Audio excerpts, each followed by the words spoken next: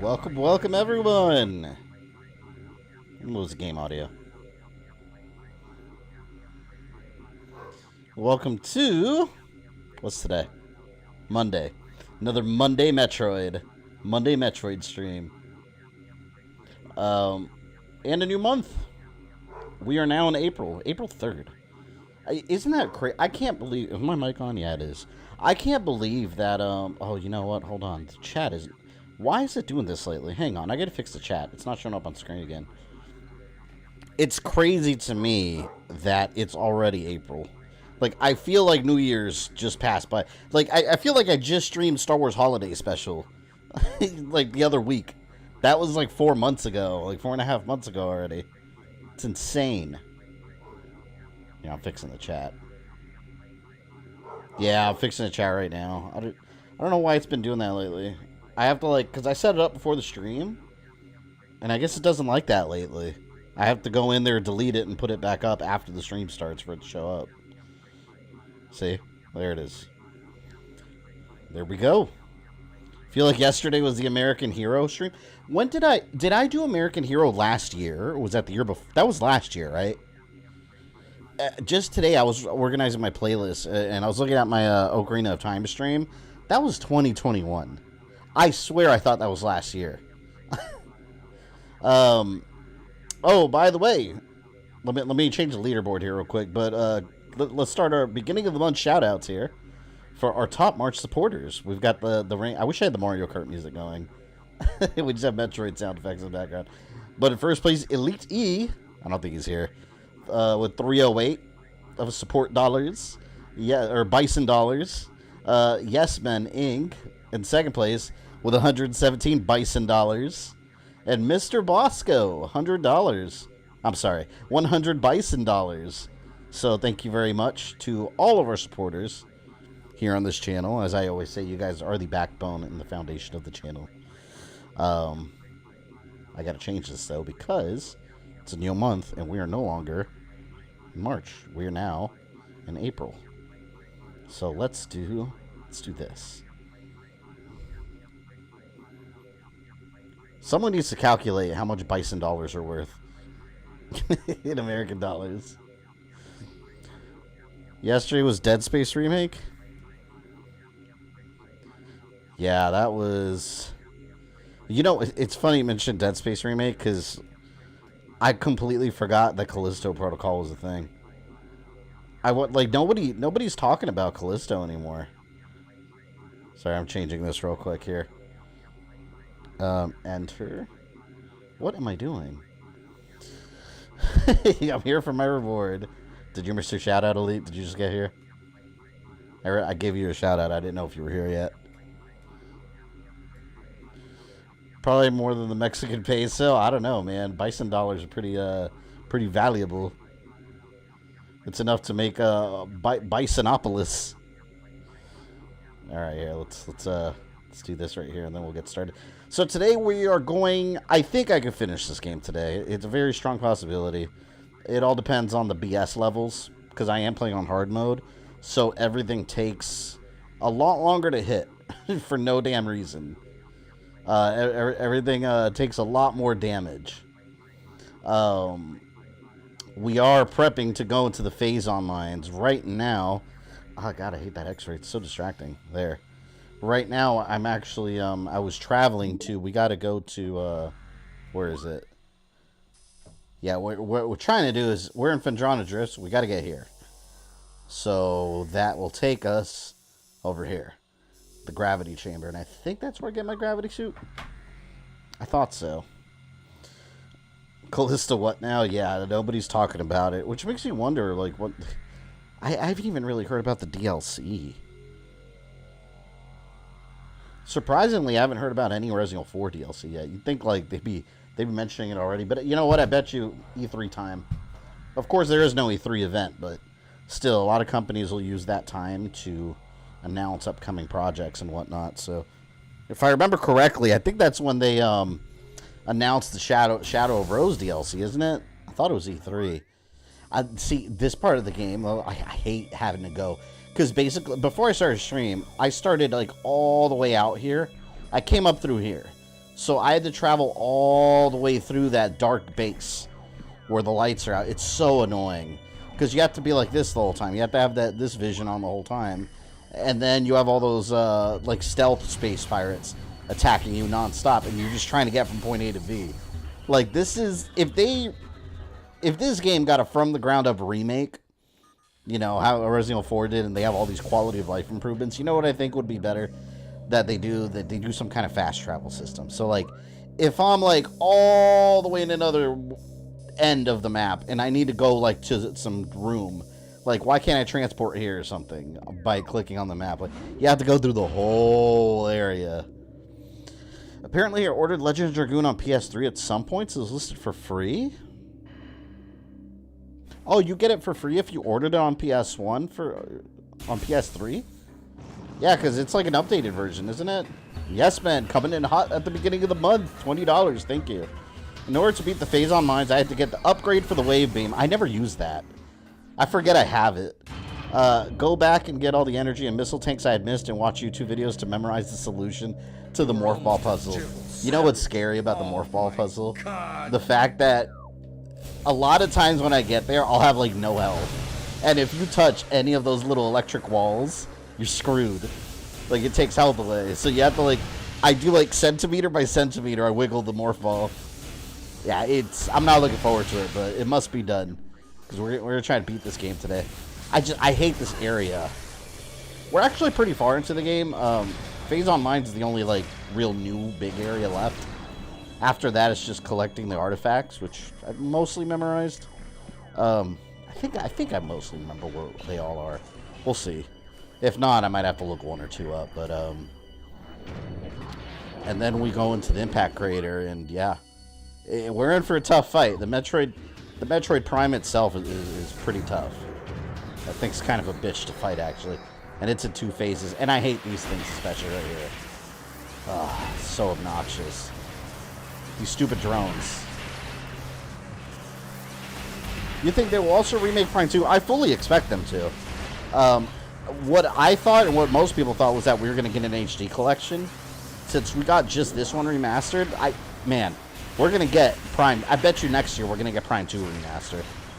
Assuming Metroid Prime 4 isn't coming out anytime soon, I think that's what will happen. We'll get Metroid Prime 2 remastered, and then Metroid Prime 3 remastered, and then 4 will be ready.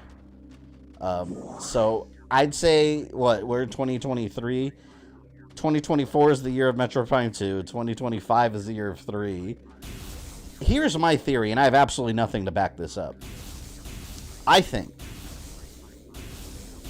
Oh, wait a minute. Do this. I think...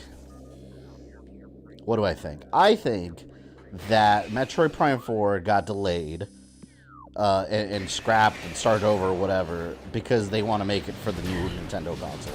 Whatever that may be and whenever that comes out. I think it's going to get the Breath of the Wild treatment where it got a last-gen release and a next-gen release in one. I think that's what they're going to do with Metroid Prime 4. So I bet you that's what they've been waiting for. And in the meantime, we're going to get, they're going to hold us off with these remasters. If that's not what's happening, then I don't get it.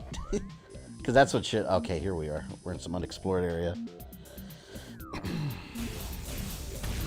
With the announcement of Nintendo Cinematic Universe, by the way, imagine the hype for both 4 and a movie. Yeah, has anyone seen Mario this week? I got my tickets like a month ago for 4DX. I'm watching that on Wednesday at 6. So I'm incredibly excited. So far, the reviews have been pretty solid overall. It's about what I expected. Most of the reviews that I've read that have been spoiler-free have just been saying that the movie is... there's not a whole lot of, substance in the story, which, whatever, it's a Mario movie, who cares? But that all the characters are really entertaining, and that the humor's on point, so... It's kind of all I want. I don't need it to have a deep story. For real, it's a Mario movie. The hell deep story you're gonna have?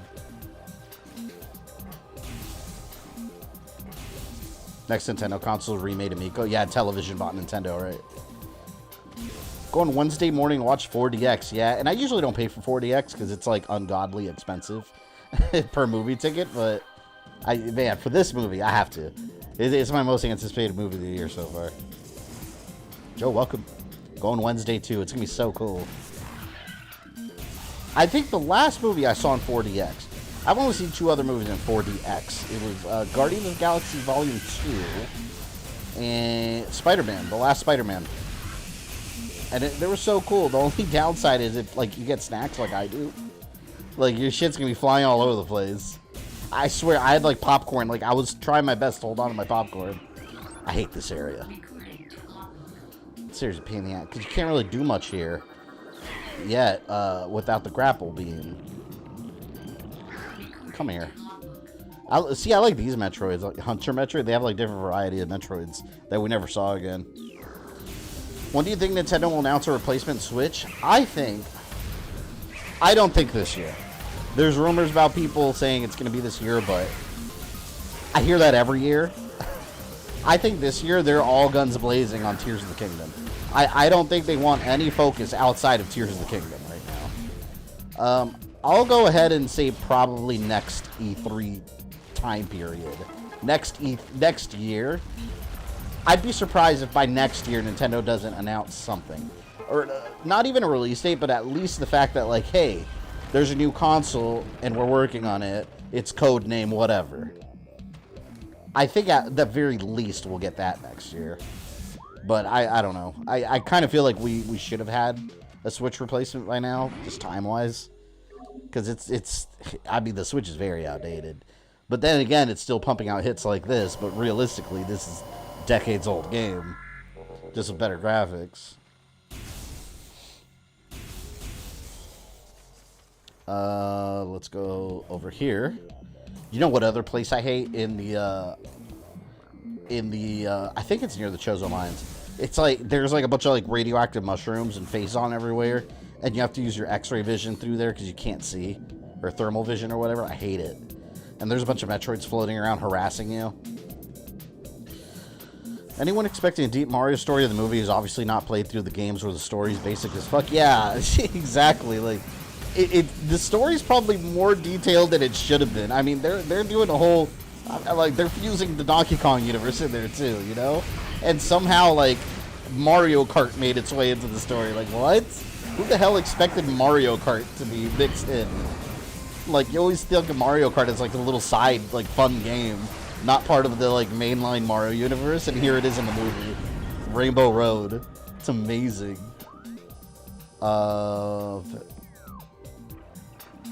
See, there's so many different areas. I don't think oh no, see, I need the grapple beam for that. Okay, so I gotta go down. Imagine a Switch goes on to be a 10-year console. It very well, when did it come out? It's like 7 years old already, right? It's been around for a long ass time. Because, like, even Tears of the Kingdom, like, even graphically, and graphics aren't everything, let me go ahead and say that, but they are something. But graphically, even Tears of the Kingdom, like, it just looks like Breath of the Wild. I don't think it looks any better graphically. Like, I don't think there's been an improvement in graphics. But, I don't know. Again, I'm going to say what I said last stream. I want the Wii U tech demo Zelda. That's what I want, man. If you don't know what I'm talking about, go on YouTube, type in Zelda tech demo Wii U. Like, I want that game. Where is it, Nintendo? Give it to me. You lied to me. False hope and stuff. What do you think of the Blue Beetle trailer? That movie actually looks really cool. I thought it looked really fun. I'm excited about that movie. Too bad that DC probably doesn't care about it. Especially if it doesn't do that well. That movie's gonna have to break bank for them to continue with it. Because technically, that movie's still part of the old DCU. They basically already said, like, are we seeing Shazam again? If it does really well. It didn't. So are we going to see Blue Beetle again? If it does really well. Let's see. And it's hard because, like, I feel like in general people are going to the movies less. Like, everyone's streaming because, like, you know, if you think about it, like, you pay top dollar to watch a movie in a theater on release day, or do you wait a month before it's on HBO Max or whatever? You know? So they're kind of shooting themselves in the foot with the whole streaming thing. What'd you think of Resident Evil 4 Remake? I thought they took the OG and made it 10 times better. That's exactly what I thought. What you just said, basically. Yeah, no, they took an already really, really, really good game and made it outstandingly good. Which, don't get me wrong, I'll still go back and play the original every once in a while. It's fucking awesome, but the remake is the better version. I've been playing it on professional, just slowly trying to clean up all the achievements and stuff. Apparently, people are discovering all kinds of exploits now for like skipping entire sections and everything. So people are speedrunning it so fast now. So it's like that hardcore S plus probably isn't too bad. Is it up here? I hate being underwater when I don't have my gravity suit. There's monsters. There it is. It's so easy to miss. Gravity suit. Now I can actually, like, move underwater without feeling like a freaking tank. If I can get up there, that is. Even if it's bad, at least Blue Beetle's suit looks good. Yeah, I like that comic book movies in general. That comic book movies and shows are finally being somewhat comic accurate with the look of the character. I remember the days with the Matrix and X-Men when everything, like, all these colorful costumes all just were black leather. It's so boring. That was a whole look for a while where everything was just dark and leather. But look at Blue Beetle. He's so cool looking. It's funny how I don't hear anyone saying RE4 shouldn't have been remade anymore. Not like I predicted that or anything. Hey, I still stand by that. I love the remake, don't get me wrong, but still. Yeah, had they not made the remake, I would not have missed it. I would never play the game and be like, man, this really needs a remake. But yeah, it is true that some people inevitably are going to eat their words. Some people are very adamant about it. Like, refusing to buy it. And it's like, okay, you bought it. You know you did. Taco Bell is the king of speedruns to the toilet. Did I scan this? Yeah, I did. Alright, we got a gravity suit. I want to see what the Morphball looks like now on my suit.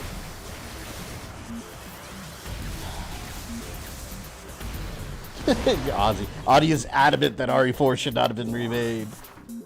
See, look at my suit, man. I love that purple. That purple with the blue lighting. It's badass looking. Although, I wish they had the fusion suit. They should have added the fusion suit. That's an unlockable in this game.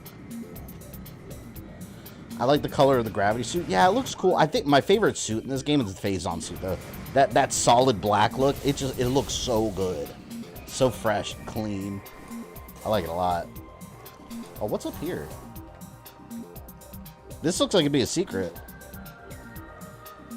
It's not. It's a waste of damn time. Where am I going now? You know what I can do now? There's an artifact I can... Oh, where was it? That... oh, you know what I can do? Remember last time I went to that chamber? In, the Chozo Ruins, and I didn't have enough missiles. I could do that now. And now I can go into the... Fuck. This is the thing about Metroid. Now I'm running through my head all the different areas I can go, and there's a million different things I can do now.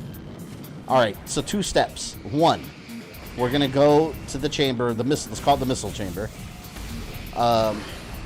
2, we're going to go to the Crash Frigate, now that we can go there.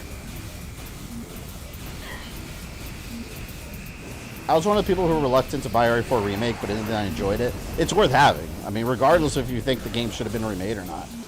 The end product's a damn good product, so it's worth playing. Absolutely. I love the wave beam, man. It's so cool looking.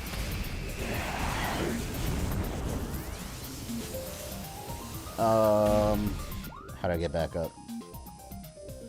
See, what's the quickest way out? I'd go up here, but I can't. Oh, God. You know what? Oh, this sucks. See, this is what I hate. I'm going to have to go all the way back through that dark base again and out the exit. No! There's no other way, though, right? Yeah, because I don't have the grapple beam, so I can't go up here. Fuck. Metroid. This is the kind of stuff that pisses me off about this game. I'm gonna try gunning it through there as quickly as I can. See, oh my god, I hate this. I hate you so much. Oh, thank God I made that jump. I thought I was gonna miss that jump and start at the bottom. I was about to get pissed, start off the game. If Capcom really wants to get my attention, the next game they should remake are the first DMC, the first DMC games. I don't think we're ever gonna remake on those, but we probably should. I'd play the hell out of it. I'm gonna try to run through here. The only thing that sucked. Oh my god, if I get killed going through here though. Fuck. Yeah, this blows. Unfortunately, can't get the grapple beam until after the Phazon Mine. I know. It'd be so much shorter if I can get it right now. But that's that backtracking that the game forces you to do. Yeah, the Phazon Mines are not fun. Oh my god, Frieza scared the hell out of me. Frieza! Look at the amount of damage I'm taking just walking by. I'm not trying to fight though, man. I just want to go. All the Metroids are busting out too.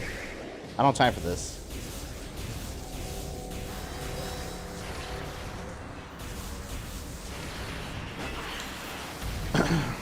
Capcom should make Darkstalkers and implement the mechanics that appeal to FGC. It's not gonna happen. Darkstalkers is a very I just don't think it's ever gonna happen. There's no interest in Capcom's part. There was 10 years ago. It's all about Street Fighter though. So I don't know. I agree though, they should. Shit, I would love that.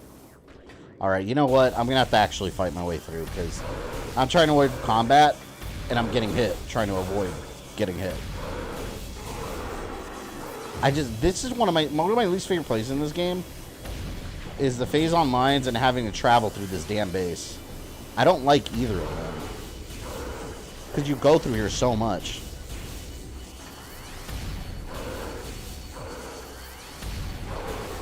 Speaking of tree monkeys, an orangutan at some zoo was taught how to breastfeed by humans. What? Don't they know how to breastfeed naturally? Don't like monkeys do that already?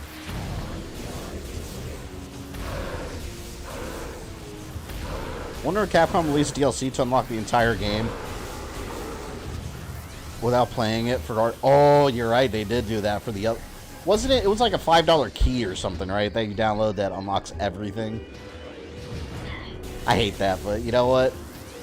I mean, some people need it, I guess. So if you want to spend the money, you can unlock all that for free. I think I just saw a missile expansion. How do I? Oh, wait a minute. Stop! Who's shooting me? The fuck is doing that? Oh, this damn turret. Oh my god, I hate this.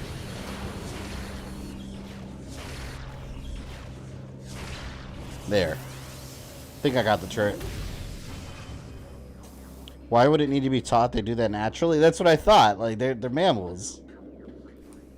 I don't know. I'm not an orangutan expert, to be honest.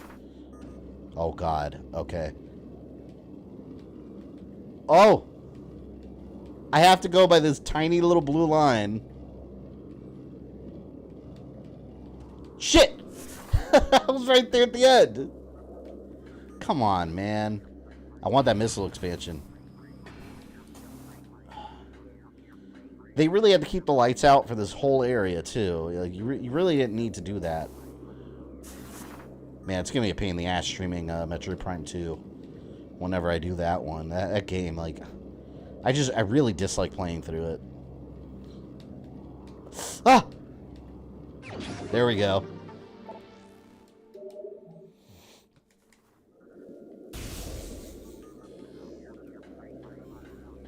I've had people ask what that DLC does, and I'm like, do not buy it. It's a waste of money. Yeah. But like I said, I guess some people are... It's the same kind of people that would put in, like, cheat codes back in the day, like God Mode and stuff. You know, they just want to take shortcuts, which, I don't know, not for me. I would just... I wouldn't feel like it's earned. Game designers can be dicks sometimes. Yeah, like, again, if this game got remade, this is another area, like, I think would need to be streamlined. Like, they're just... There needs to be a quicker way out of this area instead of having to go through the entire base all over again. And not just that, all the enemies you've killed through here respawn. Like, if the second you leave the base and you come back, they're all back again. So it's just... It's very tedious. I guess they really wanted to expand that replayability, though, huh? Damn. Where's this taking me? Oh, yeah, just back up here. You know what sucks? I'm going to have to come up here again to get an artifact whenever I get the damn, the plasma beam. So that's going to be yet another trip I'm going to have to take this route. So annoying. Is there health here?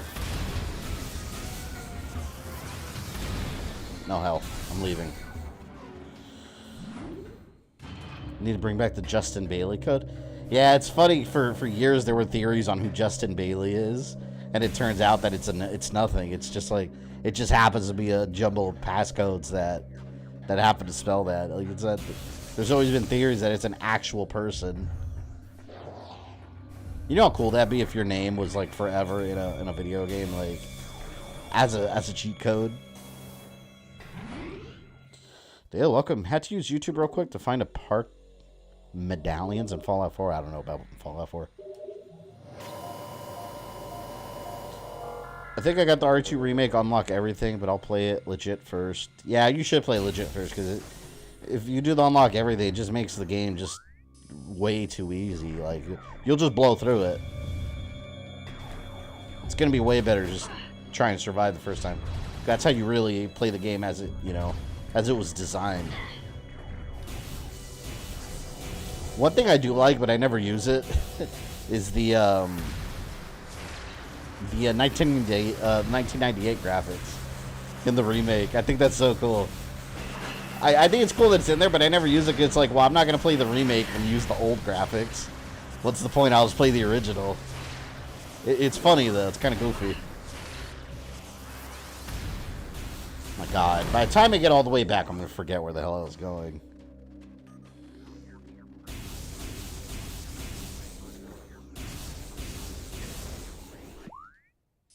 Alright, back here. Oh, I gotta go down. I don't want to have to keep using my damn thermal vision. Christ, just get me out of here. Friday, we're gonna start a new game, by the way.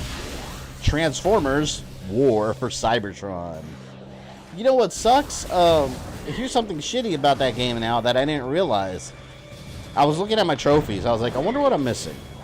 All I'm missing are literally just like a handful of trophies for the multiplayer mode to unlock Prime mode and play Escalation mode and all that stuff.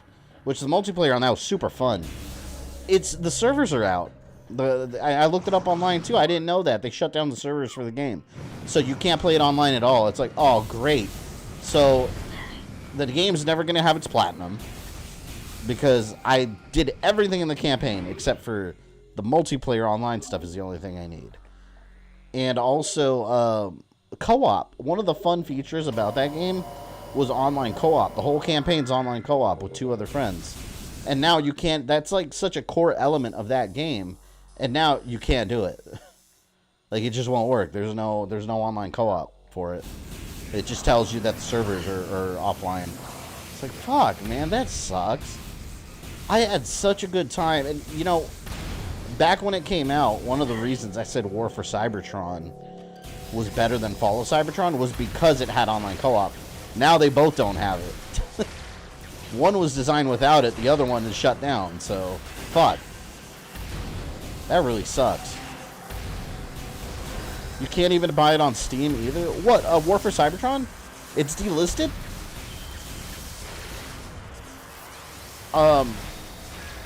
Yeah, that's... You know what it is? And I've said this about Activision before. With Activision games, if it's a third-party game with Activision, you have to buy that game when it first comes out. Because they, for some reason or another, they never hold on to the licensing. And it's happened plenty of times. Ninja Turtles products, Marvel Ultimate Alliance products. It's happened before. And when I stream Fall of Cybertron, I'm actually streaming the remaster on Xbox One. Now, you might stop and be like, wait, what remaster? Yes, they remastered it on Xbox One. Can you still get it? No. It got delisted fairly quickly, too. You can't buy it anymore. If you bought it already digital, you could re-download it. But it doesn't even exist as a physical release. It never got a disc release. So if you ever buy it physically, you have to get it on PS3 or 360. The remastered version was digital only, and it's not available anymore. And it looks significantly better, especially with the frame rate. So that sucks, man. That really sucks. It's such a good game, too. They need to remaster those and bring them back now. Just have the Cybertron collection. Have both games. Because the first one never got a remaster.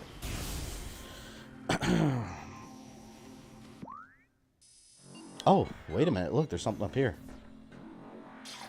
What is up here? All the Transformers games from Activision are delisted. Yeah. So was, oh, see, I can't. I need the plasma. It's annoying. I hate that, man. And I also remember they had licensing issues with Ultimate Alliance. I don't know if you guys remember this when they did the remasters for those. Although they're barely remastered, to be honest. It looks almost the same. But Marvel Ultimate Alliance 1 and 2, the DLC, all the DLC stuff, like the Hawkeye and all the other extra characters, they didn't have them. And then people were in an uproar online, and they basically had to... Because how are you going to re-release the game and not have the additional content? Like, the old version's superior in that case. So, I don't know. They have so many problems with licenses, and somehow they were able to work it out. That's why I got the DLC the second it dropped. Was War for Cybertron the 360 version? I have both of them. I have both. There we go. Originally on my thumbnail, I had my 360 one, but I'm going to do it on PS3. It's easier to stream from my PS3 than my regular 360. Just because of where the HDMI cable's located. I was like, I'll do the PS3 version. It's exactly the same. But yeah, War for Cybertron was 360 and PS3. And that's it. It never got anything past that, you know. Alright. Tallon Overworld. Do I want to go there first? Let's go to Tallon Overworld. Maybe I'll do the ship first. The Frigate Orpheon. There's a new Transformers game announced at the Game Awards. Oh! Yeah, I remember that. I forgot about that game. The game that didn't even look like Transformers, and you knew what the hell it was until the title. I wonder, is it Activision? If it's Activision, I don't remember. I don't think it was. If it were Activision, you have to get it on release, or else you're gonna risk not being able to find it, because it's gonna get delisted. It will. I have War for Cybertron on stream. Yeah, so yeah, that's because you already own it. If you delete it, though, you probably won't be able to, or had you not purchased it, you wouldn't be able to get it now. Because on Steam, if you paid for something, you'll always be able to re-download it. I mean, these are some of the downsides of digital gaming, you know? You're going to run into, even though it's not too common, but you're going to run into situations like this where it's like, oh shit, that game's interesting. I want to get it. Oh no, it no longer exists there. It sucks. Just going to jump through. She can take the heat. Half the stream already, or this entire stream already, has been just me getting from point A to B. Damn it. A lot of walking. There we go. Ah!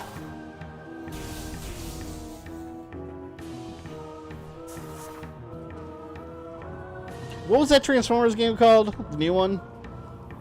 I don't remember. I remember seeing the trailer and I remember thinking, like, what is this? And it's the Transformers. Like, wait, that's Transformers? Nothing about it resembled Transformers. Alright, Tallon Overworld. God. Transformers Reactives made by Splash Damage. The game is owned by Hasbro. It's called Transformers Reactives? I don't even recall that name. I just remember the footage. Okay. Root Cave. Where, oh where did this dump me? Great Tree Hall. Frigate Crash Site. Alright, we'll go there. Let's knock that out. And then I'm going to go to the ruins. How many artifacts do I have? I don't even know.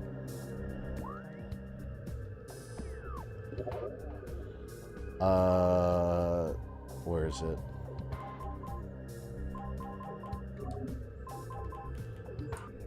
Logbook. Still missing a bit. All right. We have a quest. You play Half-Life Remake yet? Black Mesa? I've never played any Half-Life game. I don't know why. I've just never gotten around to it. And I have the orange box. The orange box is what? Half-Life 2, right? Orange box? Half-Life 1, I remember I played I started a PS... I don't think it was an official one. I remember I played on an emulator. I played like a bootleg modded version for like PS2. That game never came. That didn't get a PS2 release, did it? I remember playing some kind of weird bootleg of it. Frigate off, Jan. Let's go Chozo Ruins real quick. Then we'll wrap back up to the frigate. Oh, you know what? I need all my missiles back first, actually. Let's get some missiles by killing innocent creatures that have done nothing to Samus at all. She's a monster.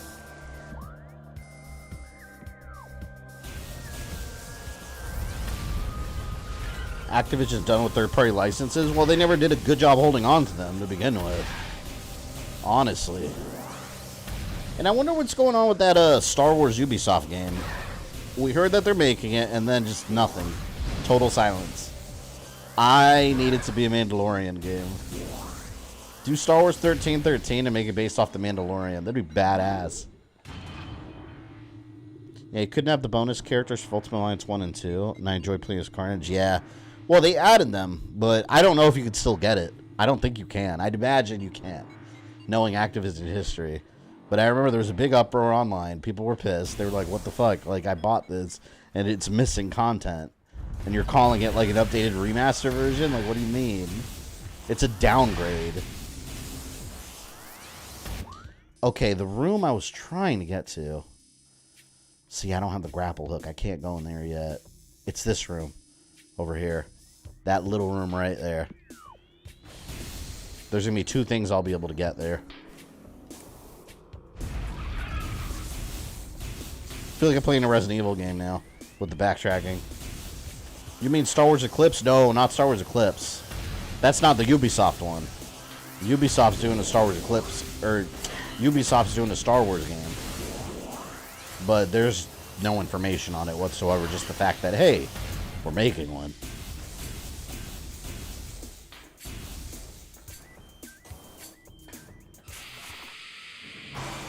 Chozo Ghosts. Chozo Ghosts. Fuck that. I'm out of here. See you later, Ghost. I'm not wasting my time fighting you. The fact that if you get the old physical version of a delisted game, you can't get the DLC.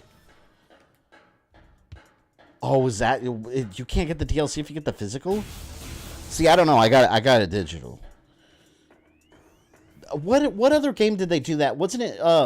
You know what it was? It was Shaq Fu. Not that that game was any good, but remember the Barack Fu DLC? That was the opposite. You had to get it. I think you had to get it physical if you want the DLC. But for some reason, if you got it digital, you couldn't get the DLC. Makes no sense. Do I have to do this from scratch? I don't know if I'm going to have enough missiles for this. Because I think it needed 6 per column. The blocks were generated? Oh, man. Hold on. Alright, oh, shit. That's too many blocks. Wow, okay, on hard mode, they made this ridiculous. You have to have like 1 million missiles. Because look, 1, 2, 3, 4, 5, 6, 7, 8.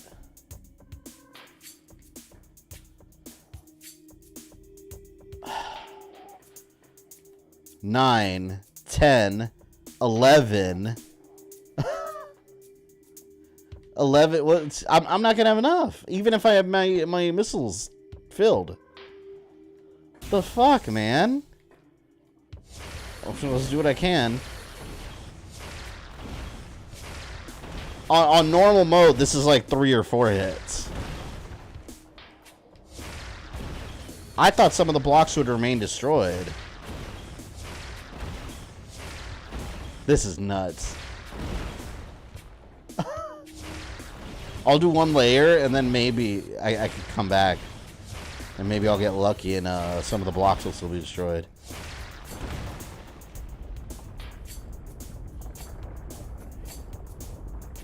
See, but I've done this. I already did like the first 2 layers.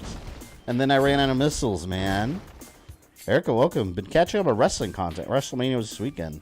Have I missed much? Right now, we are doing a little bit of backtracking to try to break these missile blocks here. Which doesn't look like it might have enough, to be honest, but damn. Like, you have to have, like, all the missile expansions. Or a lot of them, at least.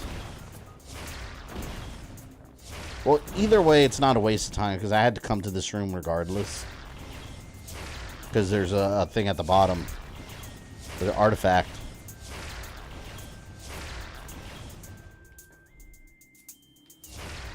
This music is so good. Mrs. Low. Amazing. It's a whole nother layer. Come on, man.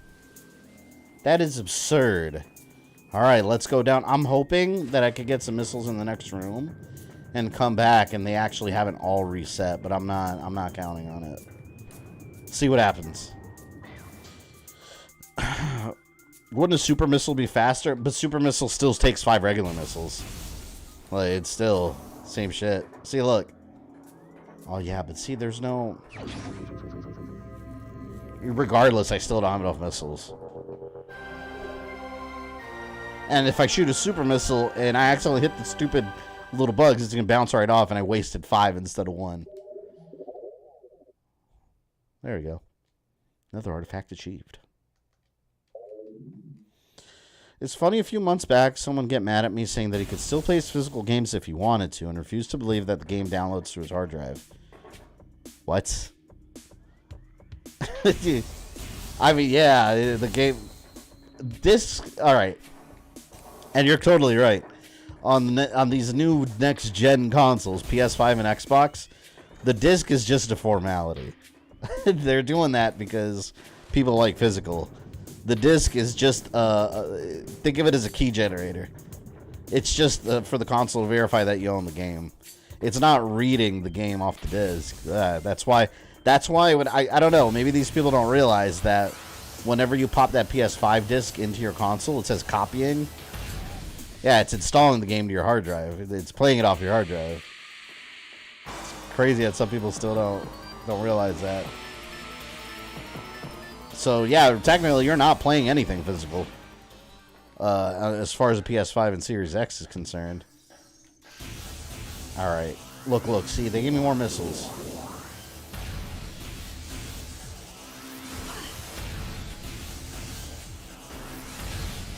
See, what I'm curious about, though... We're going to test this out.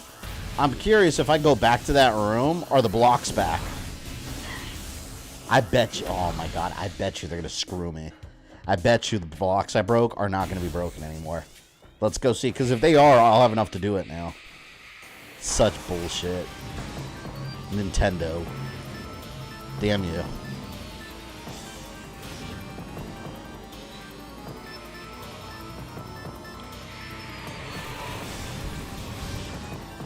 I'm like, guy, even though you could still download from the disc, that's still no updates, patches. Many of those have new game modes nowadays and no DLC. Yeah, no, it is true.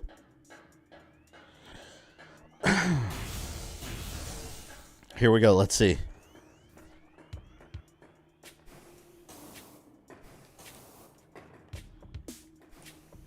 Oh my God. Look at this shit. Look, the blocks are back.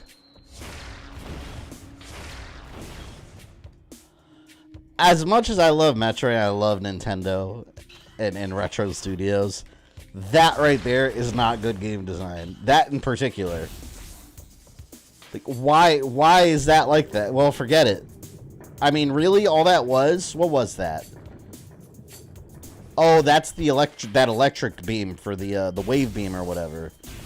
The power-up. You know, screw it. I'm not going to get it then. That's so stupid.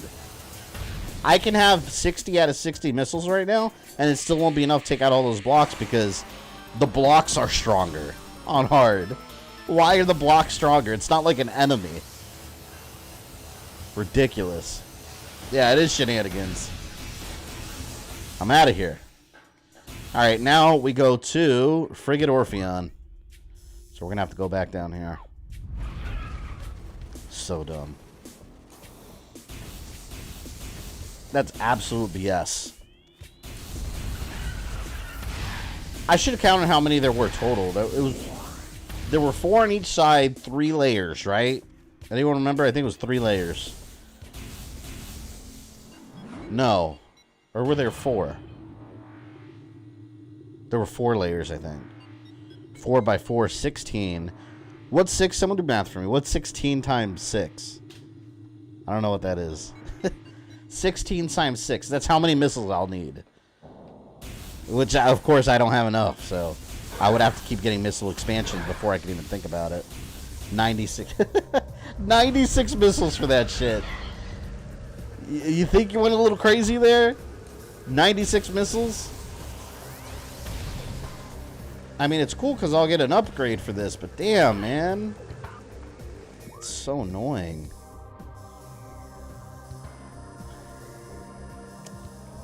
Alright. What's the quickest way to Frigate Orpheon? I don't remember. It was down here. Yeah, here we go. It's this way. No, the Phazon Mines are BS. Well, yeah, there's more than one BS situation in this game. But I agree with you. Another thing they should have added is checkpoints. I hate the fact that, like, if you're trying to get from point A to B and you die because you're trying to get back to the save room, it takes you back to your last save. Your last save. It's annoying. Alright. Left. I don't remember what I get over here in the frigate, but I do have to go that way. Maybe Nintendo can sell you a fast travel Metroid amiibo. It wouldn't surprise me. I have a Metroid amiibo I haven't opened. I do. I should open that. On my wall, I still have it in the box. The one from Samus Returns. The 2-pack. That's got the, is it Samus Returns? Yeah, it is. It's got Samus, like, crouched down, holding her arm cannon up. And it's got the Metroid breaking out of a tank. It's so cool looking. The amiibos look so cool, like, open. I just keep a couple of them in the box because I don't really collect them. So the few I have, I kept, but I'll realistically, I'll probably end up opening them just to display them because they look cool outside the box. I'm not really one of those people that, like, you get an action figure, it's like, no, keep it sealed. It's like, yeah, but they're cool because you can pose it and stuff, you know? I want to display it.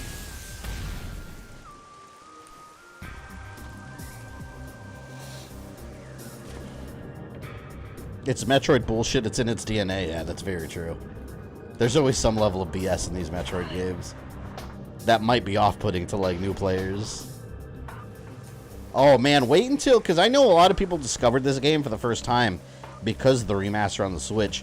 Wait until new people, like, new Switch gamers, discover Metroid Prime 2. You're gonna have a hell of a time with that one, let me tell you. That game is rough. Good game. Very hard. Just the boss battles are very hard.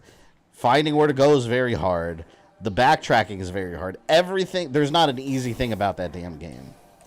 At its very design.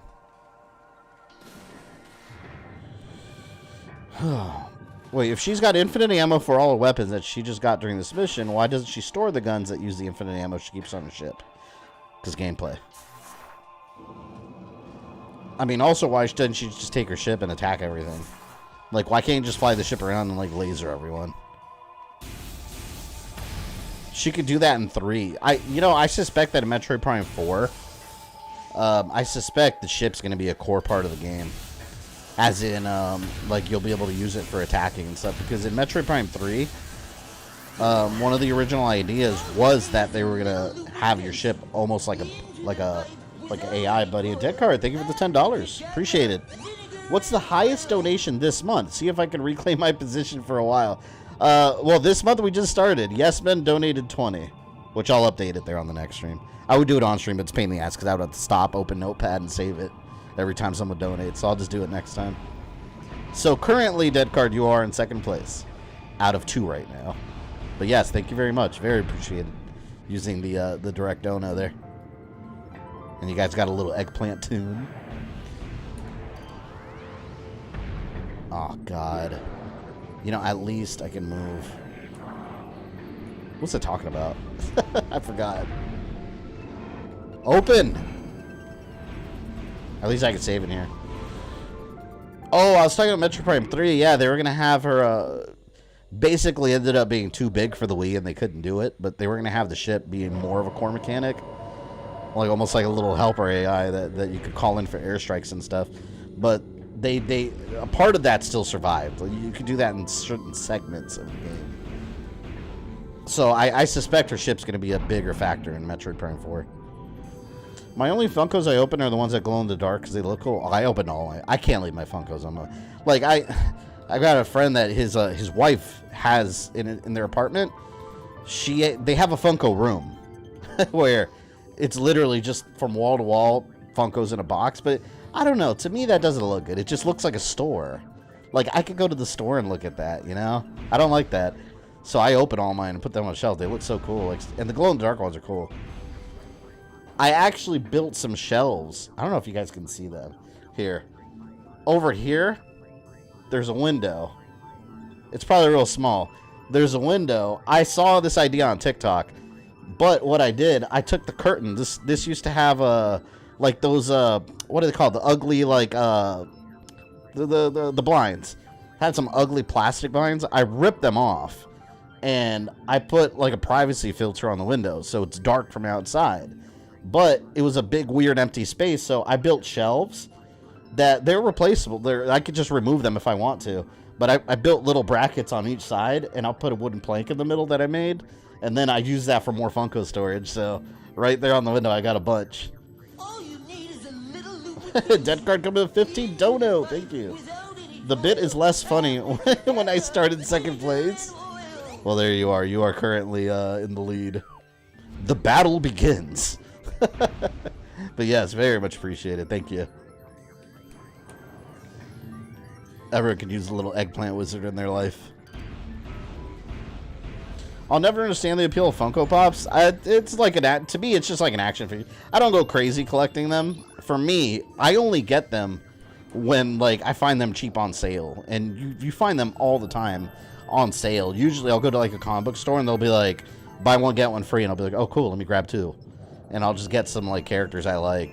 But to me, it's just like action figures. They're like cheap action figures. So if there's some cool characters I like, I'll just pick it up here and there. But no joke. There's some people that, like, are hardcore Funko collectors. They have checklists and all kinds of shit going. I don't do all that. For me, it's just like, if I see them on sale, I'll pick up 1 or 2. Like a double pack sometimes, call it a day. Anime figures are meant to be shown, not left in a box. Yeah, like, I don't know. And, you know, I get the argument that, like, things are more valuable in the box, but it's like, well, what does the value matter if you're not planning on selling it? I mean, if you're planning on selling in the future, that's one thing. But if you're just storing it in your home, like, does the value matter? I mean, you're not going to sell it, right? So, like, open that bitch up and display it, man.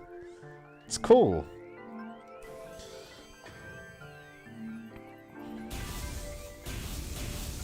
I only get the Funkos that suit my interests. Yeah, me too. It's just from the series I like. I don't... And I don't even want to collect all of them, just the ones I want. Like, I want the Assassin's Creed Funkos, but they're no longer really in production. That they came out with the, like, series of Assassin's Creed a while back. But, man, the only place I've seen them are a local comic shop, and they charge, like, $35 each. No. I'm not paying... The most I would ever pay for a Funko is $20 to $25. And if... I've never done it, but if I were to pay that much for a Funko, it has to be a character that I really, really want, that I just can't be without. I can't think... I don't know. Maybe if I saw an Edward Kenway one for like 20, maybe. New in the box. Even that's still a lot, though. But that's the maximum. That's the premium amount that I would pay. Maximum. I saw this Beerus one that was like a Hot Topic exclusive on eBay once, going for $200. I was like, who pays $200 for a Funko Pop? I'm sorry, those are $13 toys. I'm not spending $200 on a Beerus. No, thank you.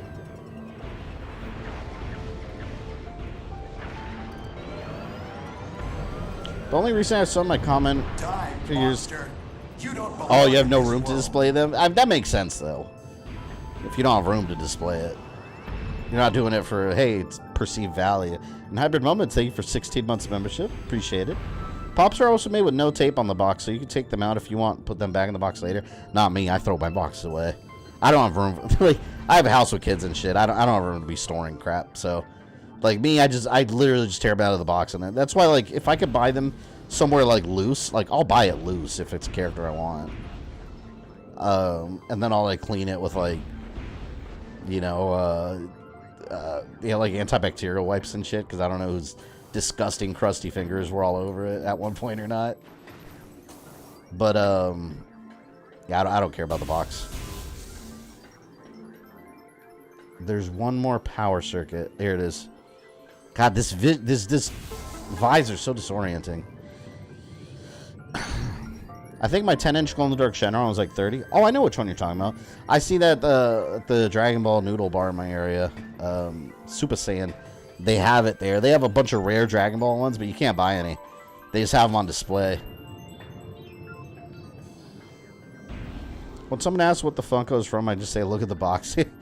I know. It says it on there. Like, literally for all of them.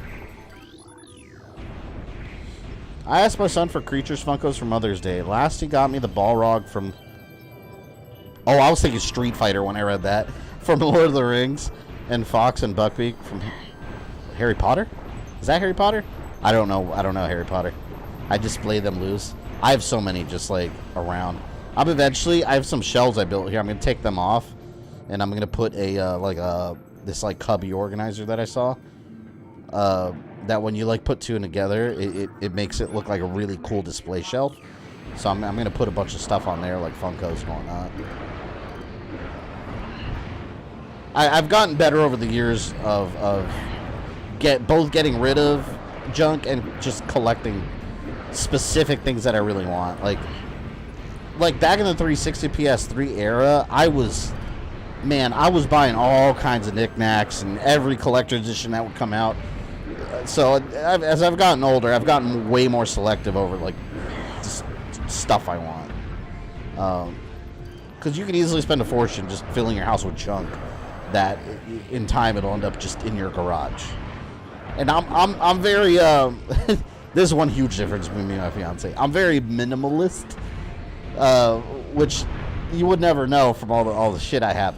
But this is stuff I actually like and enjoy collecting and having. But I'm very minimalist, as in I'm not afraid to, if I don't need something anymore, I'm never gonna use it again. Sell it, give it away, or throw it out.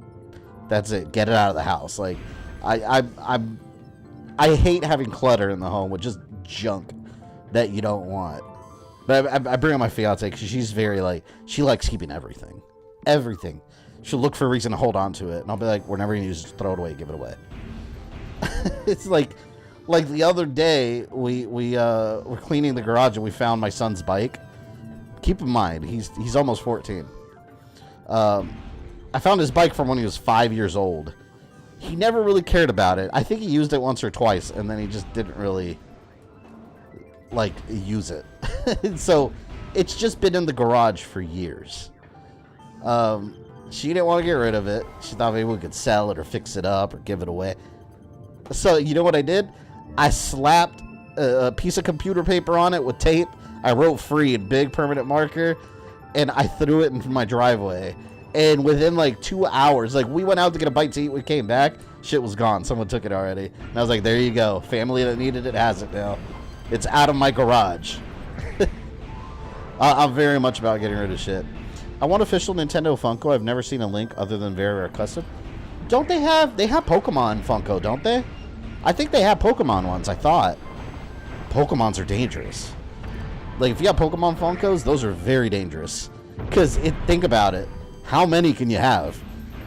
That is ooh. Like, my buddies on YouTube, the Game Looters, they're huge into Pokemon. Yeah. You can spend all your money buying all the Pokemon. Especially people that want all of them. If she's that kind of person, if you guys ever move, things are going to be a huge pain in the ass. Yeah. Oh, yeah, no. We clash. Honestly, like, we clash all the time over it. We clash all the time over that kind of stuff. But it's true. I hate keeping stuff that is just useless. You know? Because it ends up just in storage in your home. And it's like, I could put something else in this area that we're going to use. I have a Lucario Funko Pop. Yeah, and Sarix, it's an official Funko, right? I thought, like, man, if they have Zelda ones, I don't know why we don't have Metroid ones. Ooh, I'd be all over those. Congrats. Giving away a free bike could lead to someone using it as a getaway ride after committing a crime. Hey, that's their problem. It's not on me after it's out of my house. Do what you want with it. I don't care. If a 5-year-old wants to commit a felony on a bicycle, then I don't know. That's his parents' problem at that point. Bike's out of my house. It was in good condition too, man. Like it looked brand new. The tires just need some air in it is all. But yeah, my son never got into it because when I was a kid, I loved riding my bike. But like kids don't do that shit anymore. And it's harder on my son too. Cause I mentioned this before, but he's got he's got autism. It's like high functioning autism. But there's certain things that autistic kids, like for sensory reasons, they struggle with. And he never got like the positioning right and like how to control the bike and how to move it. So yeah, the bike just kind of got stuck in our garage, and we just didn't want to get rid of it. But it got to the point, it's like, yeah, let another family have it, you know. At least someone will be able to use it. Hey, Marl, welcome. Lucario Funko Pop's official. See, that's cool. See, Nintendo was quick to jump on the Pokemon Funko. You know that's gonna sell. How do I do this? Oh, here we go. Gateway opened. Wait, I gotta go down there. Is this a save room? I think it's a save room. Ah!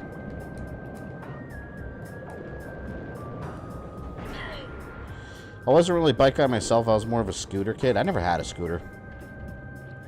I still remember getting my first bicycle, too, man. I used to ride that shit everywhere. Like, it was literally my car. Like, when I was a kid. Intense radiation detected. Oh, I think... Is this the... I think this leads to, like, the back of the Phazon Mines or something, or nearby. Oh, no. Phazon Mines East. Don't want to do that now. There's a place up here, though. I don't know if I can... Let me go up here real quick. I don't know if I can access that top area yet. Oh, I hit the Phazon Mines. Damn it. I have to do it, though. Wish I could just skip that area. Just let me fight Mecha Ridley, please. We might go pretty late tonight if it takes a while. Because we still got to... The short part of the game is the impact crater. Once you get there, it's literally just fight with Ridley and then the final boss. Oh, fuck. Ah! We got Slippy Toes Samus. Taku, welcome. Welcome to the Metroid stream.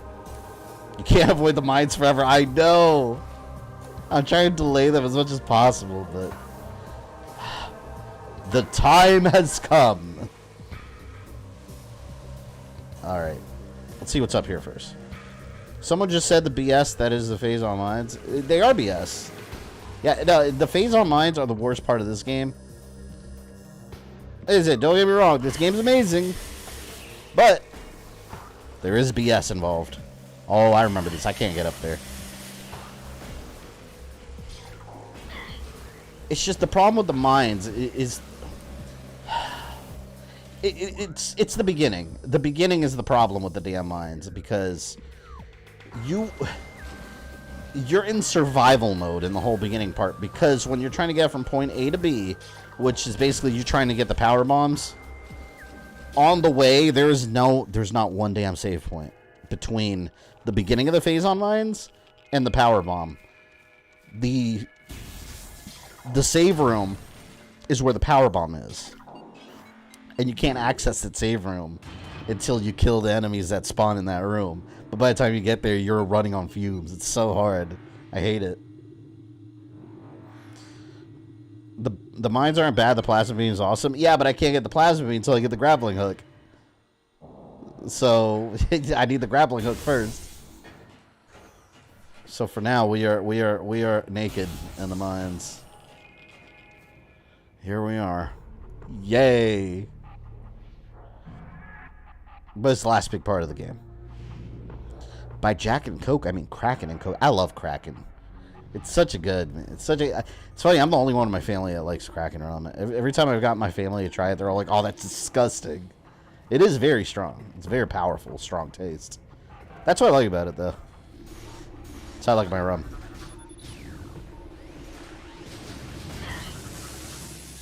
Alright, air. Now we're going to go save.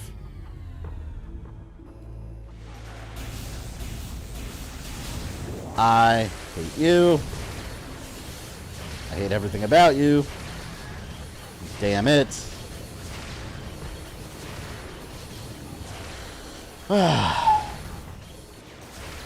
Phazon Mines insert Kill Bill siren here. Oh, and then you have those giant, the Omega Pirate, too. This is one of the artifacts I know that people miss the most, though.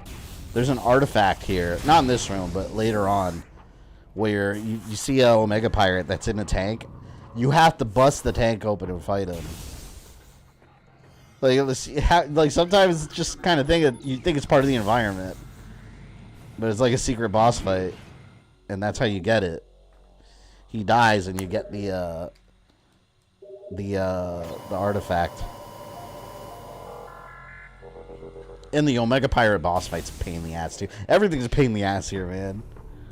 Why am I playing this? I'm just complaining about the whole game. Alright, at least I got some extra health capsules and shit. Let's just... we gotta do it. Turn off, turn off, turn off. There. Rum's gotta have a kick, I agree. Although, I don't know. I think one of my favorites is Captain Morgan Spice Rum. It's basic, but does the job just fine. Shadow Pirate. Can I freeze him? Hold on. I gotta change weapons, douchebag. Asshole. Now I'm gonna start getting assaulted. Hopefully I can do this in one try. Usually I die like 2 or 3 times in this area. And that's what pisses me off, because you have to keep going through here endlessly. It's so bad.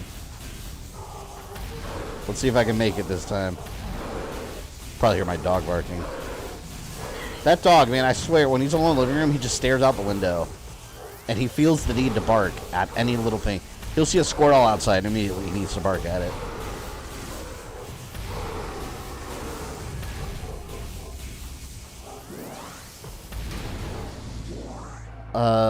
Oh yeah, see, and also another pain in the ass, you start getting these, space pirates that are different colors. So you have to change your weapon. I think it's in this room right here. Let me get my scanner ready. Are you in here? Yeah, they're in here. Damn it.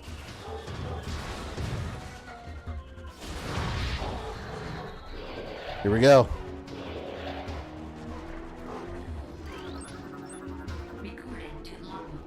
You got 9 energy tanks. The most you get up to this point is 10, so you should be fine. Yeah, well, the problem is this is on hard, too, so everything's going to hit harder. So it's just going to balance out. It's annoying.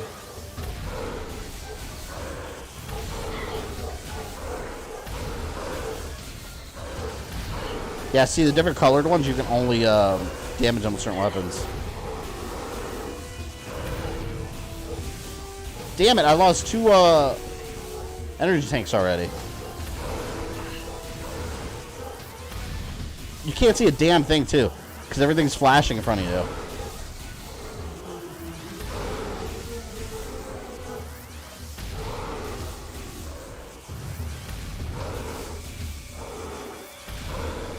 Alright, leave me alone. You lose!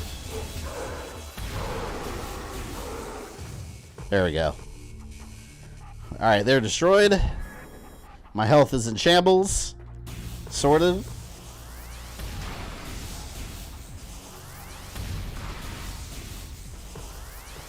God, there's one room in particular.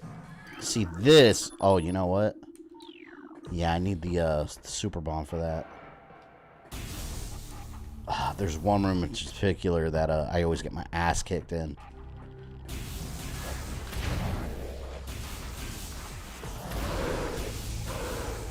It's a flesh wound.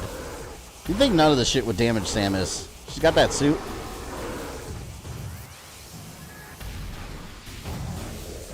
Here we go, here we go. I always wonder what that third-person N64 Metroid game would have been like. Yeah, there's someone made a fan-made mock-up of a 3D Metroid for N64 online that gave an idea of what a Metroid on N64 would have been like. It looked kind of cool. It looked like a third-person Super Metroid. But, yeah, Nintendo, the problem was the controller. If you dig into the history of it, Nintendo couldn't seem to figure out, like, how can we use this controller and do an intuitive new Metroid? Like, they couldn't really think of a new idea, but I don't know. Because, you know, Nintendo is all about... That's why one of the reasons they haven't brought back F-Zero. It's just like, they're on the side of, well, we can't really do anything unique with it, so... But, like, do you have to? Just make the game. See this guy right here. Elite Pirate Alpha. But, see, I can't unlock him until I have the power bomb. The big one. Pain in the ass. And when you get the big one, you blow that up, you fight him, and you get an artifact.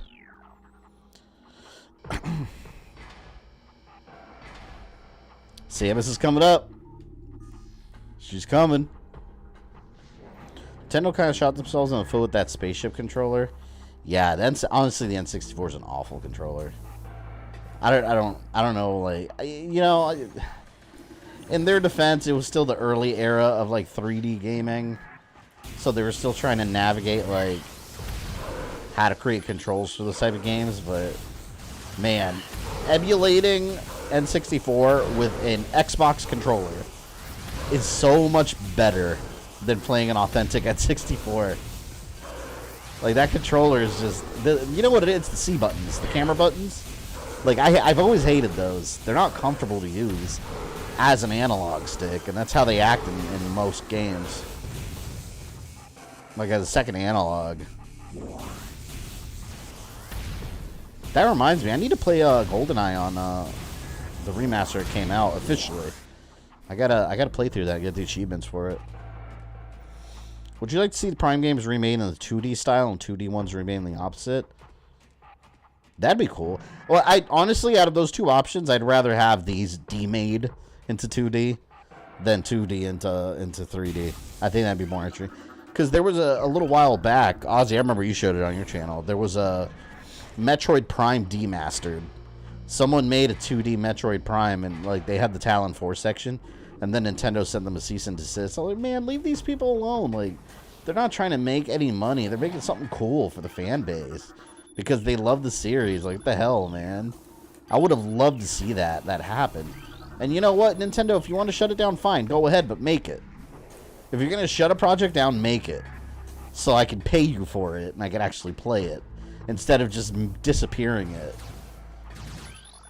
I get it, like, people, you know, they'll have their defenders like, oh, they're in the legal right. Sure they are. But that doesn't really help them. Like, they're doing something that's not... They're trying to protect themselves from something that's not really harming them. If anything, it'll just generate more interest in the series as a whole. Oh, this asshole fell. I'm not going to bother. I could go down there and fight him. He's good. I'll let him live. Alright, we got to move this turret. There's 2 walls you got to blow up here. Because one has a missile expansion.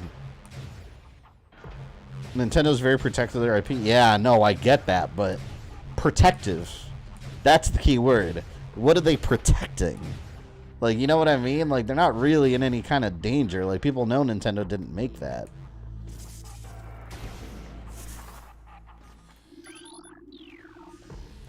Is it going to get that wall? Yeah, look, right here. Oh, no, it's the next one. It's the one next to it. Never mind. No! Get in there, Sam. Fuck. Here we go.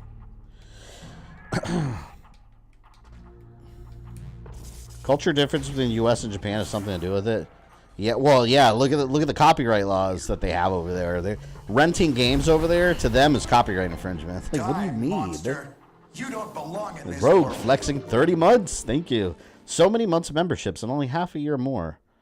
My Stars badge.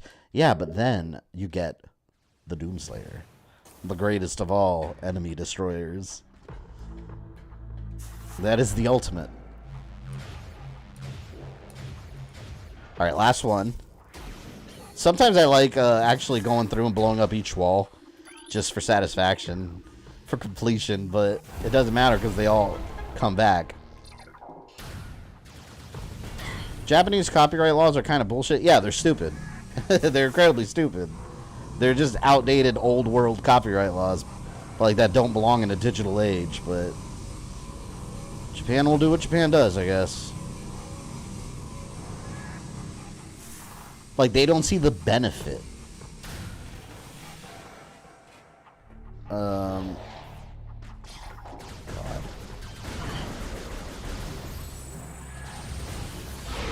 There we go, Super Missile.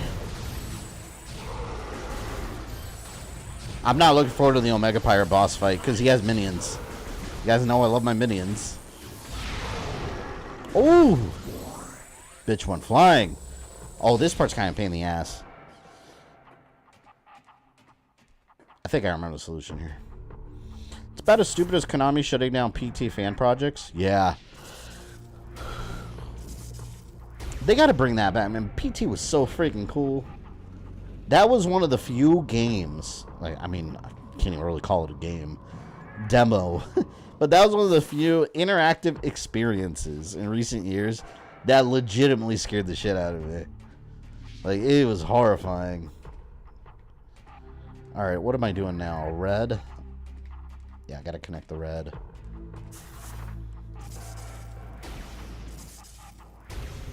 Yeah, here we go.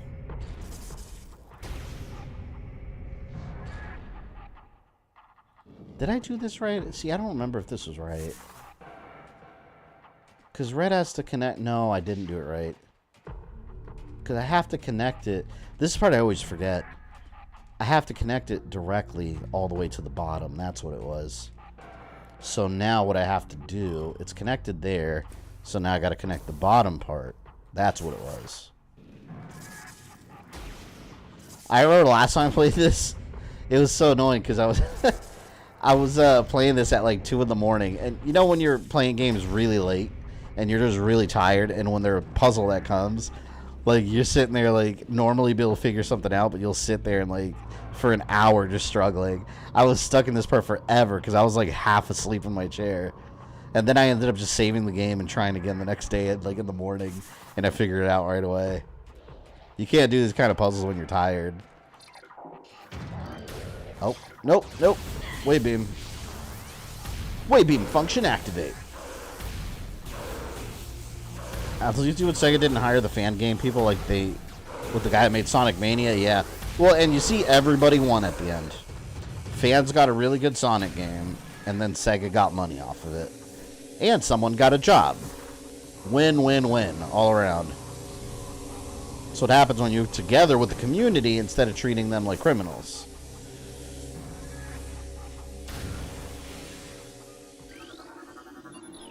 Phazon Mines.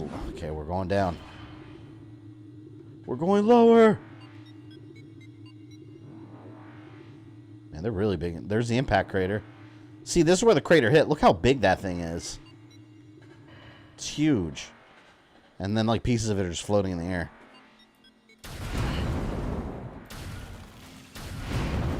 Man, look at that.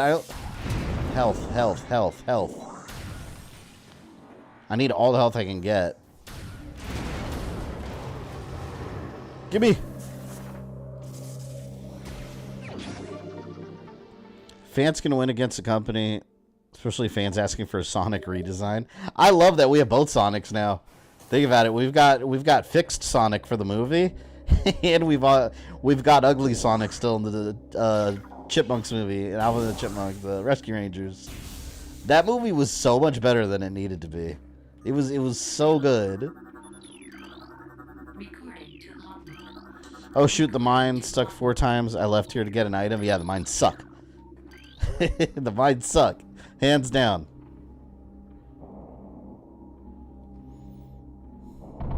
Big pirate. Scan. Okay, got my scan. Whoa! Alright, big guy. The super missile works wonders on him. Assuming you have them. Damn, man. Oh, okay, 2 super missiles would have been enough on normal, I think.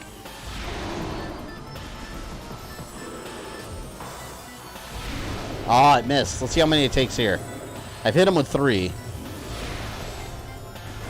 I hate that. 4. He absorbed it. He absorbed it. 5. That's 25 missiles that kill him.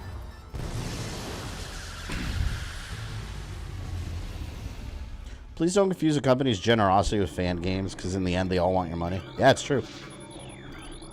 Sometimes it's in everyone's interest, you know, because people forget, like, yeah, you're right, Ozzy. These companies, like, they're all about money. That's why whenever people use the argument for video games, like, oh, they just want money. It's like, well, yeah. That's the goal of any business. They want money. Duh. You go to Walmart, you shop for groceries. They're only giving you groceries because they want money. That's true for any business. It took me 6 super missiles on normal. Yeah. Well, on hard, they're juiced. They've been in the gym. They've been hitting the weights. Everything hits harder on normal or on hard.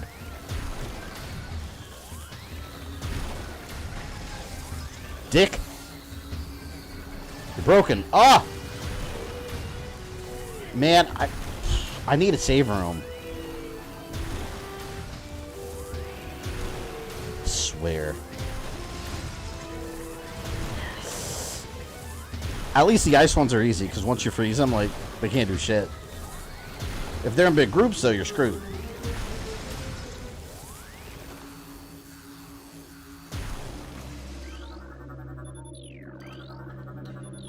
Alright. Is there any health I can get here? Anywhere? Please. Please don't attack me anymore. I'm done being attacked. Recording to logbook. Over and over.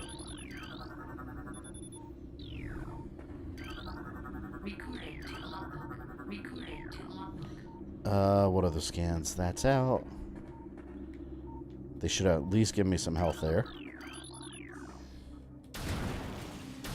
Let's see what's downstairs, because there's a door I can open down there. I actually don't want missiles. I want health. Thank you. I only have 2 little squares of health. I wish I could save state. I need it. Please. What the hell is over here?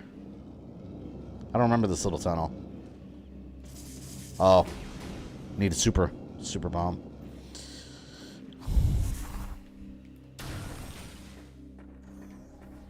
Alright, let's go up. Fuck, man. I think I'm like a third of the way there, maybe? No, I think I'm about halfway. God, please. I need to be able to do this. I don't want to keep going. Be back in a minute. Gotta head out. Alright, we'll be here. Yeah, we'll be here for a while.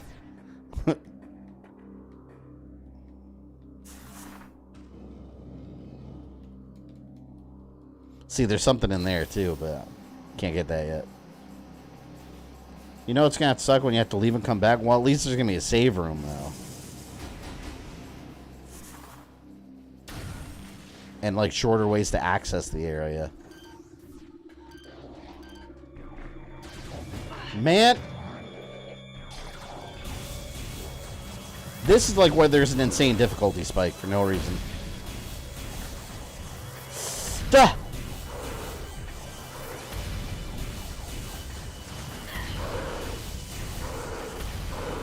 Man, they're like, it sucks because they get like 1 or 2 hits on you every couple seconds as you're trying to dodge, so it just slowly gets your health down.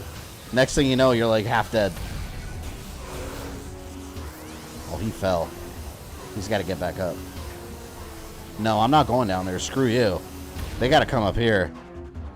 Yeah, but you have to unlock the save room. Yeah, that's the part that's really going to suck. Because I'm going to be fighting the ice pirates. Health, health. Yes! We got a little bit of health. Alright, let me see if I can take these out from up here. I'm trying not to go down there. Look at this idiot. Oh, shit. He hit me. Come here, stupid. We're going to have to use these guerrilla tactics. Hit and hide. Hit and hide. Ugh!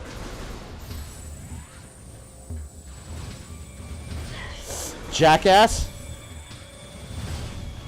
Fuck, man. I'm getting hit. See, but I don't want to go down there because it's going to be an assault. It's not going to be fun. You got the high ground? Yeah, well, it's not helping me right now. I mean, maybe it is a little bit.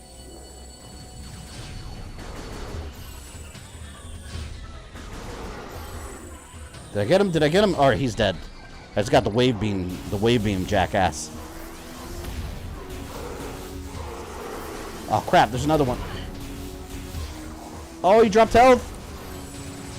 Of course, now, what's going to happen is, as I'm trying to get the health, I'm going to get shot more. It was a trick. I hate you so much. I told you guys why these Phazon Mines suck.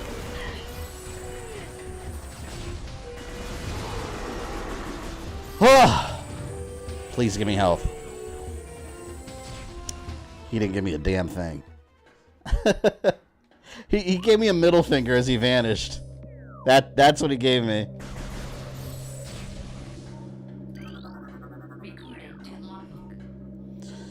See, remember these mooks are severely allergic to missiles? Yeah, the super missiles do a good job, but I want to save it for these guys. Damn, man. Alright. What am I gonna do? There's a save room up there, too, but I can't even access... That, you know what? They should have done this. This should have been a save room that you can access right now. Because this is a good little checkpoint area right here. Just for balancing purposes. Right here. But, look. There's rubble and you can't destroy it without the super missile. Or without super bomb. If you don't have at least 2 tanks left when it's time to do the morph ball puzzle, you most likely fail. I've done the morph ball puzzle without getting hit. You just got to go inch by inch. That's all you got to do. It's the part before that that's hard. Yeah, if you just go like inch by inch and don't touch the barriers, you'll do it just fine. But that's why you need to survive to get there. All right. No one bother me. This is the room. This is the room. I have to survive this somehow. See right there. You can't access that. Fuck. Oh no, it's this thing, the robot.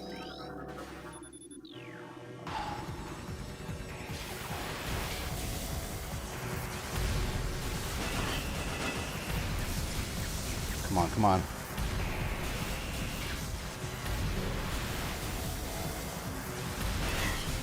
Come on, come on. I gotta live. It's such pain. It's invisible too.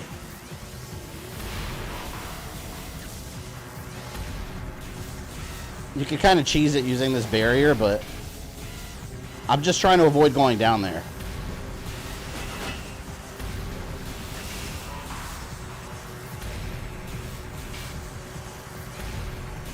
Can I scan it?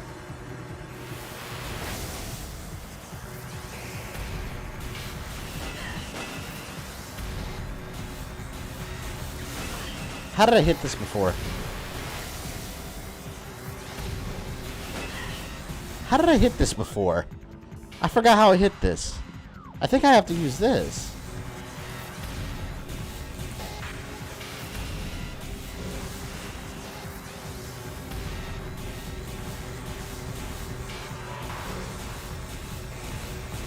Why am I not hitting it?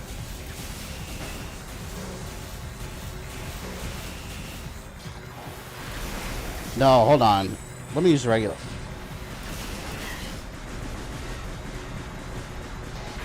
What am I doing wrong? I don't remember how to hit this. Did you use the log? I don't know. I forgot how to hit this. I can't walk.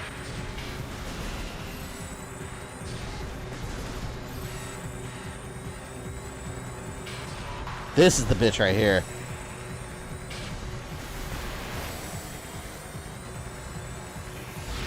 I hit him with the wave beam.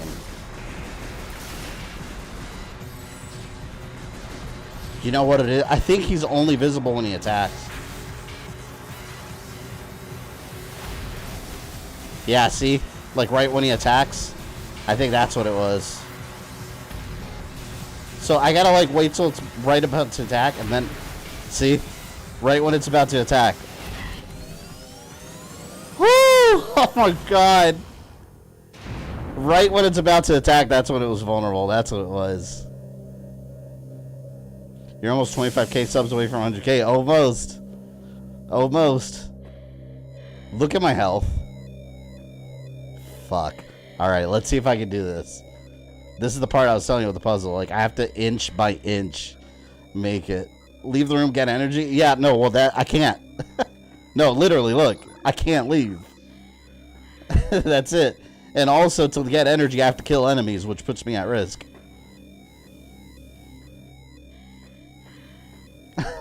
10 health. Alright, let's see if I can do this shit. Because I've done this before without getting hit. I just don't remember the path. But we'll find it. Alright, ultimate focus.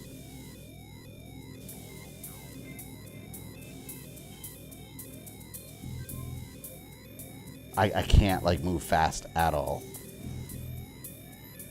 Again, you guys see what I mean about the Phazon Mines? It's a garbage map.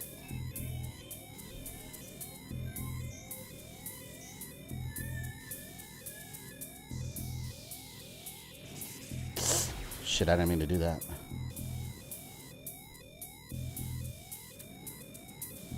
Oh my god. And it's hard too because these edges, it's like curved, so it makes you like slip. I think I have to go there.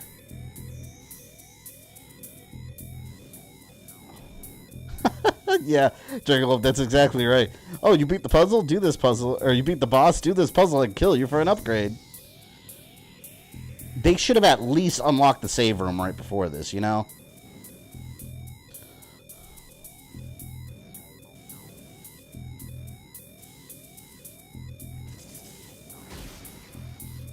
Okay, there. I am so nervous right now. I'm like, I don't think you understand how little I'm moving the joystick. Like, I'm moving the joystick like very, like tiny, tiny little subtle movements just to get the morph ball moving slightly. They took off the gloves for this. This is the hardest part of the game. I'm not even kidding. The Phazon Mines, getting there and getting here and surviving is the hardest part of the game.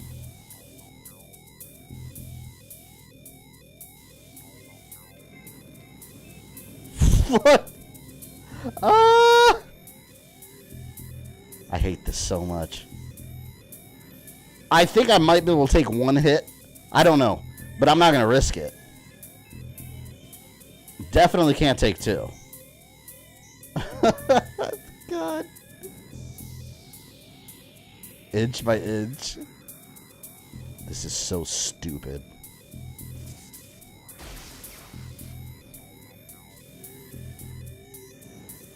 Which way was it?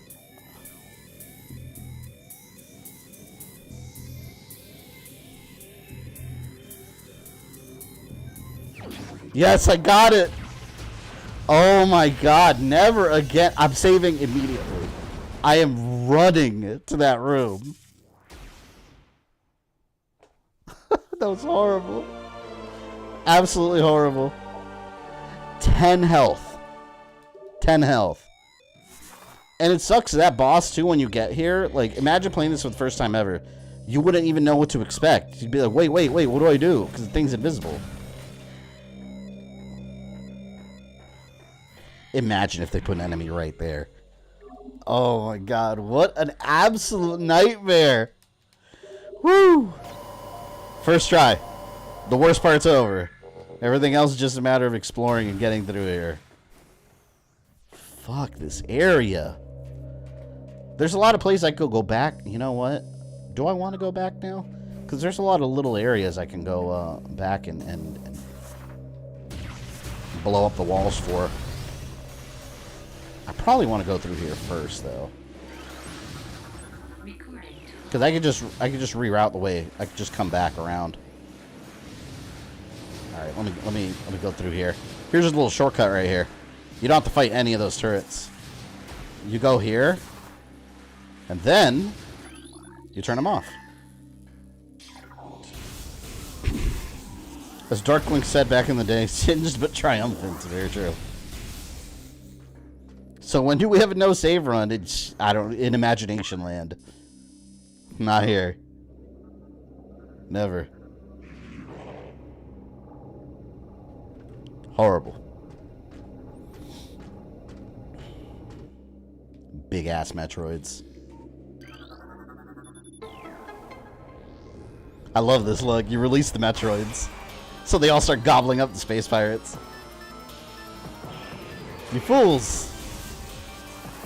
Hey, you brought the Metroids here. Now you got to deal with the consequences. There you go. Oh. Hold on. Got a notification. I got to see if someone's at my door. I think my motion sensor went off.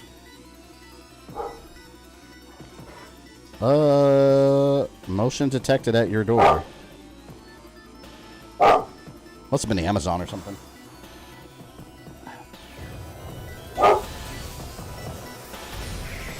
Dog just came in here and started barking at the window.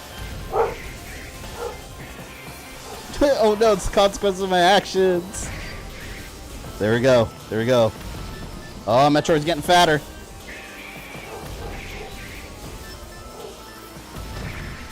Broly's on high alert. He's always in high alert. And you know what? He gets the small one. I swear, my other dog, Zelda, she's a mix of a Jack Russell Terrier and a Papillon. Pappy Jack, she's called. And I don't think she knew how to be a dog before he came into our lives. Because we never heard her bark once. We didn't even know. It was funny because we didn't know if she could bark. Because, like, it was at the point where... yeah, we gotta go somewhere else. Life Grove. But it was at the point where we were like, can she bark? We were like, every dog barks, right? But we never heard her before. And then he came into our lives, and he riles her up all the time. Like, he'll go to the window and start barking at stuff, and then she'll do the same, but she has no idea what... Because she'll come into the situation late. So she'll have no freaking idea. Oh, I need the X-ray visor. So she'll have no idea what she's barking at. She'll just follow along. But yeah, he's always on high alert. I swear. Like he has. I don't think you understand how many Amazon Prime drivers he has protected us from. It's always Amazon Prime or DoorDash. Like they're on his list of like high threats. He sees them like, oh shit, we gotta get them.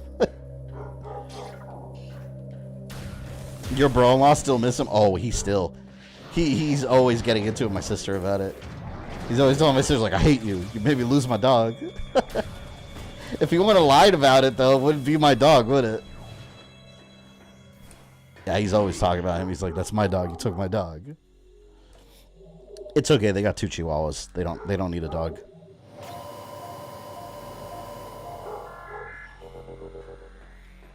There we go.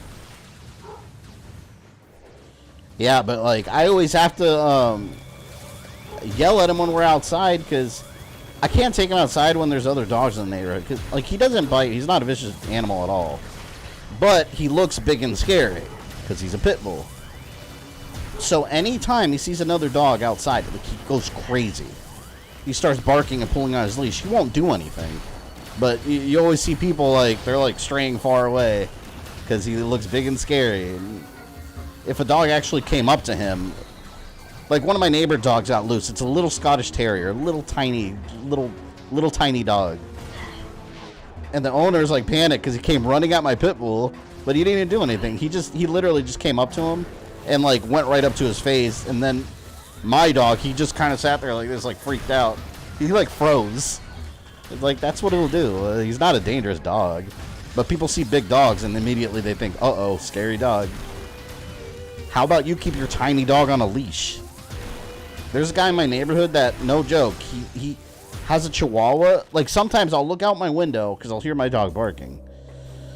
I'll hear my dog barking, and I'll look out the window and I'll see a chihuahua, a black chihuahua, and I'll be like, where's his owner? And his owner's like 30 feet ahead of him. He doesn't walk every morning. He doesn't walk him on a leash. And he just follows along way behind him. Now, it's like one day that dog is going to run to a big dog and he's going to get in some shit.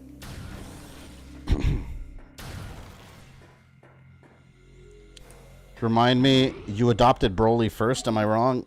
Well, I won't go into too much detail of the story because it's a long story, and I've told it a million times, but yeah, my brother-in-law, the story originally was that background here. At the time, coincidentally, I hadn't told my fiance yet. I was just behind the scenes on my own, like, playing with the idea of getting a second dog. I wanted a husky. I've always wanted one.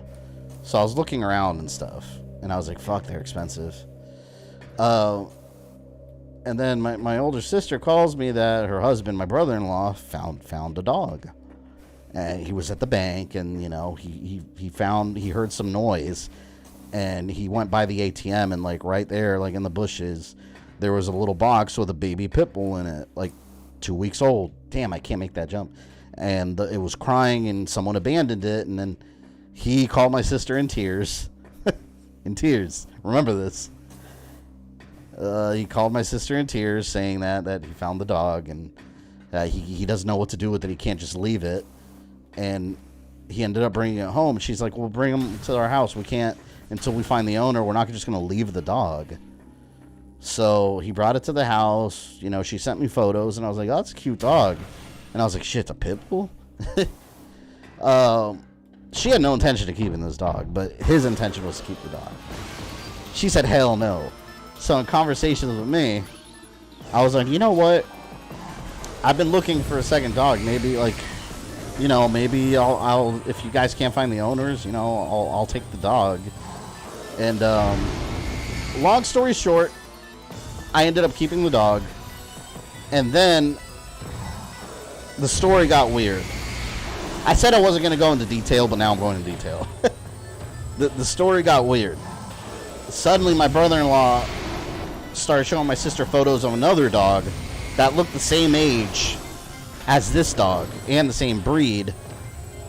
And coincidentally, he happened to have a friend that was a pit bull breeder, and he had just bred a female, and he wanted to keep it. My sister was like, "No." I said no. So I started putting two and two together. I was like, he must have I guarantee he fucking lied about that dog. He made up that story. So I told my sister about it. She's like, "No, he called me crying and everything." I believe him. But I did the math, and I was like, hold up. That looks just like my dog. And it's a female. Like, I think that's this dog's sister. I think the dog came from that breeder, and he made up that story. So eventually my sister started, like, thinking about it. She's like, and I still remember her words. I'm on the phone with my sister, and I'm telling her this story, and she just gets all quiet, and she's like, "That motherfucker." And I started laughing, so she confronted him about it, and he made up the whole story. He paid a breeder like $400 for that dog, and then made up a story, and had fake crocodile tears to try to convince his wife, my sister, to keep him. And when she said no, and the only reason I ended up with that dog is because I was like, fuck, the dog needs a home, and I want a second dog. I'll take that one. And he made my sister give him the money. So that's the bulk of the story. It was fucking hilarious because the whole story was completely fabricated, and now we still make fun of him. We still make fun of him, like, at family gatherings because of the crying event. We're like, that was fake crocodile tears. Like, he had a whole performance. Absolutely hilarious. There we go. There's something back here. Yeah, so I did adopt the dog because I was under the assumption that I was giving a dog that needed a home. Turns out, due to no fault of my own, that was all a lie. I ended up getting a dog that was bred at a breeder that he paid for. I've seen, but since now, like, he's come clean, and he showed us photos of the dog's parents and everything too. Like, they look just like him. But it was funny because the breeder told him that, I don't know where he got this bullshit. The breeder told him, like, it's a blue nose pit bull. And the breeder told him that this kind of dog is very small. Like, they're small pit bulls. They don't grow big. I don't know what the hell he was on. So he believed it. And the dog's enormous. Like, he's easily over 100 pounds. Like, he's huge. And he's male. So I've seen females. Like, his sister, I've seen photos of her. She's very thin and like half his size. He's a big colossus. I mean, that's how I like them, though. But yeah, that's the story. And I got way more detailed than I planned to. But that's the story. One of my favorite stories that's ever happened. It's hilarious. So basically, if you want a dog, don't lie to your wife about it. Because it's probably going to blow up in your face. In other words, your brother-in-law's a coward and a liar. Well, one thing you got to understand. When you have a Latina wife, she kind of runs shit. In general. Like, they're very... What's the word? Anyone here have a Latina wife? It's how it goes. Like, they're very independent. I don't need no man. And they'll if they say no, like, oh, that's a no. Like, you're not gonna win that battle. So he chose to strategize and make up a story. It didn't work, but I mean, it is what it is. Oh, you know what? Let's go. You know what we're gonna do? We're gonna go get the artifact. Let's go get the artifact from the damn pirate. And then we gotta come back here. I don't even know if I accessed that area yet. Fuck, leave me alone, man. I hate traveling back.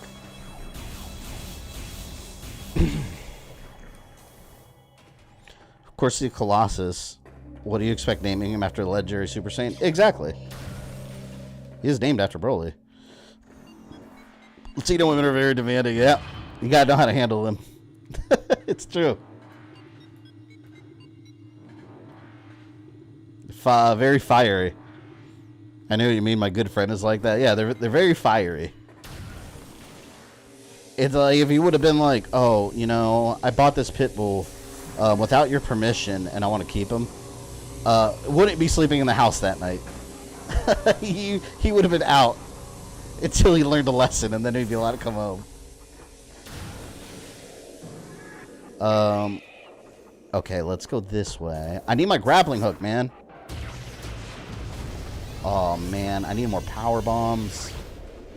I'm gonna run out of power bombs. I am out of power bombs, actually. Fuck, this is the part where, like, you can go so many different directions. Ugh.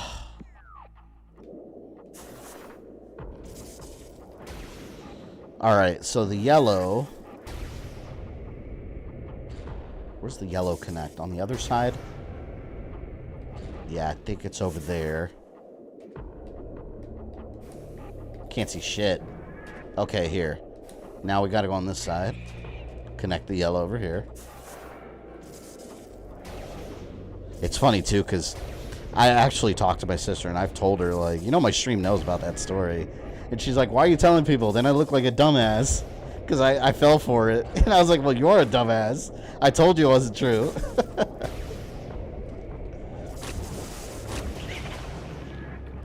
Come here. Come here. Alright, you know what? Here. Eat that. Nope. Damn you. I hate you. Like, I'm just trying to mind my own business, man. And these Metroids want to gobble me up. What the hell did I do to you?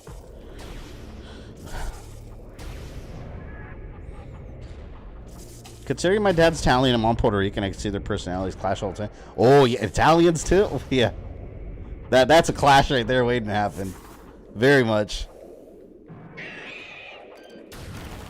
Very, what's the word? Very not submissive, you could say.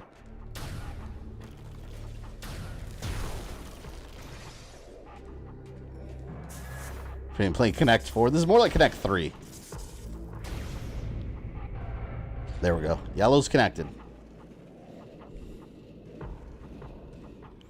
Hopefully your sister never watches these streams. My sister would never in a million years watch me play Metroid Prime. Not a gamer in any way, shape, or form. Does your family approve of the stories you tell us? I don't even know if they know. I have to say. But my family doesn't even understand what I do. Like, that's the thing. Like, when you're in this world of like online connectivity and streaming, it's hard to explain what you do to people that don't really understand the whole thing. You know, like, it's, I don't know, you just can't really explain it. And look at this shit. I don't have any super bombs now, because I used them. I need to go down there, man. Alright, you know what? We're gonna go down here. Shit. I need... Alright, let's get some more power bombs. And then we're gonna have to come back.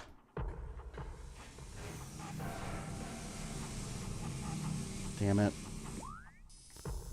Elite research. I think that's the room. Okay, wait. Elite research, but I need a super bomb. Ah!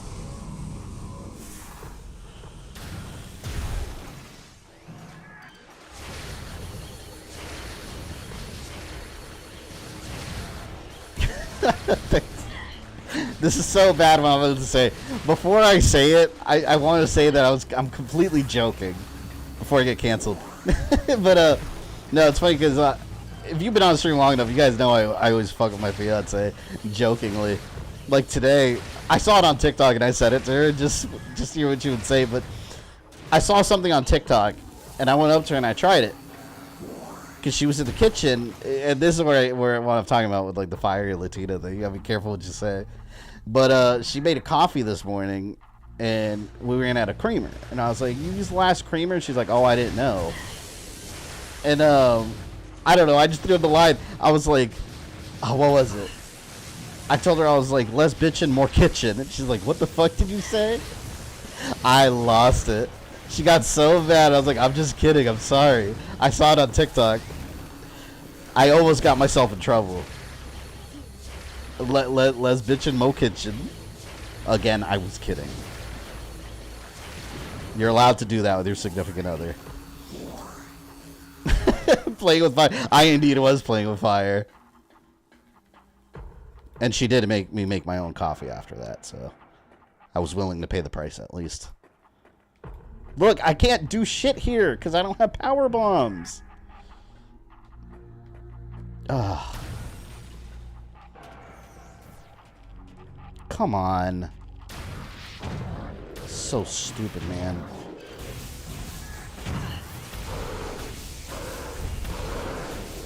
Hawthorne did pop back up in chat one night years back. I remember that too. And I remember thinking, I was like, "Oh shit, did I say anything?" I should have said. She's on stealth mode. There we go. Yeah, but usually while I'm streaming, like, my daughter's driving her crazy. My daughter is, like, at the age where kids at some point, when they go from toddlers to being actual children, they get to this point, if you're a parent, you can relate to this. They get to this point where they want your attention constantly. Like, they'll call your name like 1,000 times, and you think it's an emergency. And then you'll yell, like, "Is this important?" And they're like, "Yes." You'll go over there, and then she'll, like, do a spin, like a twirl. And I'll be like, "Are you serious?" She's at that age. So, usually when I'm streaming, like, she's just going crazy because my daughter is trying to get her attention 24 hours a day. Like, "Mom, look." And she'll just do a random act. I find your lack of power bombs disturbing. Me too. I'm going all the way back here, mind you, just because I don't have bombs. I need bombs. I feel like I'm playing a Resident Evil game now. Like, I'm out of resources. I have no damn resources. Like, this is Resident Evil. I'm playing Resident Evil on hardcore. I have one power bomb. You know what? At least, okay, I have one power bomb. At the very least, I could do this part. Or shit, you know what? Let's go ahead. Let's do the furthest part out. I hate these mines. They're so annoying, man. They're dastardly. Here, let's do this. Boom! And battle. He's got like weird Phazon tumors. Phazon Elite. Phazon Elite. Elite Pirate infused with energized Phazon. Alright. Let's destroy you, big boy. Come on.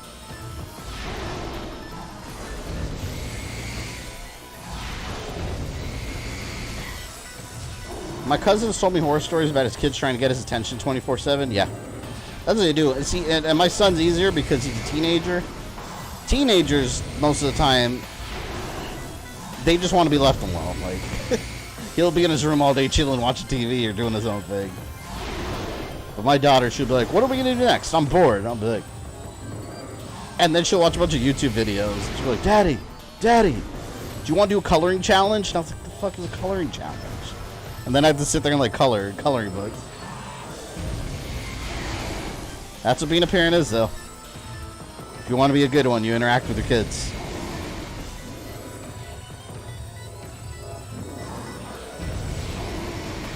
Yesterday, I was actually playing Plants vs. Zombies with her. I forgot I had that game because she follows some YouTube channels that play it, and she wanted to play it, and I was like, "I think I have it." I had to go through all my consoles to see what I had it on. I had it on PS3, and it was so hard, man. I'm so rusty in that game. I haven't played it in forever, and I didn't realize you can't go back and play previous levels. you have to beat the game first before you can go back and replay levels. So I'm like stuck in some level really far off in the game, and I can't beat it. Played the original version on GameCube, and the need for power bombs is rarely an issue for me. Yeah, well, I just got the power bombs. Literally just got them. So I have barely any. And also, after you get them, there's a couple things you have to blow up with it. I need one more right now. Incoming scan data. Leave me alone. Lock it. Lock it. People just got home. Unique mining technology in upper part. Well, I can't do that yet.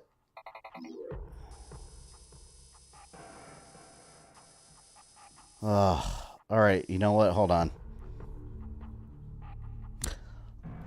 I gotta get the, fuck, what is the grapple beam here? Alright.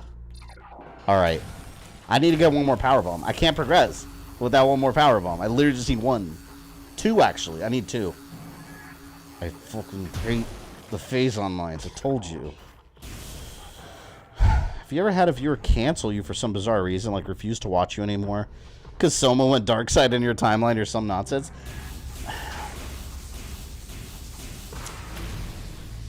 The only thing I can think of... You know what? There is one person... I won't say names, obviously, so I'm not trying to, like, target people. There was one person that was on my channel for a while that didn't really... I didn't know who they were, because I've never interacted with them, but apparently they watched me for a while. And I guess I made a comment on stream. I made a joke about Trump. Yeah, it's political, but whatever. We're mature adults here. I made a joke about Trump, and apparently they were like one of those like super MAGA fanatics, and they didn't like what I said. And on Twitter, they were trying to get in like they wrote an essay about, basically an essay about how great Trump is and anti-Joe Biden and all that. I don't care. I'm not going to talk about all that. I'm not going to sit there and argue with someone about that stuff. I don't care. But yeah, that's the only time I can think of where someone actively told me, like, oh, they can no longer support the channel or whatever. It's okay. Like, you know what? I'm not going to get mad about it. That's your prerogative. Like, whatever. Like, I joke about politics sometimes. I don't care. It's not that serious to me. But that's the only time I can think of that I am aware of someone saying that, or like actively saying like, bye, I'm leaving. I can't think of another. Sounds like so many people on that. Yeah, it's stupid. Just okay. Goodbye. Seriously, you should be able to make fun of anybody no matter the side. Yeah. I mean, and again, it's not like anybody in politics cares about you or me or anyone. So it's like, I made fun of... I think... Oh, I remember what it was. I remember exactly what it was. I forgot exactly what I said. But when I was playing Super Castlevania 4. When I was playing that, there's this part where there's some orange ghosts. And I made a joke about the ghosts. If you look at one of the ghosts that are like dancing, it looks like him. It's just orange. It's as orange as he is, like the fruit, and blonde. And I guess they didn't like that I called him orange. It was something like that. But I forgot exactly what I said, but it had to do with that part. And because of that reason. I tell you, it's stupid. It's so stupid. Ethan probably wouldn't have left you if you didn't vanish him to the Phantom Zone. Yeah. Oh well.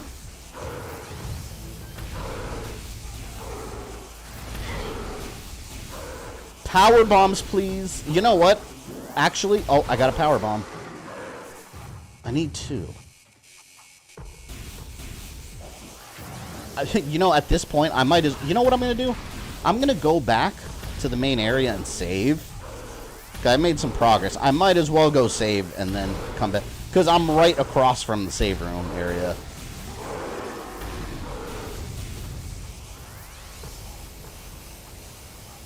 The fact that you got a resource... Rogue! Let me jot you down. Thank you for gifting 1 membership. Who will receive this glorious membership? 'Tis Zacharu Turner.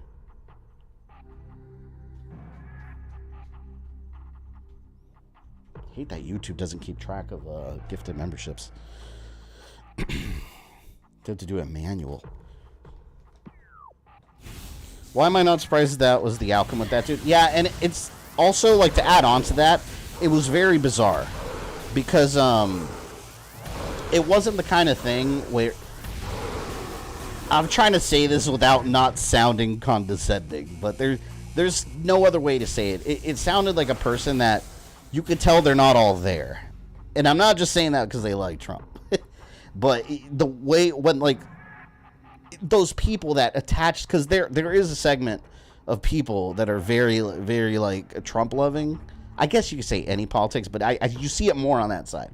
Some people that are very, they, like, attach themselves to that person, and it almost turns into, like a very weird worship situation.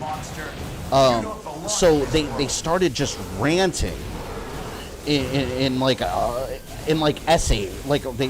Uh-oh. Here we go. Look at this shit. I'm about to die. I'm dead. How did I survive that? Oh, wait a minute. Wait a minute. I gotta get the fuck out of here. Oh, how did I survive that? Oh my god. I had 3 health. 3. What? I said my ass is puckered that whole time. Anyways, as I was saying about this person. Yeah, it was one of those people that they were very fanatical. That's the word. I guess that's what I'm looking for. But you could tell at the same time it was someone that wasn't all there mentally, you can tell. Because when they were ranting, it was the kind of thing like they would be typing in all caps. They'd be misspelling every other word. And then they would start bringing religion into it. And it's like, what does that have anything to... Like, once you start bringing, like... Start talking about this politician, that he's like a chosen one of some sort. Like, that kind of talk. Like, I think you're crazy. So it was one of those situations where I'm just like, well, I'm not going to engage with this person any further. And that just makes these kind of people even angry because you're not going into the conversation. It's like, I'm not interested in talking about this. Like, this is weird. No, I'm good.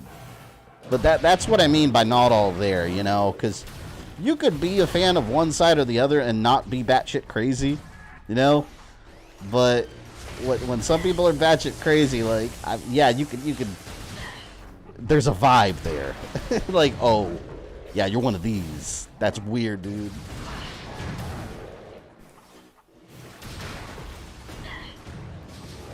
I think a celebrity thing called a cult of personality. Yeah, it's just...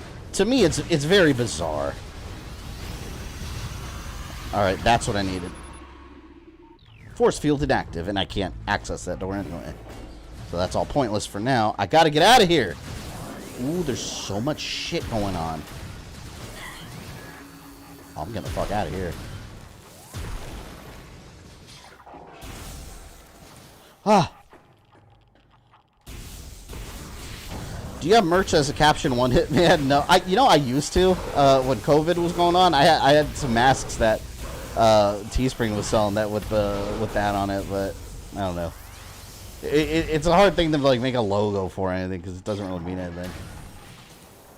Like, it doesn't have like an icon. I should make a one-hit mascot, like a one-hit man mascot.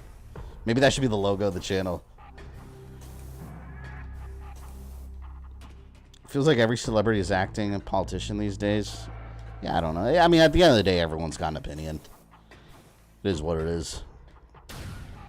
At this point, you know, people are gonna believe what they believe, like who they like, and that's it. Ah! Damn it! I lost a bunch of health. I didn't mean to do that.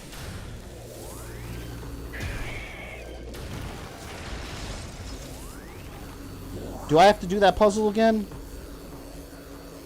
See, like, I already solved this puzzle, man. The fact that they make you redo it. It's messed up. Oh, never mind. I messed up. I take it back. I don't have to redo it at all. Ta-da! No, please. I don't want the Metroids to, like, snatch me from here.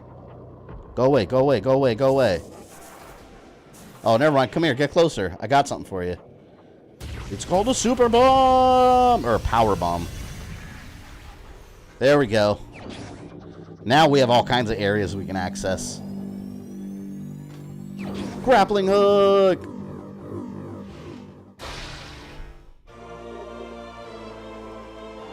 Do One Punch Man motif, but give him a goatee and have him all bruised up and bandaged. Man, it's crazy. Look, on this game, I'm telling you, on hard mode, like, every little piece of health counts. We've proven it here. Like, I've passed sections with, like, 3 health. It's like every little piece of health counts. What the fuck was this? Waste disposal unit. What was this? Oh my god, you know what this reminds me of? Kids of the 90s will remember. Do you remember those little, like, what are they called? They were like little tanks with water in it with rings, and you'd press it, and it would, like, shoot bubbles up, and you have to get the rings on there. Anyone know what I'm talking about? That's what this looks like right here. I used to have those toys. Those were fun. They're really fun to play. I feel like there's something in there I missed. Well, so be it. Used to have a couple? Yeah. I forgot what those are called. I don't even know if those have a name, but those were cool. Ah!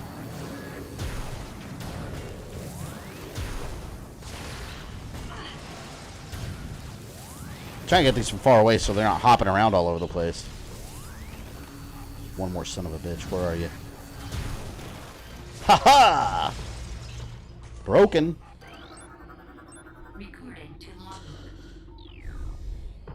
Never be a shortage of people in your life that are more than happy to tell you how to live your life. It's up to you who you listen to and whether you decide to take your own path. Yeah, it's true. No one can tell you what to do. You have the choice to listen or not. Can I make that jump? Yeah, I can.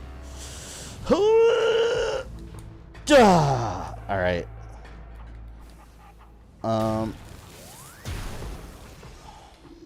I thought there was an artifact around here. Maybe I'm remembering that wrong.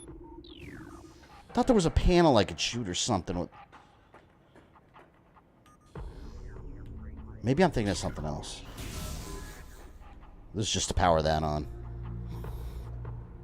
I know exactly what you're talking about. I feel so old now. Nostalgia with a capital N.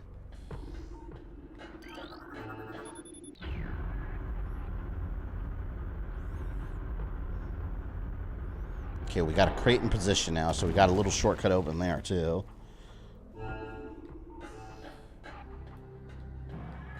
Okay, we're actually making pretty decent time. We're making a good amount of progress.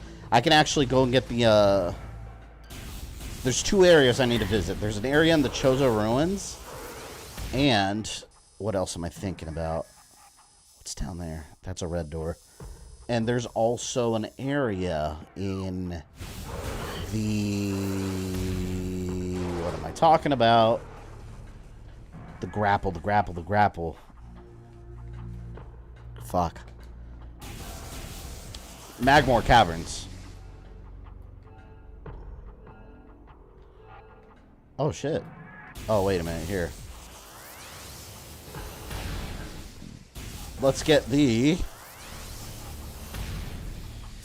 I need that missile expansion, apparently.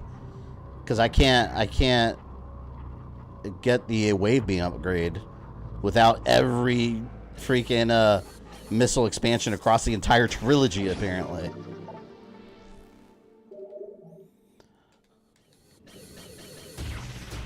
Oh, no, I didn't mean to... Oh, I wasted one. Damn it. No. See you later, Dragolf.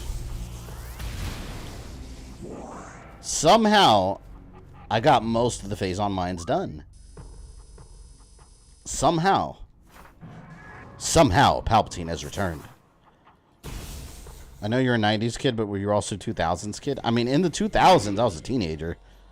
I was born in 86, so in I graduated high school in 04. So in 04, I was like 17. I actually graduated high school kind of young, too, because most people I knew in high school in senior year were already 18. Because my birthday's in the summer, so I was in that weird period where I have a birthday, and then everyone else's birthday was during the school year.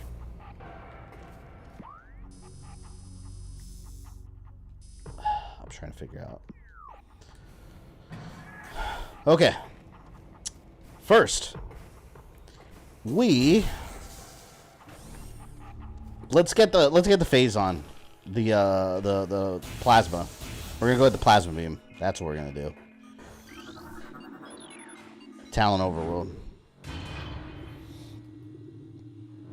I wonder if I should go get the plasma beam first, or should I get the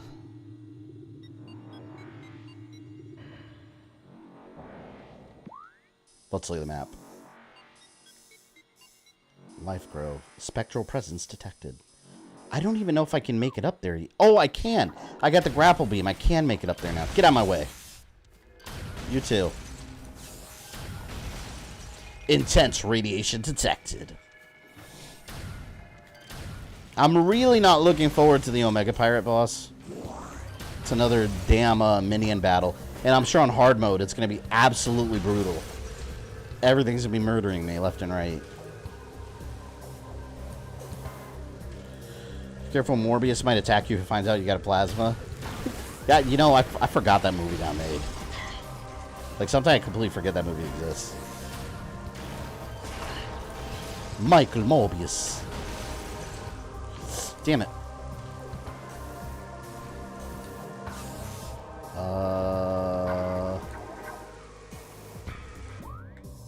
Yeah, I think I can make it up here. Let me try. I think I can now.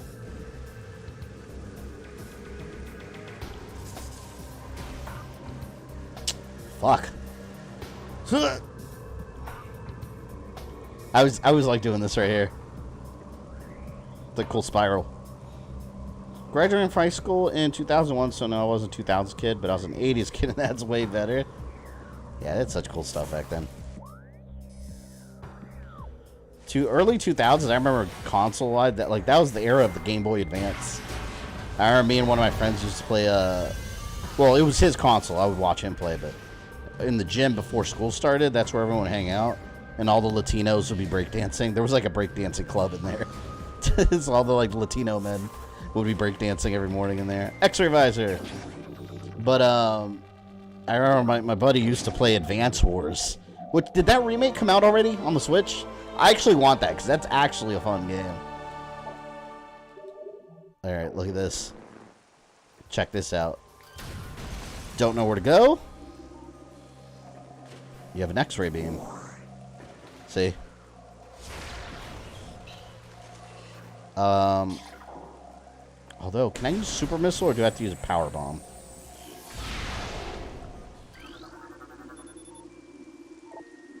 Yeah, power bomb.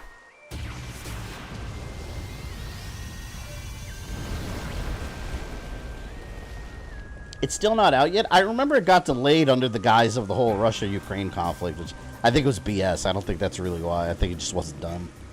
Because it would have been out already, if that were the case. That was a fun game. And you know I'm usually not like big on strategy games, but those were really cool. I really like those. See, there's an artifact in this region, too. Let us collect them. The good thing is, since I have the X-ray visor, I can see the Chozo spirits now. And I don't have to wait for them to appear before I shoot at them. Come here, douchebags. Ah! Wait. Time out. There you go. Guess what? I see you. Surprise, aren't you? Ah! I'm staying right here. Uh-oh. No, I gotta move.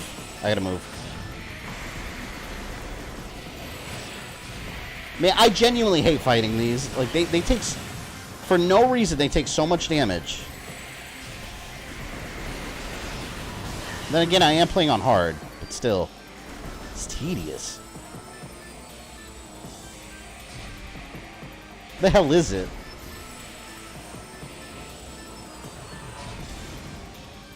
Oh man, I'm gonna fall. No! Get on the platform. Alright, now I have room to fight. Let's go. You want to get nuts? Let's get nuts.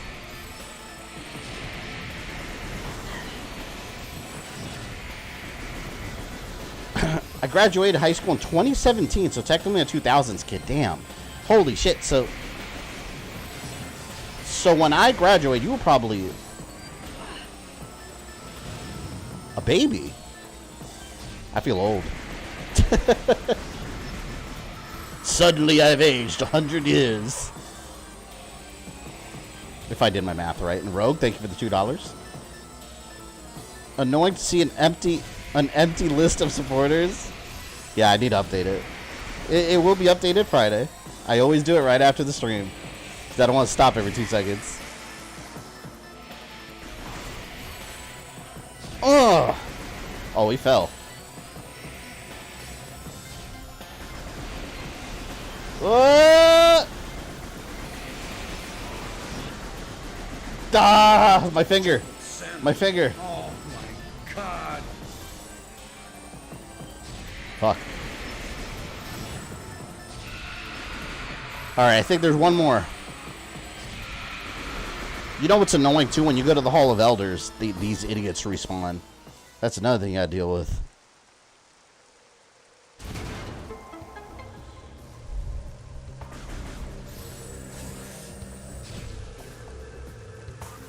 Alright, let's get that artifact. Wait, that's my way out. Yeah, I don't want to go there yet. I got stuff to do in here. Yeah, this is another one of those that's easy to miss. Look at this. See? You have to bomb that. It's so easy to miss that. There's no indication that there's anything here. And then you go like so. And what is that? An artifact. And yes, but with the $2. Thank you very much. It's high time you do a little nightmare stream. I do have that on my list. Actually, I'm looking at it right now on my list. I have my notepad list open with upcoming streams, and that's on there. I don't know what date yet, though. I got to see how long some of these other games take. But I want to do Little Nightmares 1 and 2 because I have both. I started the first one, but I never finished it. You were almost a Jill. That game is freaky, though. Like, you know what makes that game spooky is the art style of some of these enemies that are, like, chasing you. They're, like, weird, giant people. It's bizarre. It is a good game, though. Alright, I got this artifact. What did I say I was going to do? Okay, 2 things. We're going to get the plasma beam. Then we got to go to the lava room on the Chozo Ruins and the Hall of Elders for the red door. I know I'm going to forget something. Because right now, for the most part, I don't have my Phazon suit yet. But for the most part right now, most of the game is complete and we are on an artifact hunt. However, we do still have the Omega Pirate battle and the Phazon suit. And that'll give us access to the areas with radiation. So that's the only, like, major item left that we don't have is that suit. Jason, welcome. Only reason I haven't started the second one yet is that I need to finish DLC for the first game. Oh, it had DLC? I didn't know it had DLC. One day I want to start streaming, like, random PSN games. Because I've noticed, oh, I can't access that door. On my PS3 yesterday when I was playing Plants vs. Zombies with my daughter, like, there's so many random... It was one back when PlayStation Plus was new. I got so many random PS3 games that I've never touched. Like, I was playing one with her called Sideways New York. It's really cool. You're like some dude that gets, like, stuck in the walls in New York. You become, like, a graffiti. And you're running around. It's a very unique game. But it's just some random PSN game that came out a long time ago, and I just never got around to playing it. There's a lot of good random PlayStation Network games that were out back in the day. Well, and Xbox Live also. There's a lot of little random ones, too. Alright. first, you know what I should do? Ah, fuck. Because, alright, you know what? I might as well get the plasma beam first. No, let's go here first. We'll go through here first, and then we'll go to the caverns. And that'll give us access to the plasma beam. But then we have to come back here to access the Hall of Elders. I'm telling you, like, playing Metroid is like planning a trip. You know when you're planning a long trip, you just make a list of all the places you're going to go, all the routes you're going to take. That's this, on another planet. You basically have to lay out a map of, like, I'm going to do this, I'm going to do that, I'm going to do this and that.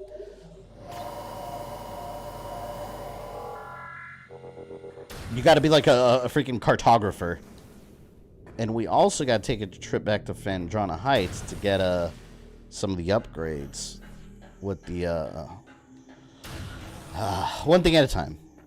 See, this room right here we got to come back to, because that right there, can't hit that yet. And Rogue with the $5, thank you. Your list is getting longer than your backlog at this point. I think they're both equally as long now. It's ridiculous. It's funny because, like, half the games are streamer games I've beaten before. And, like, my original idea when I first started live streaming, I'd be like, what a great opportunity to get through my backlog of video games that I haven't played. Nope. I'm playing games that I've beaten before just because I want to play them and I like them.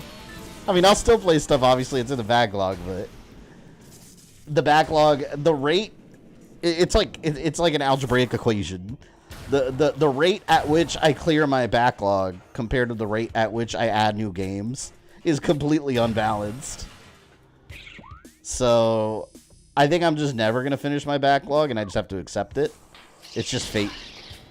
There is no fate but what we make, and that is the fate I've made for myself. So, tis done.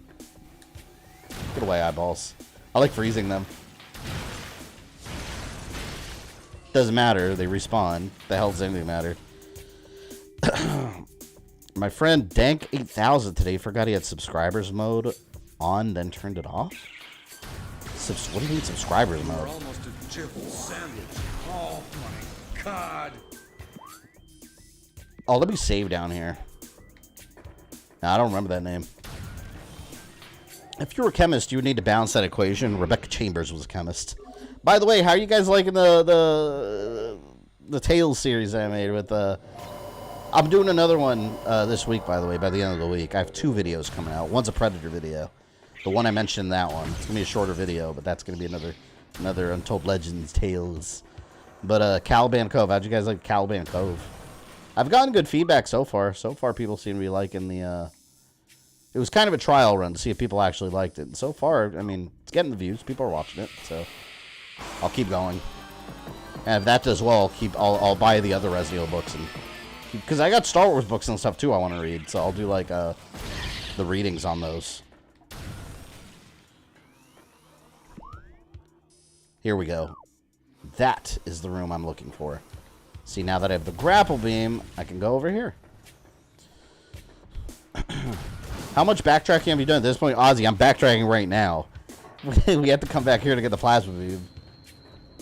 There's so much backtracking in this part. We're in the artifact hunt mode. And then eventually we got to get back to the Phazon Mines to fight the Omega Pirate.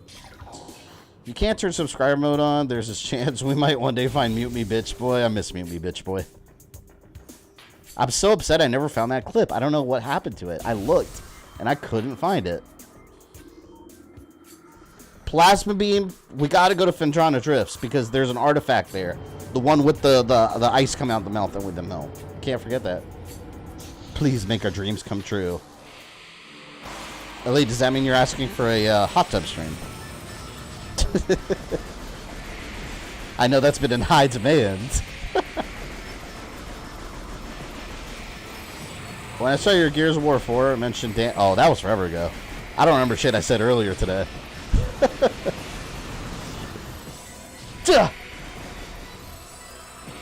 Die, ghost.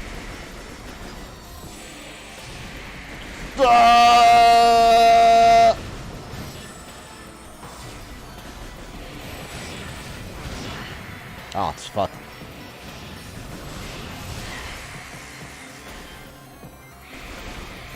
God, it hurts my thumb fighting these. Cause I'm pressing it so quickly. Or not my thumb, my pointing finger. What am I talking about? Why do you keep respawning?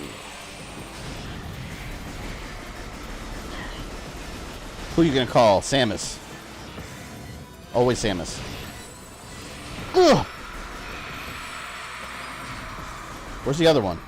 Oh, I got his ass. Screw you. I want that.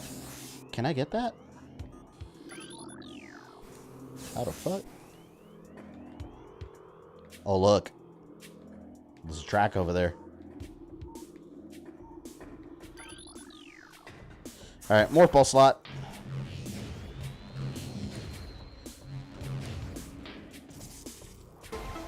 That's one.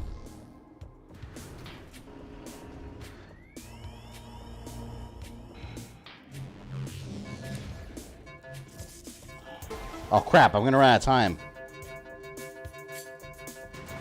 Alright, I gotta do it again.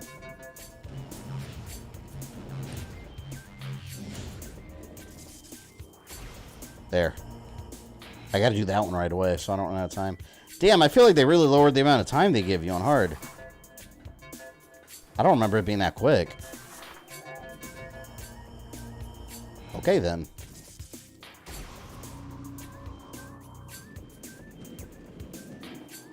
Yes! Damn, I'm doing pretty good with the energy tanks. I'm only missing 3 of them. So we're almost maxed out on those. We're getting close. Actually, the other one's in Phendrana Drifts. I know exactly where it is. I think I remember. Let's see when I get there. It's in that room where there's like an ice wall and you gotta melt it. Don't crush me. You remember how long it took you to find a door around the corner? Extermination. That was such BS. They hid that door in the most obtuse corner of the screen where you would never look. And then you go and it's just there the whole time. Meanwhile, I'm wandering around freezing my ass off in the snow. That was horrible. Great game, though. Alright, let's do this again. Alright, 80. Is 80 enough missiles? Well, my missiles aren't full anyway. What did we say? It was like, I needed like 96 missiles, right? Yeah, it was like 96. Fuck! Alright. Onwards to Magmoor Caverns. 'Tis where we're going. Alright, Magmoor Caverns, Plasma Beam, Hall of Elders. That's what we're gonna do. And then Phendrana Drifts, and I'm gonna forget all that.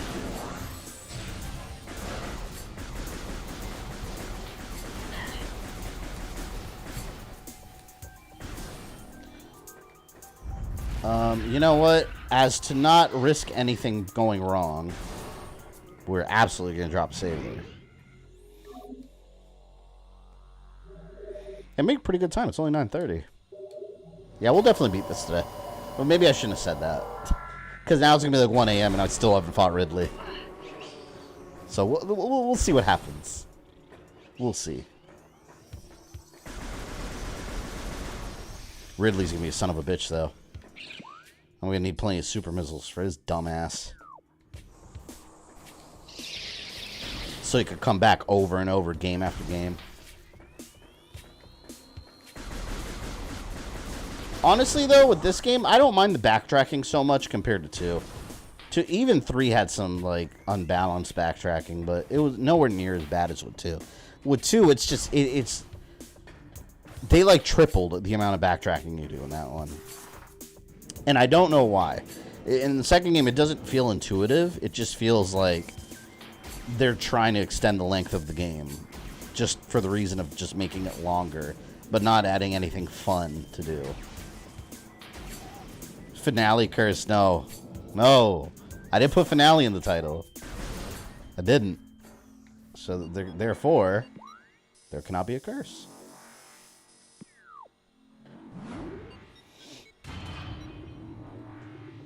Extermination has the best voice acting, yeah. Now Resident Evil 1 on PS1 has the best voice acting. You were almost no, don't go. Oh my Elite, God. thank you for the $2. Did you watch Blue Beetle trailer? What do you think? I liked it a lot, actually. Like, that's not even a character I really care about, honestly. I've never really cared about Blue Beetle, but the trailer looked really good.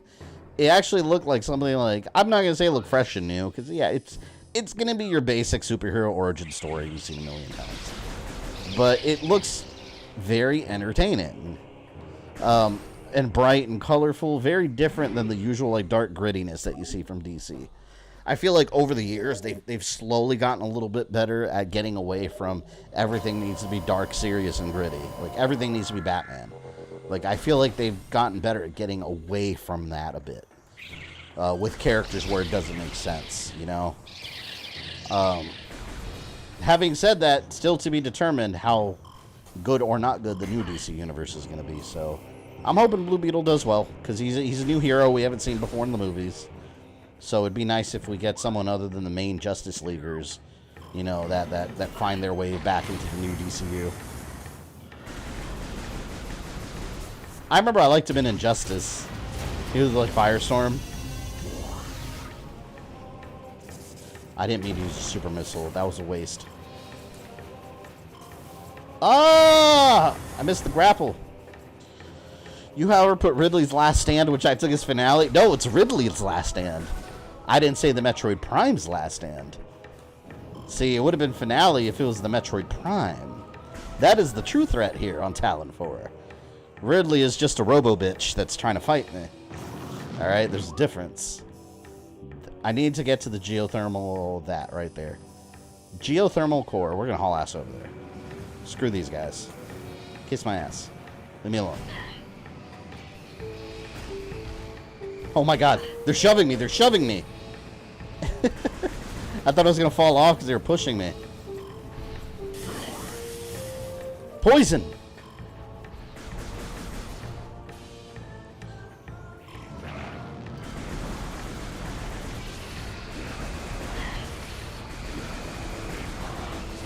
Come on.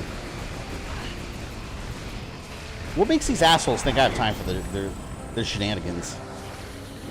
My only thoughts about the Blue Beetle trailer, what was that? We have said several young adult movies lately that focus on the theme of family. Even Fast and the Furious. Vin Diesel's going to show up in this movie. It's like his uncle or something. He's like, it's all about family.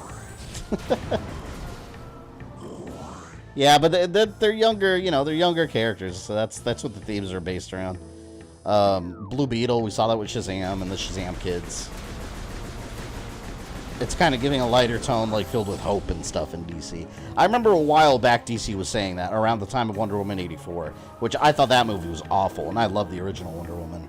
But I remember around that time DC was saying that like hope and like positivity is going to be like a more of a theme in their movies versus just dark despair like Batman, you know. And you did see that change for a while on some properties, but I don't know. DC, the problem with DC is they've been very hit or miss. Like, they've always been very hit or miss. Like, from one extreme to the other.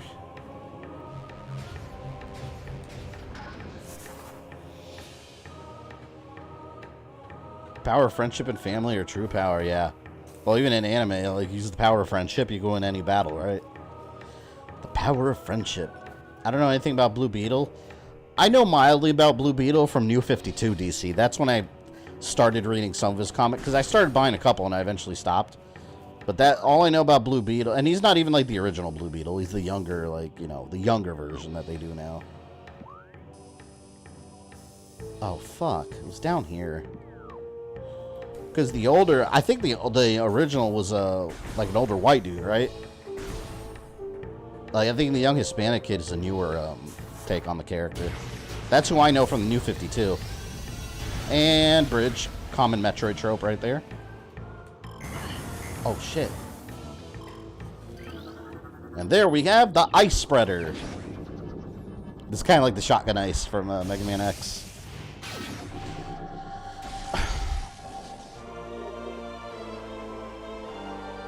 But Batman makes sense because it's dark. Yeah, I agree, but the problem is when they try to make everything Batman. Like, remember, not even Marvel, 20th Century Fox. Remember when they did Fantastic Four? A very light-hearted property. And they made it dark and gritty. That was awful. You guys remember that one movie? It was so bad with Ice Spreader. Look at that. That's cool. I never use these upgrades though. Like, I don't know when to use them for, like have these for practical use. Like, they just like use up missiles. Yeah, that's what we're seeing is the second Blue Beetle. Yeah, I liked him in Injustice 2 and in New 52. I don't know anything about the original one. I was never a fan of the character originally. But I like that. I like that we're getting these lesser-known characters to the general public. Because, I mean, let's be real. At one point, like, everybody knows the Guardians of the Galaxy now, right? Do you think the general public knew who the hell the Guardians of the Galaxy were before that movie came out? No. Even a lot of comic book fans weren't even aware of those characters. Because they were, like, D-list characters. Now they skyrocketed to A-list because of the movies. So that's why I like seeing these lesser-known characters gain notoriety, because they get more exposure. All right, we're almost there. They get more exposure, and there's a chance for general audiences to get familiar with them. Not to mention, the Guardians of the Galaxy we know and love now are very different from whenever that roster, whenever they made the first movie, that roster of characters was still new in comics as the Guardians of the Galaxy. They were very new. Dan Garrett was the original, Ted Kord was the second, and Jamie Reyes is the recent. So he's the third one then. Interesting. So yeah, see, I only knew of one other one.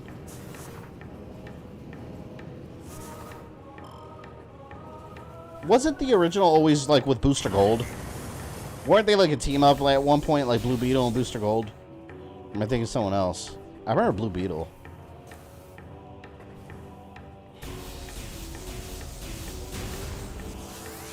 I normally use upgrades against Metroid Prime. Oh yeah, like when he's like when he still has a shell on and all that. I like the Fantastic Four movie, the 20th Century Fox, or the last one. I hated that movie. I thought it was awful. I like the original too. Like those, they're very cheesy and like stupid and corny, but they were Fantastic Four. Like they felt like Fantastic Four. The new one was just like, what are you doing? Like I don't know. I don't know what the hell they were trying to do with that movie. Doctor Doom shows up at the end with like green LED eyeballs, and he's covered in duct tape and Scotch tape. Yeah, Booster Gold. I can't believe they're doing a Booster Gold movie. I think it's a movie he's getting in the new DCU. Like, what? That should be funny.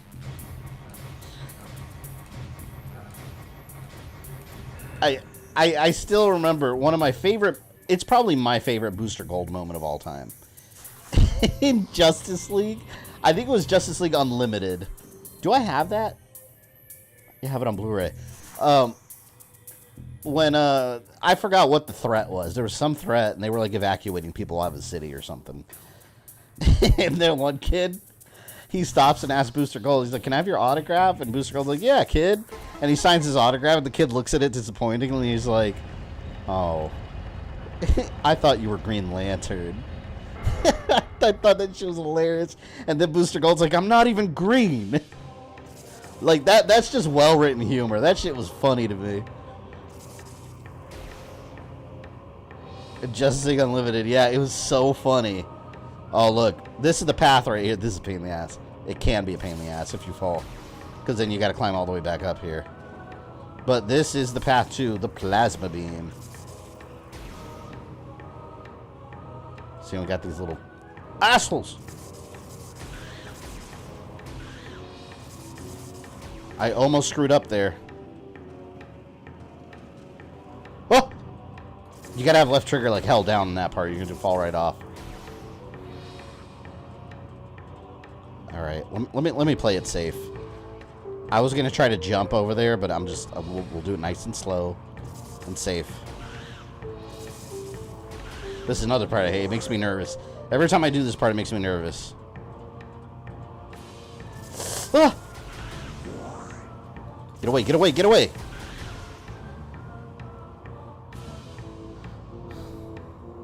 I didn't even see those. All these stupid bugs. I hate them.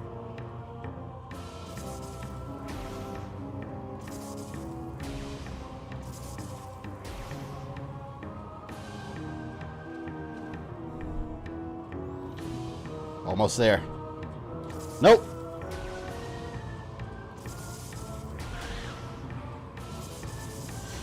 Oh. Elite, thank you again for the $2. Supposed to get the Wonder Twins, but got canceled. Oh, yeah, they super canceled Wonder Twins. Honestly, nobody gives a shit about Wonder Twins. Look, let's be real. Nobody cares about Wonder Twins. But who knows what's going to happen in the new DCU. It looks like they're going real obscure. They're doing like Creature Commandos and shit, and the Authority. Like, they're going real obscure with this and trying to make it mainline.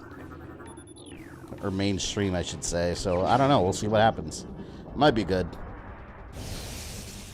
It's kind of nice that Phase 1 isn't just, I guess we'll call it Phase 1, Chapter 1 they're calling it. But that it's not just going to focus on the main, like, people you expect. Plasma Beam. Now we got a firepower.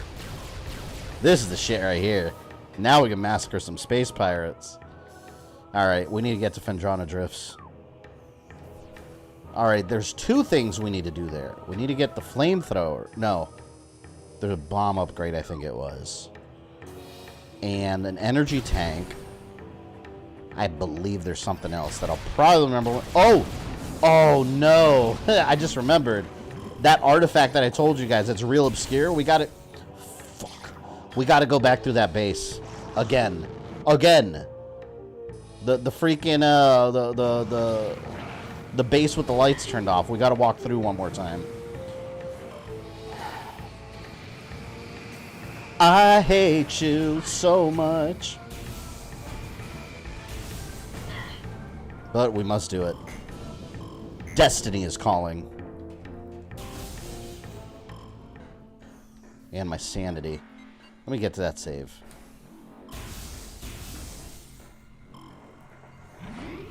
Your live streams are very relaxing to me. Well, I appreciate that. I'm glad you're having a good, relaxed time. Sometimes they relax me. Sometimes they stress me out. You know what stresses me out? The Phazon Mines. That's what stresses me out. Nice of them to make this playground that no one but Samus could ever use. Yeah, it's so funny. I guess in the lore, let me go ahead and explain the lore the way I see it. And Nintendo's never said this. I'm talking out my ass. Admittedly. But in the lore, I assume that that's how the Chozo got around back in ancient times. Like, they all had their own, like, power suits and stuff, and that's how they would do things. You know, they would just roll around in balls and go on all kinds of trails, and that's the only thing that makes sense, because what the hell, what other purpose does it solve? Like, why is that rail here? And we know they were here before Samus. Oh, look, right here, that's what I was talking about. Check it out. Yeah, right here. You do that, you do this, and energy tank. They did have power suit. Yeah, they had some kind of power suit. Like, Samus's power suit, you gotta remember, that was considered, as of Metroid Zero Mission, her power suit was considered a legendary war artifact. So it was, like, super deadly. But it's not something they regularly use anymore. Phendrana's... Oh, hold on. Wait. Is that... Yes, I think there's a talisman there, if I remember correctly. I think that's the one that's behind the X-ray. There's one that's randomly hidden behind some wall that you have to X-ray, and you would never know it's there if you didn't X-ray it. I think it was Phendrana's Edge. Let's go check. Now we're getting off track again, but we got to get the talismans, don't we?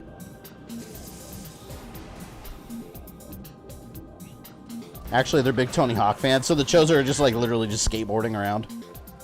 I'll take that.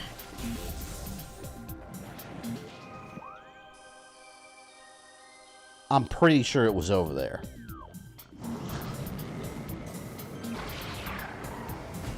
No! Asshole. This jet trooper's hit me off. Damn you.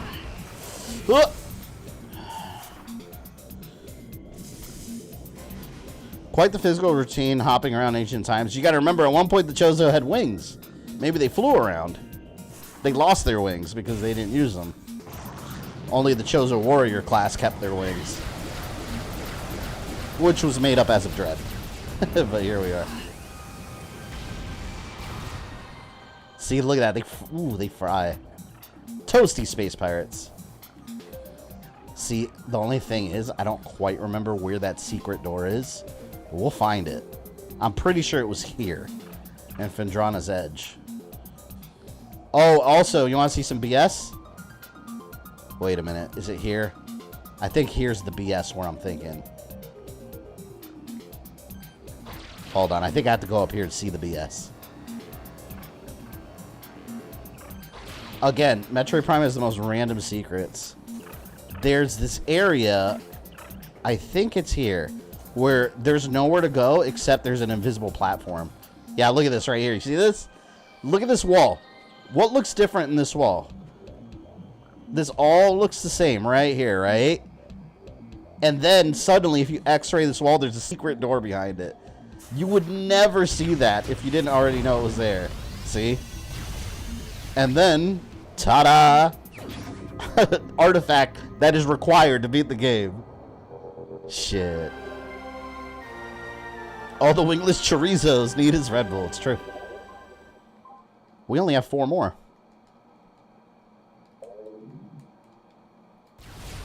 This is why back then you really needed a strategy guide a lot of times. Like, it's some craziness. I don't think this is the place I'm thinking about. Yeah, there's a place like this that you can't go up anymore when you use your X-ray visor. There's invisible platforms.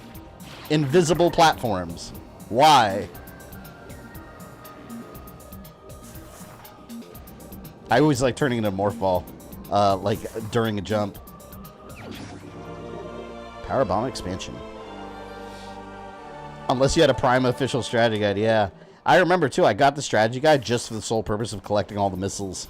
Because I found the energy tanks on my own, all of them on GameCube, but the missiles, man, like I wanted them all maxed out. So I ended up getting the guide at Walmart. Oh, I wanted to go in that door. The artifacts do give you hints on finding them, so it's not rough. Yeah, well, yeah, you have to go to the impact crater and scan them, and they do give you some. They at least highlight like the room, so you give them. I'll give them that credit. But yeah, if you don't do that and you're just running on exploring, yeah, you'd never know there's an invisible wall there. But I remember what I used to do. I'd remember the back of the instruction booklet. They had a section called notes. I would write down like all the artifacts, like what the clues they would give you. I would write down all the clues and highlight the rooms. And I'd spend hours just looking throughout the rooms trying to find them. Now we have the internet. So people don't do that no more. Missiles were a hassle to find. Yeah, and the upgrades aren't even that drastic either. So sometimes you're like, is it worth it? Okay, 2 more things to do here right now. We need to get the artifact. 1 more artifact that we need the plasma beam for, and there's another at the beginning of Phendrana Drifts. There's another ice wall that you can melt for an upgrade. And Sarek, thank you for the $5, appreciate it. When do you think you'll do Kingdom Hearts stream? It's funny you mentioned that. I was thinking about that the other day because I was looking at my Kingdom Hearts on PS3. I still have my PS3 copy, the original like collection they did. Was it a collection? It was a collection. Let me see. Yeah, the 1.5 remix or whatever. I actually want to play those soon. I want to get all the how you get ultimate weapon. You have to get all the mystery goo, and you have to fight those stupid little mushroom people or whatever. It was such a pain in the ass to get, but I remember I got it on my PS2 copy. I gotta jot that down. Kingdom Hearts. But I remember I got it on my PS2 copy, and I whooped the hell out of Sephiroth with it. It felt so good. But I was so leveled up and maxed out that when I went to fight Ansem, he was nothing. Because I already beaten Sephiroth. I just never finished 2. So behind on that damn series. They just kept on going. Alright, we gotta do one more loop. One more loop-de-doo. Now, the missile and bomb upgrades are a pain to find. Yeah. Yeah, it's tedious. God. Yeah, notification took a bit.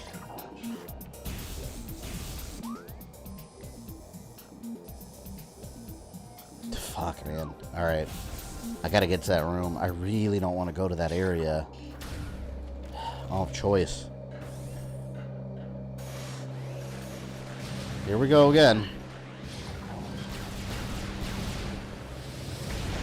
See, at least it helps that I have my, the plasma movement, because this thing is destructive, man. It annihilates them. Never finished OG Kingdom Hearts. That's the only one I finished. The music in that game kicks at. Like, that beginning music. Ooh. You want to jam out? Like, play that. It's so good.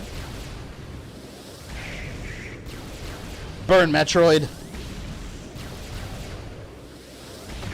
There. Who needs an ice beam? You finished all the Kingdom Hearts? So you must have played them as they came out.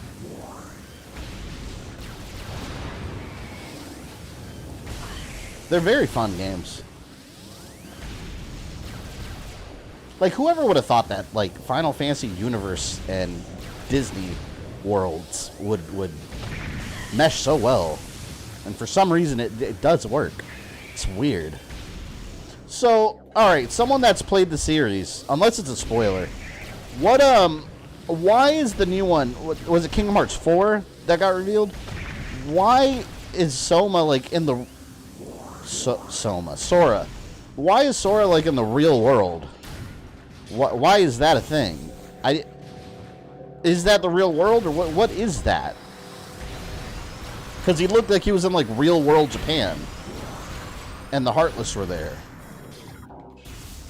I thought everything was like Disney and Final Fantasy worlds. Oh, you want to fuck with me now that I have plasma? Okay. Disintegration. No disintegration. Leave me alone. For your sake, leave me alone. Have to beat 3 to find it. Oh, so it's something in 3? Yeah, I didn't know. So I didn't know if they introduced it in this new one or if that was already part of the series. Shit, I'll have to play that then. But yeah, that caught me off guard when I saw the trailer. I was like, what the fuck? Like, that looks like a real world thing. Like, what is he doing there?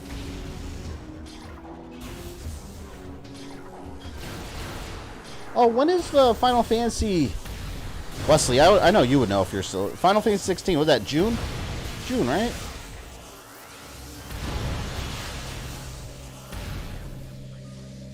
Please get me out of here.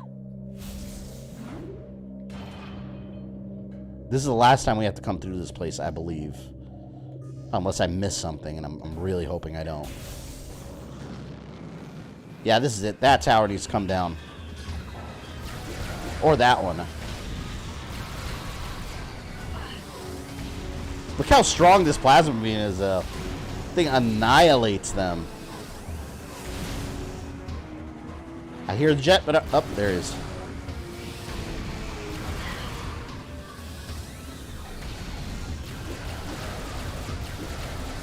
June 22nd?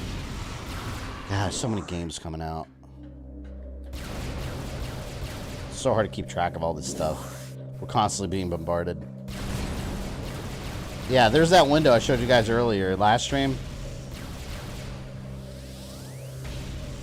Actually, I think it's the other... No, look, see.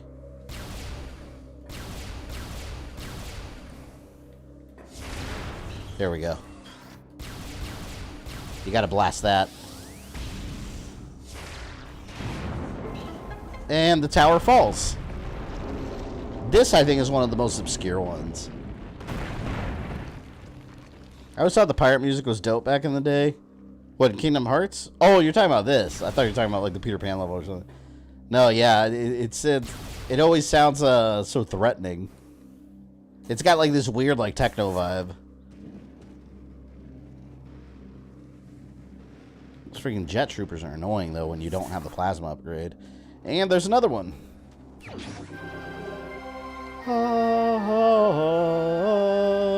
What are we missing? Andros coming in with $10. Thank you. If you ever given the opportunity to direct a Castlevania movie, what castle will you choose? Well, we do it chronologically. I can see Gary Oldman as Gandalfi, or Robert Downey Jr. Wait, Robert Downey Jr. as Gandalfi? Keanu? I don't know. I don't know if... See, here's the thing. I don't know if I would want a live-action Castlevania at this point. Because I feel... I don't know. I still stand by the fact that I think video games just work better as shows than a 2-hour movie. Like, I feel like there's so much ground to cover to create, like, meaningful relationships between characters and create characters you care about that it's hard to do in a 2-hour movie unless it's a franchise. I don't know. I think I'd be happy with an animated Castlevania. Just expanding the animated Castlevania universe more. You were almost I think that's still a way better idea. Oh, and I think that's where we're headed. I don't know. I mean, we have Nicolas Cage's Dracula coming up. Renfield. When's that out? That's out like next week or something, right? No, I'm excited for that movie. It looks goofy as hell. Yeah, I'm sure it's gonna be funny. And Nicolas Cage probably gonna do his all. It looks like he's trying to be like an exaggerated version of Lugosi. But yeah, video games and movies. I think I'm over video games being movies. Just make a good show and make it a couple seasons. Take your time developing the situation and backstory and all that. I just a 2-hour movie. Like, what comes to mind is Welcome to Raccoon City. That's what comes to mind. And it's like, is that what we want? You know, for video game movies, just them to jam like what should be like 2 or 3 movies into one 1.5-hour story. Unfortunately, that's what happens when you have live action movies in Hollywood of these big stories, and sometimes not even the fault of the creators. A lot of times it's executives that don't even know these properties. That they'll see sales figures of a certain game, be like, make that game, but not realize that a lot of the stuff fans are familiar with that comes before it also exists. So, I don't know. That's my rant. I need to get out of here. I'm never coming to this stupid base again. I'm out. It's still dark. Still dark. Never again.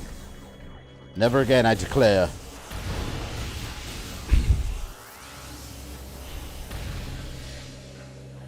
Even, like, another example, too, even, like, Mortal Kombat. Like, I like the Mortal Kombat movie. I thought it was very good. It had some real stupid things in it, though. Like, the Arcana, like, having to explain their powers. Cole Young was an awful character. But overall, I think it was a decent movie. Would I go back and take it as is? No. I think that would have worked way better as a series.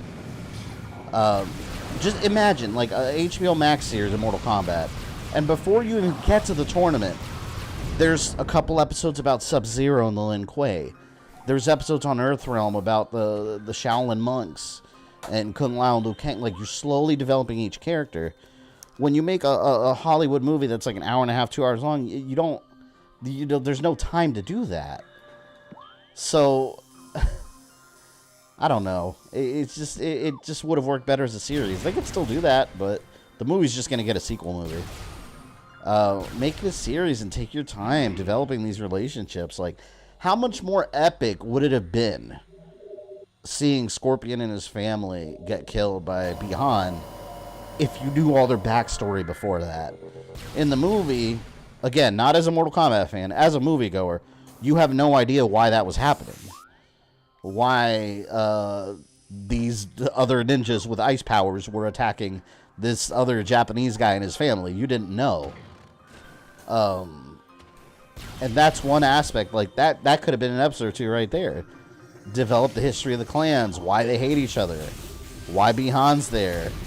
Shit, was it Bi-Han or was it Quan Chi, you know? I'll write the damn series. Just send. I'll do it for free. Just send it to me to Warner Brothers. I'll do it.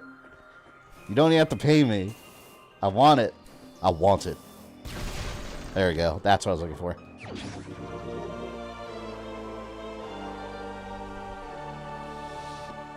That'd be really compelling as an MK series. Yeah, and Mortal Kombat, and it's the exact reason when I started my Mortal Kombat series on my channel, and that's obviously that's expanded into all kinds of other series now. That's been inspired by that same thing, but that's why I started my Mortal Kombat series, like just focusing individual videos on individual characters, because it's like there's so many characters here. How can I just do like one straight line timeline video and explain the games without diving into the world of each individual character? You can't do it. So take that idea and create episodes and make a show. Like, there's so much material there for a show. It's criminal that we've never had a Mortal Kombat show. Actually, let me take that back. We've had a Mortal Kombat show. We've had Conquest about the original Kung Lao, which added all kinds of weird shit that they made up, and we've had the Defenders of the Realm cartoon show, which I loved it. But still, like a modern show. Like, that's actually taking the story seriously. Not of the Game Collector, welcome. We're getting a blizzard. We're supposed to get 9 to 19 inches of snow. Oh my god. That's crazy. So basically it's gonna be cold as balls. Actually, balls are warm. Cold as something. Cold as cold balls. Alright, we gotta go to the Hall of Elders. No. Chapel of the Elders. The Hall of Elders is the next area we gotta go. Andros with the $5. Thank you. Well, you do make a great point about it. I can see where you're talking about. I love Mortal Kombat. Each character needs development through seasons. Yeah. Like Sonya in the movie. Do you know what Special Forces is? What is Special Forces? You don't know. The movie doesn't explain it. I liked her character, and I like Jax in the movie. But and one thing I didn't like about Jax, I didn't like his little magical arms. They didn't need to do that. It could have been cybernetics. And I stand by that with Kano, too. His eye laser didn't need to be magical eye lasers. But, yeah, I don't know. I'm excited that they're doing a sequel, but it's not what it could have been. Like, it's a different writer, so it is going to be very different. See, here, you melt that, and you do this, and I believe there's an artifact in here, too. See, it's nice, because once you get, like, your plasma upgrade and your grappling beam, once you get the plasma beam and the grapple beam, it pretty much opens a ton of areas that you couldn't access before, and you could get most of the artifacts like that. What are we missing? 2. Alright, so we are going to go... Where did I say? Anyone remember what I said?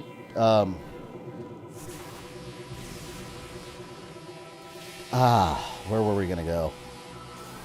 Oh, the Hall of Elders in Chozo. The Chozo Ruins. We gotta go there. Jax's Steve Harvey mustache was Steve. What? Oh, hold on. Don't hate on the mustache. I love the Steve Harvey mustache. No, that's gotta stay. I like the Steve Harvey mustache. It's an epic stash, man. Like I said, I didn't care for the little magic arms. And I like how all the monks were like, we've searched all the realms to fix his arms. And somehow like these monks know how to create like little robot arms. And I was like, wait, what? What realm has robot arms? Like, I never saw that. Was it Chaos Realm? You probably don't want anything from Chaos Realm. That place is a nightmare. Alright, Hall of Elders. Let's go. Shit, I gotta pee in a second. I'm drinking a lot of water today. Ozzy, I love that line. It's combat time! Man, that show had so much ridiculousness, the cartoon series. This is Sonya every 2 seconds. It's combat time! Every 2 seconds. And then Jax, like, she called him Blubberbutt, and he got all offended, saying that kids made fun of him in school for being fat. And I was like, Jax, come on. Do Jax like that? he gets mad because Sonya called him blubberbutt. And I was like, you're this hard-ass, like, military man. And you're angry that this woman called you blubberbutt. Like, give me a break. I get it. It's a kid show. They were trying to teach a lesson. Don't make fun of other kids for their weight. I get it. However, this is Jax, a leading commander of the Special Forces, Major Jackson Briggs.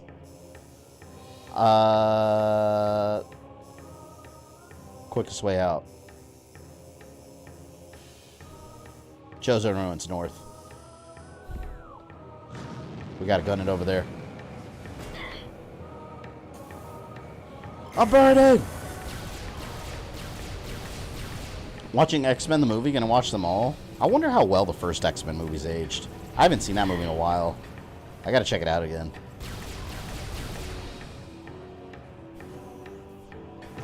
God, those movies were so amazing when they first came out. Like, the fact that we were getting comic... I remember, like, how it felt, too. Like, at one point, the fact that we were getting any comic book movies... Now, it's like a dime a dozen. Everyone's doing it. But the fact that we were getting, like, an X-Men movie, we were like, whoa. Like, X-Men is getting a fucking movie? Like, it was mind-blowing. It was unimaginable. And it was good, too. That's what made it even more amazing. The only thing I hated about this movie is what I hate about them still. Like, it's just black leather suits. They look so boring. There's no color. Isn't Jax higher rank? Yeah, he is higher rank than Sonya. He's the one that trained her. Of course, none of that lore existed back then. But yeah, he's Major Jackson Riggs. She's Lieutenant Sonya Blade. He was her leading commander. He's a commanding officer.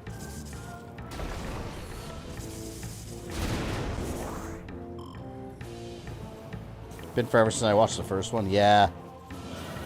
Air Magneto was transferring everyone to mutants by like powering up the Statue of Liberty. Some weird thing. I remember Senator Kelly turned into like a water monster on the beach. I wonder if that CG still holds up. I don't know. It's got to be dated at this point. And then the fact that Wolverine didn't even know Sabretooth, like they didn't even know each other. I was like, what? Come on. And then you watch X-Men Origins, you're like, so you guys were like brothers. But Sabretooth doesn't remember it. Wolverine, you could argue his memory got wiped.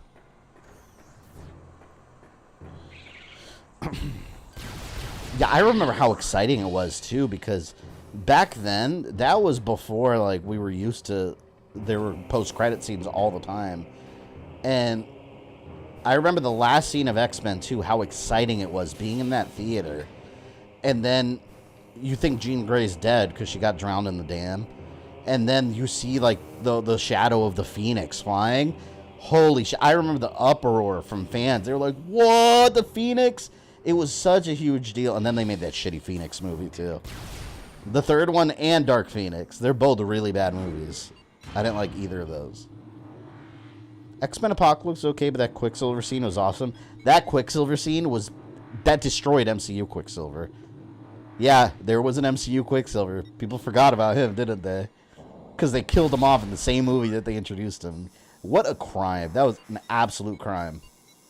How are you going to kill Quicksilver off? Hated that.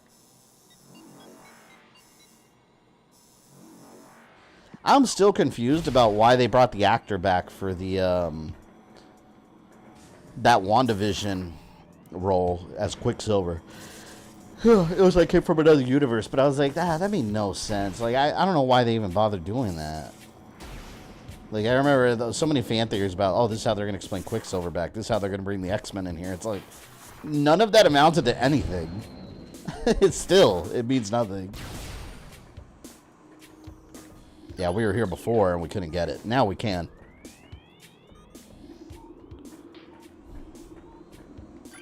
See, I think I'm getting close to being able to getting the, my upgrade that I need.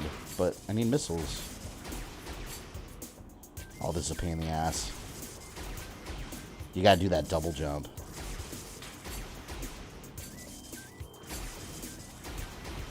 Oh! That's hard to do. It's annoying. There we go. Now, these are just basic. All this crap for a missile upgrade. It's not even worth it. It was for a joke. Yeah, it was stupid. Wasn't his name a joke too? What was his name? It was a joke name. It wasn't funny. I didn't think so. Look, I have 90 missiles. I wonder if I can do the... I'll run back over. I'm gonna run over to that one room. If 90 missiles is not enough, it might not be. My math might be wrong, but if it's not enough, I'm gonna say screw it. What was I gonna do here? The right there. No, Hall of Elders. All right, first let's take a trip over here and see if somehow we can get enough missiles. Maybe 90 is enough. I don't know. If it's not enough, I'm just going to get mad and walk away. Ralph Boner, that's what it was. It wasn't funny. I remember watching that, and I was so confused. I was like, why? Like, is that a joke? Like, is it supposed to be funny? Like, why are you hiring the guy that played Quicksilver to play her brother again, but not her brother? It's just, it's bizarre.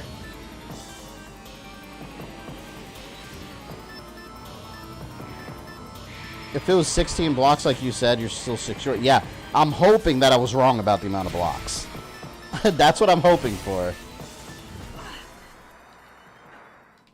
If not, then I'm wasting my time, but we'll count the blocks real quick.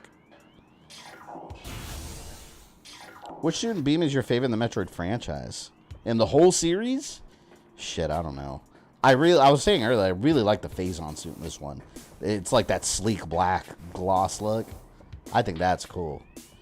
All right, 1, 2, 3, 4. 1, 2. Okay, I think I might have enough. I think it's 3 layers, not 4. Because if that's 6 times 4, 24. 24 times 3. I might have enough. I think this might be enough. Well, let's see how many you need. This will determine it. I started with 90. I had a full house. I can't even miss one.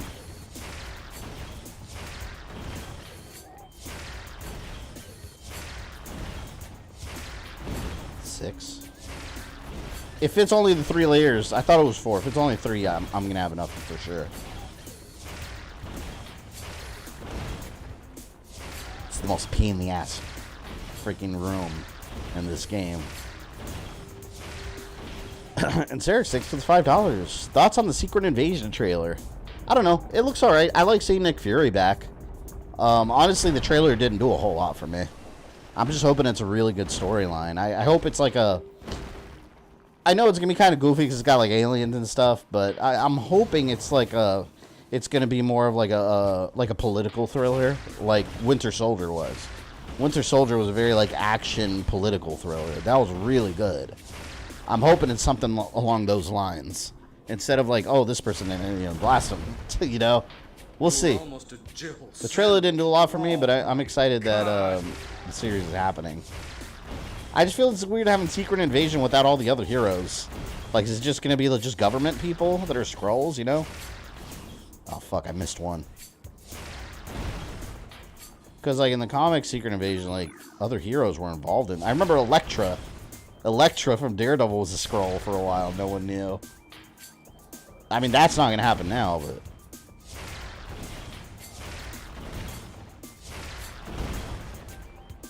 Okay. One more layer.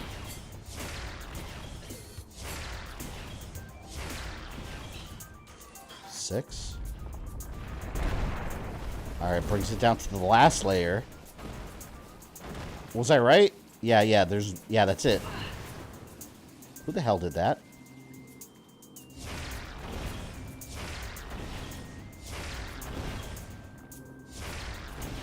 I don't like these things that are trying to be obstacles.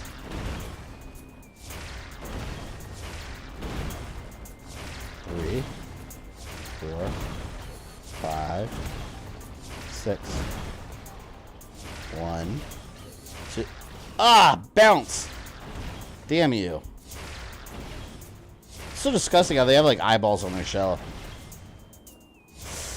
Fuck. I have more than enough. So you need 6 times 4, 24, 24 times 3. That's how many you need, 24 times 3.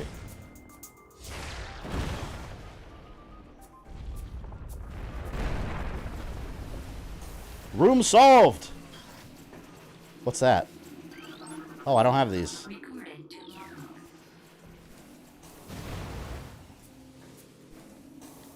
Ah, no! Oh, I thought I was gonna fall all the way down. I was about to get pissed off. Oh, here we go. You ever think about making your own Arclay murder mystery audiobook based on your already know? Oh, like make my own story? I don't know. That might be fun. I've been wanting, you know what I've been wanting to do? I've been trying to figure out how to like put it in video form. But what I would like to do one day. Oh look, I just got this by the way. Check this out. Right there. That's good against the Metroid Prime. It sucks up your missile like crazy though. But what I would like to do someday is do my own story treatment of the Resident Evil movie, of like what I would do with a movie. Like I would, like one of the ideas I had like in my head script, I would make Richard like a character that actually matters. I would kind of make him like the heart and soul of the team, like, cause all right, when Richard dies in the Resident Evil movie, you should feel something. I felt nothing when he died in the movie. You didn't know anything about the character. He just got gobbled up by random zombies. He wasn't there was nothing. They didn't flesh anyone out. No one. Not one character got fleshed out in that movie. But I would make Richard like a character that you actually care, like when something happens to him. And something will happen to him. Because he's poor Richard. He's got to get gobbled up by a snake or a shark. It's going to be one of those two. Alright, let's go up here. Hall of Elders that I've been talking about for hours. This way. Richard, they're terrible demons. Ouch! Amazing writing. Amazing. Truly outstanding. Except Leon's a clown in the movie. Yeah, Leon sucked in the movie. Leon shouldn't have even been in the movie. Because nothing from Resident Evil 2 should have been in the movie. Because it should have been a Resident Evil 1 movie. But Raccoon City prints money. So that's what they thought. Oh no, leave me alone. I'm not fighting you people. Stupid ass ghosts. Bravo team was messed up too. There was no Bravo team. You had Enrico, who was in 1 second as a dead body. And then Richard, he was just riding along with Stars Alpha. Like, was there even a Bravo team? No. Like, there was nobody in the movie from... Who was in the movie from Bravo? From Game Bravo? It was Enrico and Richard. That's it, right? Did any others appear? I don't think so. I don't think any other Bravos appeared. Which, mind you, they didn't even call them Bravo. Because in the movie, it was just Stars. There was no Bravo. Or Alpha. It was literally just one team.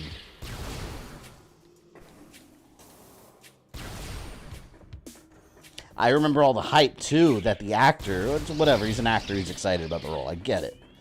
Oh, Rebecca? Yeah, Rebecca wasn't even... Oh, my God. One of the main characters wasn't even in it. But, what was I saying? Dooley, too. Yeah, Dooley wasn't in... Was Dooley in there? Dooley wasn't in there. I don't think any... Like I said, I'm trying to remember who was in it. I literally think it was only Richard and Enrico that appeared in that movie. That normally would have been Bravo. I need to watch that movie again. Because there's so many little... I just want to pick that movie apart. Maybe I'll watch it. Maybe I'll pick it up. I wonder if it's cheap on... You know, I'm going to look it up on Amazon. Maybe I'll get it if it's like... Maybe I'll get it if it's like super cheap. Because I would like to watch it again and just do like a mini review and just completely tear it apart. Like all in bits and pieces. Let's see. Welcome to Raccoon City. 4K. Let's see how much it is. $19 on sale. Normally it's $30. Nope. I'm not paying more than $10 for that movie. $10 is the absolute maximum I'll pay for that movie. So Black Friday. I'm not paying more than $10 for that.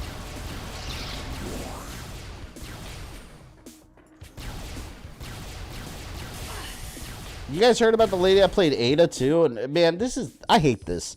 The lady Lily Gao that plays Ada Wong in Resident Evil 4 remake. Like, I don't know. I guess people were unhappy with her or whatever for performance, I guess. And they were just harassing her like crazy. She had like shut down her social media and all this shit. It's like, man, I don't understand why there's always a portion of a fan base that just acts ridiculous, man.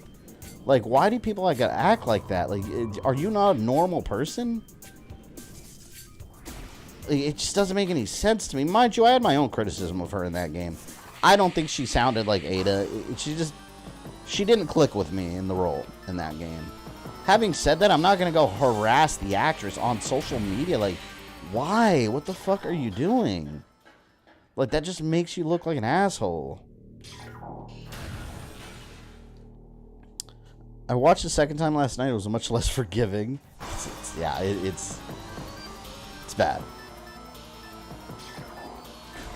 Here we go again. Last time I got to see these guys. I didn't like the Ada's voice in RE4 remake, but leave the actress alone. Yeah. What's my point? Like, these people they're being paid to do a job. Like, this is why we can't have nice things. Like, other people are going to turn down roles that they're perfect for because they don't want to deal with internet nerds that flip out because they have nothing going on in their actual life. Nandros, thank you for the $2. Silent Hill B series taking events after film? Are you saying that they're Silent Hill B series? Are you saying you want a series to take place after the film? You know there's another movie coming out, right? They're making a movie that's going to be like a follow-up. I got to rewatch the second Silent Hill movie because I only saw it once. I bought it on Blu-ray when it came out, and I didn't like it. I remember half the time I was like, what is happening? I didn't understand the movie at all. But I love the first Silent Hill movie. Like, honestly, that's one of the best video game movies. Like, it was well done. And not to mention, like, they used the soundtrack from the game. Like, that's badass. The soundtrack of the game is movie quality already. And they did it. I only saw the first Silent Hill movie. I didn't like the second one at all.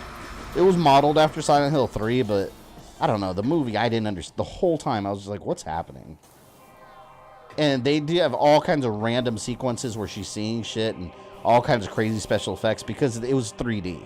So they were trying to find reasons just to have these 3D gimmicks in the movie. So storytelling kind of took a backseat to, hey, it's 3D. Look at this stuff popping in your face. Why haven't I heard about a new Silent Hill movie? They talked about it when Konami had the presentation and they announced all the Silent Hill projects. Yeah, that's when they talked about it. All the new Silent Hill games and stuff. I don't remember what's down here. I don't remember if it was another artifact. Let's see. It might have been. Yeah, it is. Artifact Hunters. Samus Aran. Is that all of them? What are we missing? Oh, damn, we're missing one. I don't remember the last one. Is it Fate? We still got to fight the Omega Pirate. We got places to be. You know where we have to go now is that one area. Oh, God. It's the area I hate with all the radiation and all the Metroids where you have to use the X-ray visor. The problem is I don't remember how to get there. Was it the Phazon Mines? Alright, tell you what. Let's go up here. Yes, Ben, I know you played this recently. Do you remember how to get to that? Like, what connects to that room? It's the one where you got to use the grapple hook and the X-ray visor, where the Metroids broke out. That's the room I'm thinking about. And I forgot where it is. I want to say it's It's in the Phazon Mines, but now I'm not sure. It is the mines? That's what I thought. Yeah, I have the room in my mind. Like, I could picture exactly the room.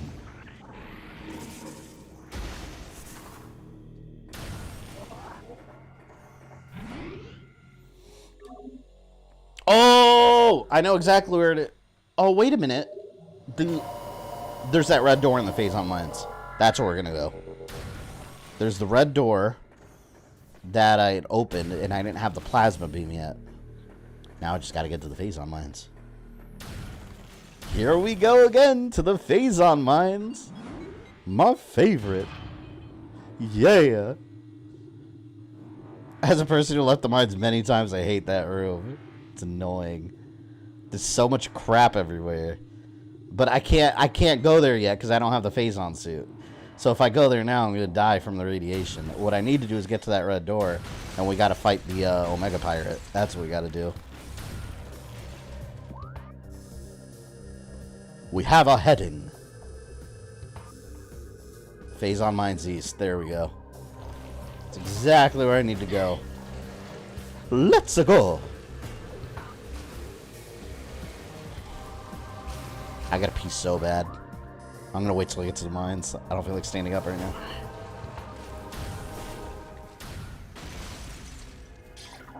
I love this plasma beam. It's so beautiful. Look at that.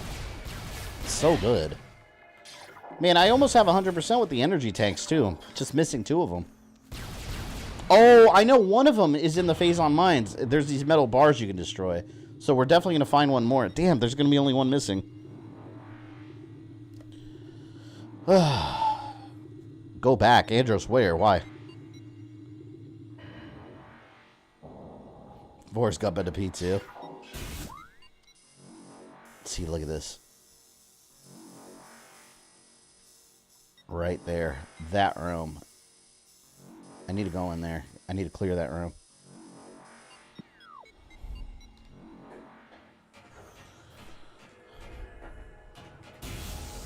Samus has arrived at her favorite location of all time. Let's go save. Let's go save over here before nonsense is afoot.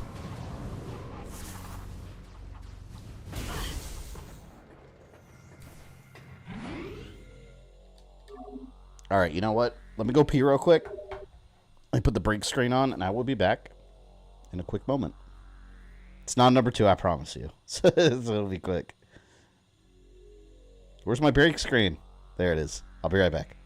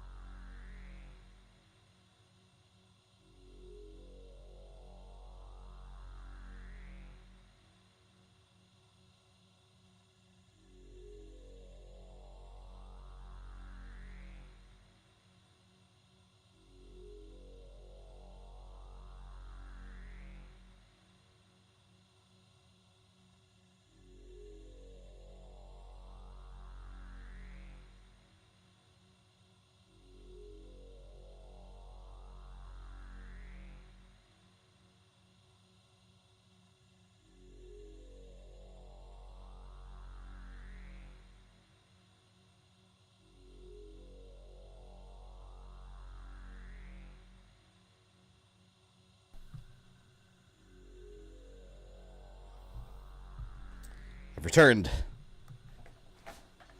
All right, man. That was one of those situations, you know, when you, you know, when you hold it in for so long and then you finally go. Well, I don't know how girls feel. It's a guy thing, I guess. When you hold it in for so long and you finally go, like it just feels like an out of body experience. It's like, oh, you feel like you're coming out of your body. The special beam cannon is one of those. All right, let's fight some space pirates.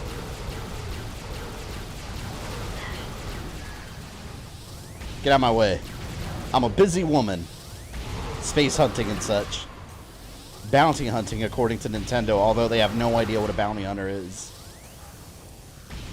I've mentioned that before to you guys too. Nintendo, in Metroid Prime 1, Retro Studios had the idea to actually make it like an actual bounty hunting game. Like, there was going to be a bounty hunting mechanic where she would have targets and have to go after them.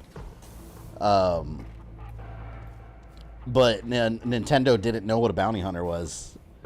And it's like, wait, what do you mean? Like, she's a bounty hunter in the game, but it was just like a cool term to them.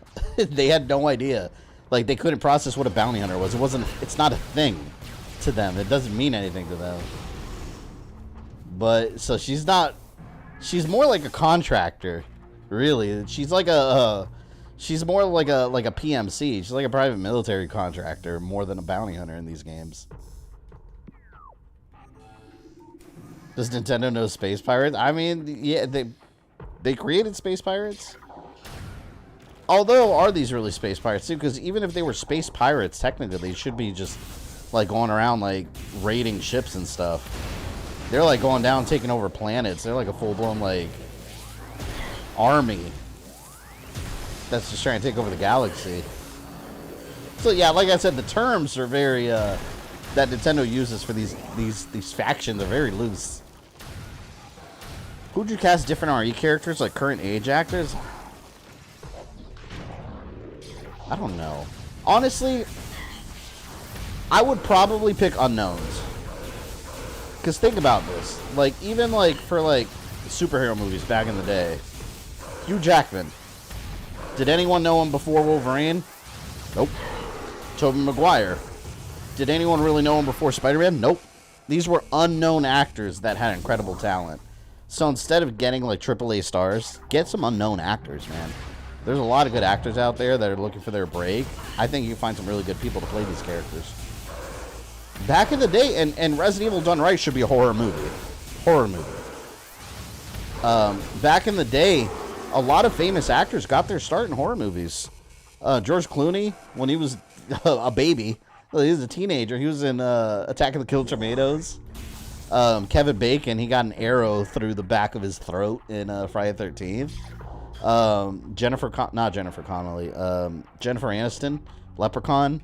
Like, a lot of these big actors nowadays started off in horror movies. Just like these little scary movies. Why can't that be Resident Evil for some people?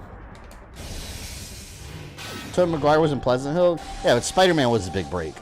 Like, Spider-Man was the thing that made his career. Just like Hugh Jackman. Hugh Jackman was a stage actor. So, like I said, they get that one role, it's like their career's made.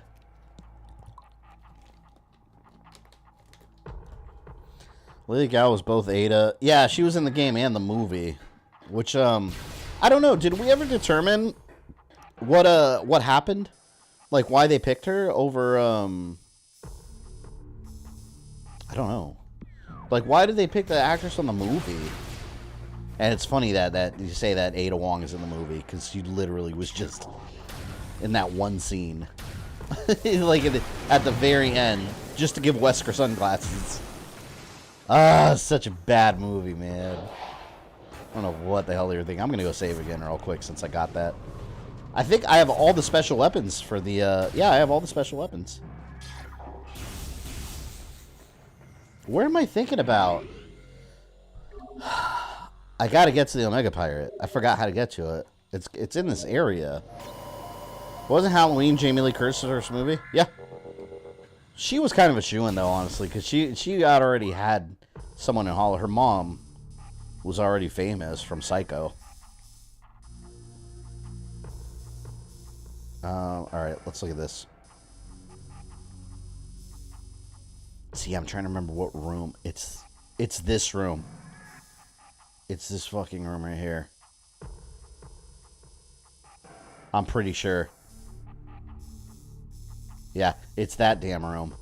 Then you get the Phazon suit and you make your way through the radiation. So I got to get to the orange area. So first I got to take the green tunnel. I got to go to Elite Reese. Okay, so yeah, I just have to go back there. Monster. I swear, you got to be a freaking cartographer. Kevin, thank you for the 8 months of membership. Very much appreciated. Thought Ada was fine in the remake. I don't get the criticism. Yeah, I mean, I don't think she was bad. To me, she just I don't know. I want to cast her as Ada. She just didn't sound like even close to Ada to me. Because I'm so used to her voice. But then again, to be fair, Wesker didn't sound like Wesker either. So, yeah, it was fine. At the end of the day, like, don't bother these people that got hired for these roles. I don't understand that behavior. Like, that, you got to be mentally unwell to be bothering these people. Like, that it affects your life so much that you got to real life harass people. Like, calm down. Like, calm your titties. But yeah, no, I thought she was fine too, but it just didn't, like, I guess what I'm trying to say is that character, that voice didn't sound like it was coming out of that character, if that makes any sense. I don't know. It's kind of how I felt about Ronda Rousey as Sonya Blade. Like, I don't think she really sounded like her. Like, that character I was looking at on the screen, that voice did not sound like who that character is.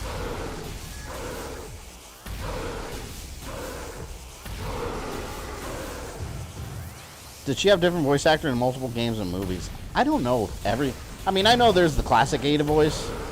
But I don't know about every single appearance. I'm not sure. Once again, I find myself fighting through the damn, the mines. But we have save rooms now. Accessible, so not as big a deal. Never again will I go into the Phazon Mines once I'm done here. You bastards. Good. They didn't respawn them. They're losers in life. Yeah, if you're bothering real life actors, you're an absolute loser. There's no other way to put that. Go, go, go, go. Ah. Does Last of Us HBO series set a new bar for video game adaptation of film? Felt like I was good enough even if they clawed back and scaled some story points. I don't know. It was good. Does it set this drastic new bar? I don't know. I liked it a lot, but I don't know. I was kind of, and again, I haven't finished the first game. I never actually finished it all the way through. So I'm sure the ending matches the game, but the ending to me just felt kind of lackluster too. And I was kind of hoping for more, I do have some criticism about the show. Like, I was hoping for, like, every show's got filler episodes, right? I feel like a lot of that show felt like filler to me. A lot of it did. Especially the episode with, like, gay Ron Swanson. I forgot the character's name. But when, with the gay couple, that went on for so long. Like, I didn't feel that needed a whole episode. I feel that could have been half an episode and they could have combined it with another story. It just went on. It was boring to me. It went on for a long time. Also, I didn't feel like there were a lot of clickers in the show. Like, there was the one episode with that Catherine bitch. How there was a ton of them that appeared. But I felt like after that, like, the clickers were very few and far between. Like, I was hoping to see more, like, clicker action.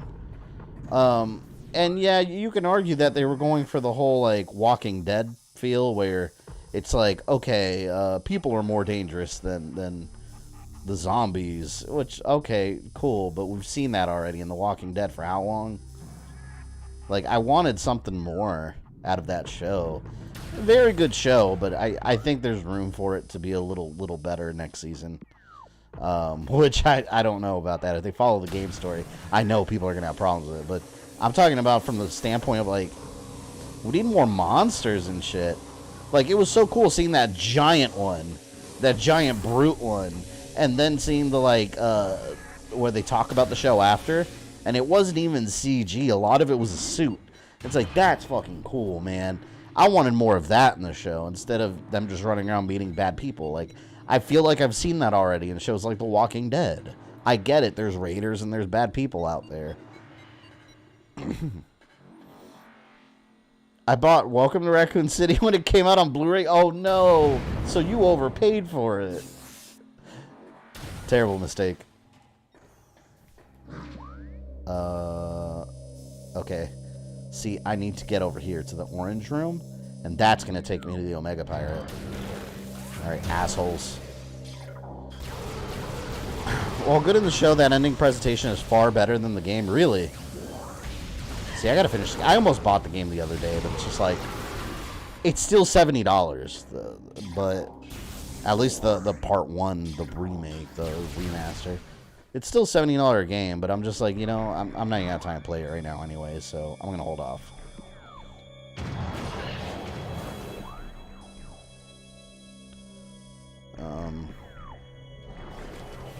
Alright, let's go here. Yes, this is the way.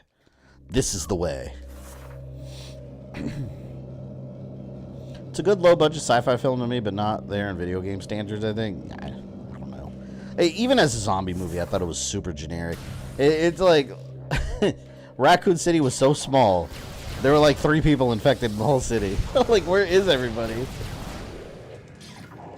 I wanted to see more of like the city outbreak, but either way, all of that should have been in a sequel to me. Like, I don't even think any of that belonged in this movie, but it is what it is. That's what we got. See, I gotta go. See, I gotta go down here, but there's radiation. I don't think I can make it down there. I think I have to go through the top. All right, we're gonna go up. This is part I'm always kind of finicky with. And these assholes start shooting at you. Like, while I'm trying to do this. See? Where is he? What? I fell. Have I already said that I hate the Phazon Mines? Because if I haven't, I'm going to say it.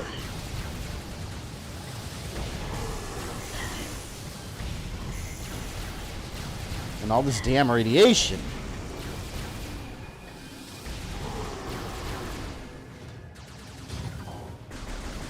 Have you watched Chainsaw Man? No, I haven't watched it. Not yet. I am going to add it to my list, though. Especially with English. Haha! That area looks so cool down there, but you can't touch any of it. Phazon radiation. The fact that Paul Anderson made the best RE movie is absurd. Yeah, that's nuts.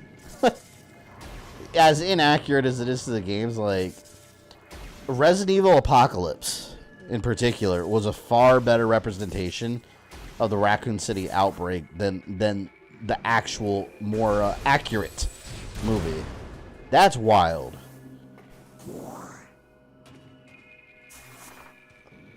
Like, even Nemesis, man. Nemesis looked cool.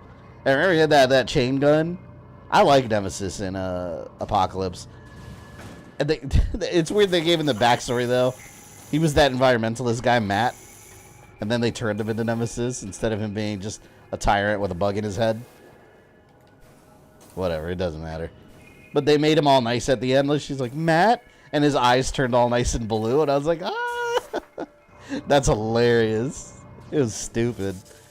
But it was still a better representation than we got than Welcome to Raccoon City. Remember, reading subs in anime is a good thing. I want to watch my show, not read it.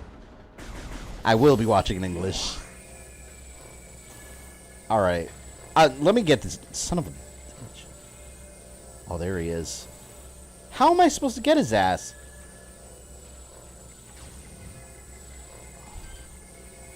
Ah! Super missile. Oh, there he goes. Yeah, stay down there. Oh, now he's probably going to shoot me from down there. I better kill him.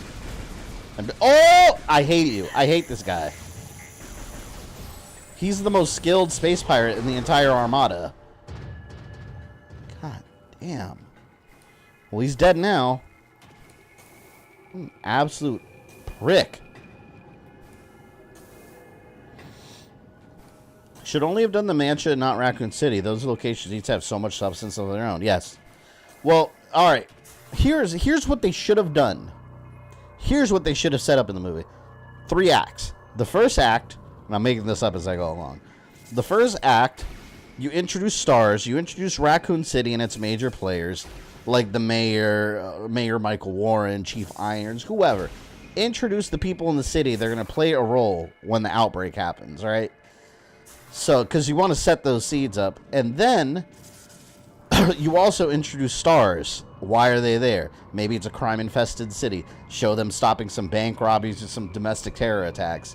Like, show stars doing something unrelated zombies. Because there's a reason stars is there, and it wasn't to fight zombies, right? Act 2. I don't know. I don't know how I'm dividing the acts. But anyways, this is still Act 1, I guess. Act 1 also would end with the murders. People starting getting killed. Oh, you got to introduce Umbrella too. But you could do that while they're exploring the mansion. But people start getting killed. The Raccoon City cannibal murders. And then they're sent to investigate. Then you start the middle of the movie. Act 2. When they discover the mansion. They're trying to survive it. And then the third act would be them uncovering the secret lab and all its mysteries as they're getting killed off one by one. The blueprint for a Resident Evil 1 movie is there. That's all you have to do. It's an easy movie to make. Just expand the characters and the backstory and you got it. Like, that's it. You don't need to do all the puzzles like Moonlight Sonata, pianos, and mystery keys. That's all gameplay shit. You don't have to do any of that. So that's what I mean. Like, the story is already there for you. Damn it. It's frustrating. Okay, see. I think this is what I'm looking for. Let's see. I don't know. No water. No water puzzle necessary. No. Unless you want to be bored watching someone solve it in the damn movie. Where did they dump me? See, this is the back way.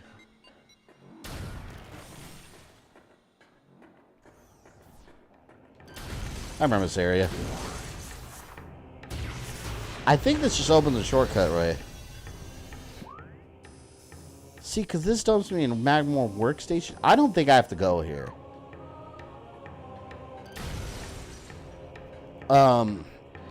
This is just a quicker route to the Phazon Mines. Let me get back. See, this is the part I always get lost in. Finding where the Omega Pirate is. It's down there, but I didn't think I could go down there yet. I think there's a back way I have to take. If I remember correctly. I'd love a second movie where they do Raccoon City in almost a short Tarantino styles. Zapping where different characters cross paths at different times. Or react differently to events. I know exactly what you're talking about. That'd be a genius idea. You know what movie does that well? Bullet Train. If you watch Bullet Train, that movie actually does a really good job at doing that intertwining, those intertwining character stories. That'd be cool. Like they crisscross like Kevin and the Outbreak survivors. Man, maybe they should get someone like Tarantino. I don't know where that room is. Hold on. See, this... Okay, see, this is backwards. This is where people get fooled, including myself. Because you open this door, there's a bunch of radiation. You can't even go in there. I have to get in there, but you have to actually come in the back way. You have to come in through here. Through that way. I believe. Yeah, I think that's what it is. Okay, so which means I gotta go back up. Again, I gotta be a cartographer to understand this shit. I gotta go back up.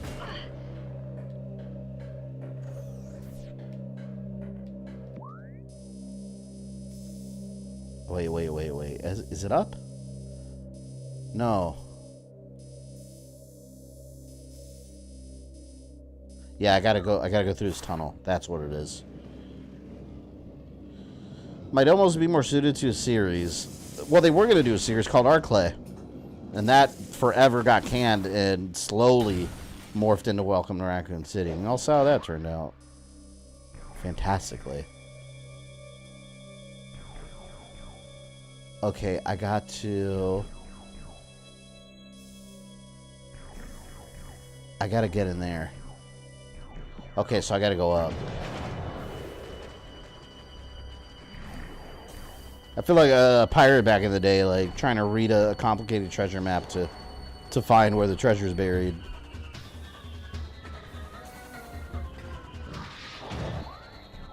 I'm ignoring these guys. Okay. And I have to keep going this way and get the white door. It's through here.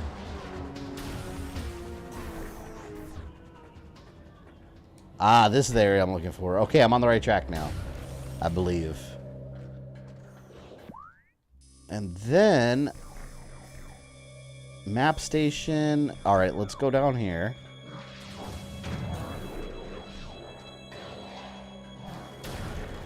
Shit.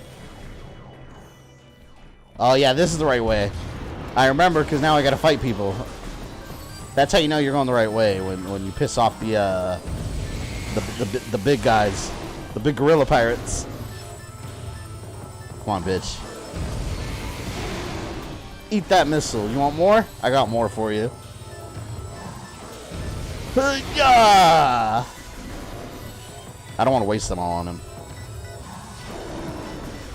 Damn, the Omega Pirate's such a hard pirate, too.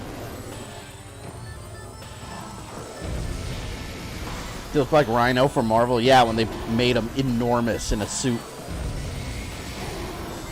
I remember a time when Rhino was just a dude. Like, a bigger dude in a gray suit. Rubber suit. The doors have been unlocked. No one can stop Samus.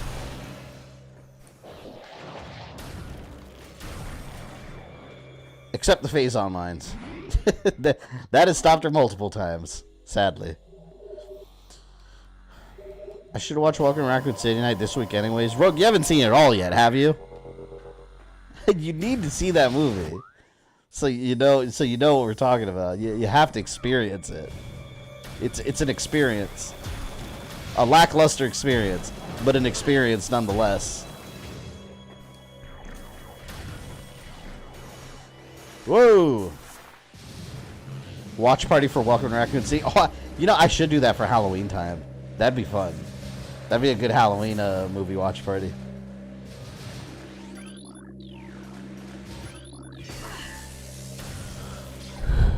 Or, I don't know.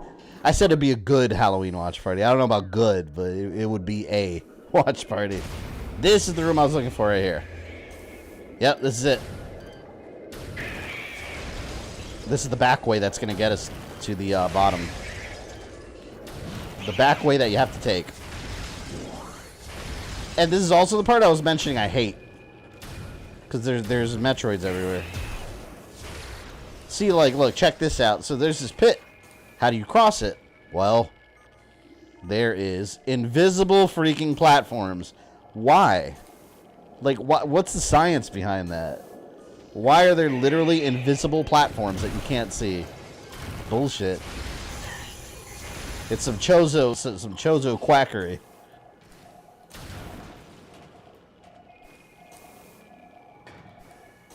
And then it's hard to see because you got to be in that X-ray mode. I don't like when you have to use the other visors long term. Like, just let me see where I'm going.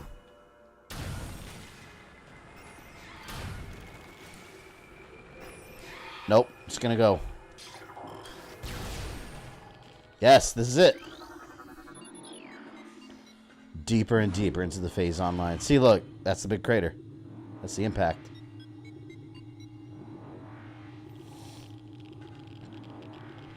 I have it in 4K. Oh, you have it. I'll write you a review for it when I watch it. I'm so curious what you're going to think. Because you know Resident Evil lore pretty good too, so it'll definitely be kind of a shock to the system. No, I'm going to fall in the radiation.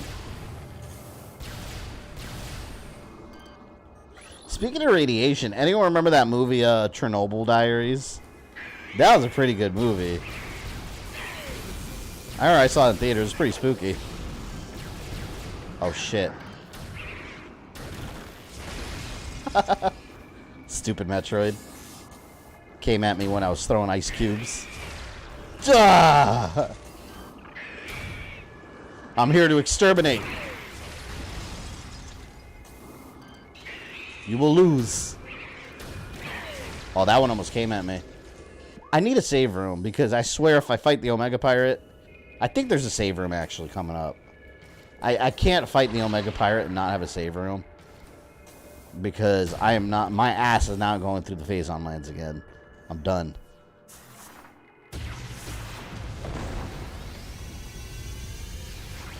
There we go. Maybe Walking Raccoon City will gain a cult following. No, it won't. It won't. It can't. Oh, you know what? There's an artifact in this. I remember there's an artifact around here, but you have to have the, I think it's here. I think it's down there, but you gotta have the Phazon suit. I think that's where it was, if I remember correctly. Because it's all radiation, and you'll die if you don't have your Phazon suit. Damn. Here we go, little bastards. You know, they make the Metroid seem like there's such a horrifying threat. All you gotta do is... I get it, Samus has, like, ice beams and shit. But, like, they don't like the cold, right? So just, like, turn the AC up in your house, or down super cold. They come in your house, they can't do anything, it's too cold. That's it. Let the air conditioning beat them. They're weaklings. You don't even need missiles in that case.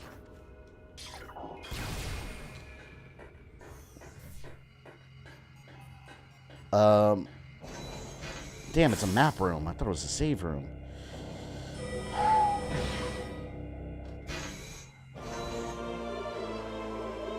Alright, I got my missiles back. Fuck, I need a save room. You see her? That better be a save room, man. I think there's a save room. I cannot fight the pirate without it. See, one thing I hate about this room, at one point I kept missing this jump.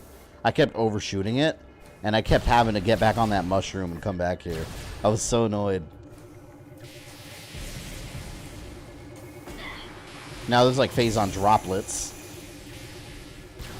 Phazon's such a weird thing in the Metroid series. It's just like this toxic, alive substance that just does anything. It turns a planet slowly into a copy of another planet. It mutates things. It gives Samus' suit superpowers. It's just this weird amorphous substance that just does anything and everything. Will you beat the game tonight? Yeah, definitely. Because we only have one artifact left to find. And we're well on our way to get it. And then after that, it's Ridley. And then Metroid Prime. Which is literally just, you walk through the impact crater and get to it. So, yeah, we'll definitely beat it. Like I said, unless some insane BS happens. Which, it might happen with the Omega Pirate. But regardless, I don't think there's any... I don't think there's going to be a need for stream number 3 for this game. You could easily beat it in 2. The key to beating this game in 2 is finding the artifacts. And like I said, we've pretty much got them all.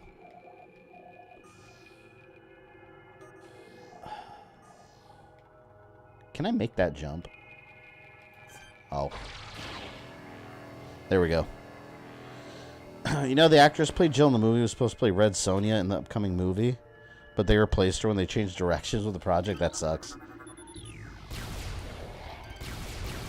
Girl who played Jill isn't even a bad actress. She's a decent actress. I mean, she didn't look like Jill, but...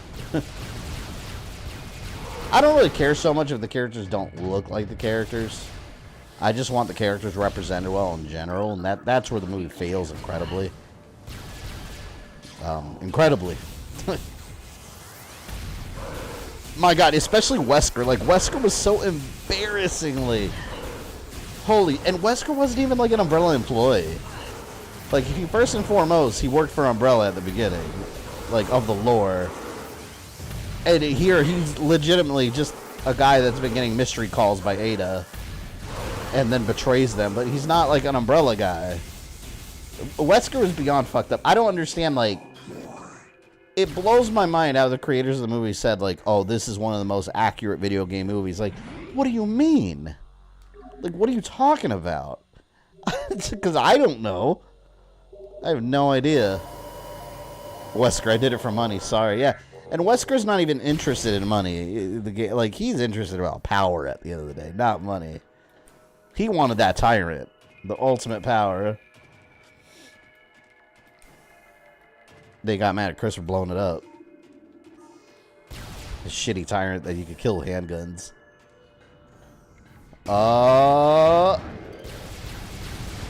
Or just about there. I gotta remember to turn around and go back and get the artifact. I believe the last one is here. Man, you just know there's some ominous ass fight like right around the corner when you have this.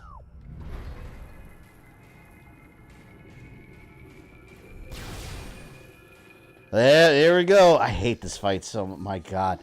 And he takes so long to kill. Fuck. This is going to be rough. Hopefully I can do it one try. Wasn't the director a fan of the games, or he's bluffing? He said he was. Was he really? I don't know. I don't feel the movie really reflected that. And fan of the games, what does that mean? Does that mean you just played Resident Evil 2 and want to make that movie? Because that's what I think it means. I remember the you fanboys never happy comments in the review when you posted it. Yeah, there's always going to be like those blind, like, people that just, they can't critique something. You know? And there's a lot to critique there. Alright, I think the best play here is going to be the plasma beam.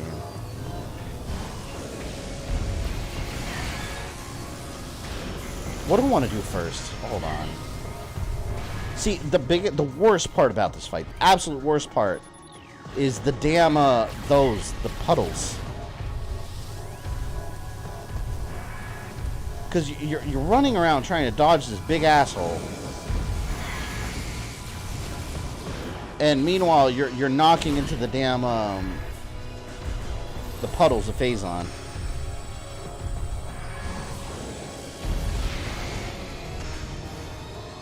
I don't even know what to do.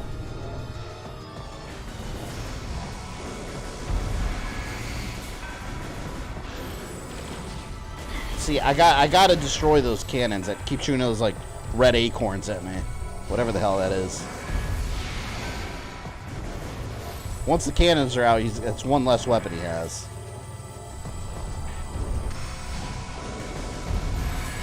Oh, fun fact, this guy right here, he's only in the game because they didn't have time to put the Kraid fight in. Kraid was gonna be the boss here, but they couldn't get the platforming done before the game's release date, so they put the Omega Pirate fight in. Such a bitch. All he does is keep walking at you too.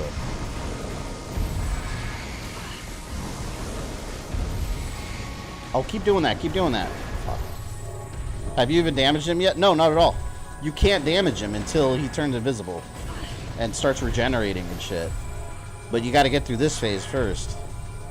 He's the hardest boss in the game. Like, he's far harder than Ridley and Metroid Prime. Just because he takes so long to hurt.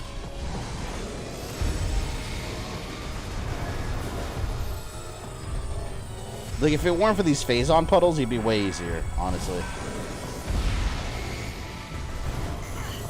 Shit. And then, of course, he gets minions, too. Which, the minions are kind of helpful, though, because at the same time, they give you health and stuff. But they also hurt you. I'm trying to take out his shoulder cannons. Come on. I hate him so much. I hate him so much.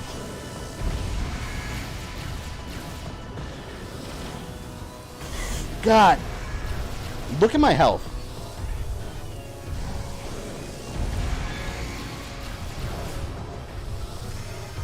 My health is already doing real bad.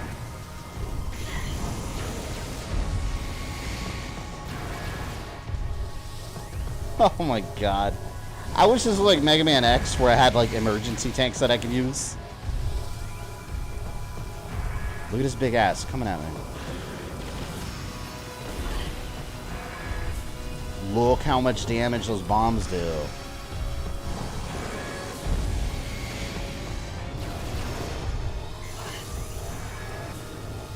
Ah, he's so annoying. What's the next Monday game? I believe it's the game that channel members voted for next, which was Dragon Ball Z: The Legacy of Goku 2 that we're going to start. I'll have to double check, but I'm pretty sure that was it.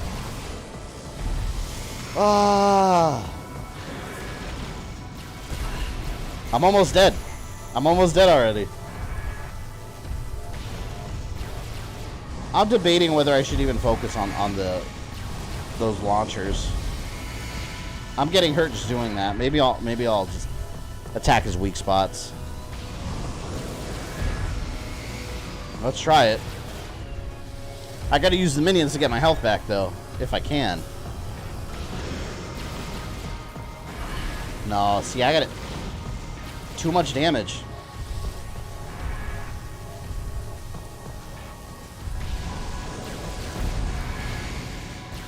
They do too much damage.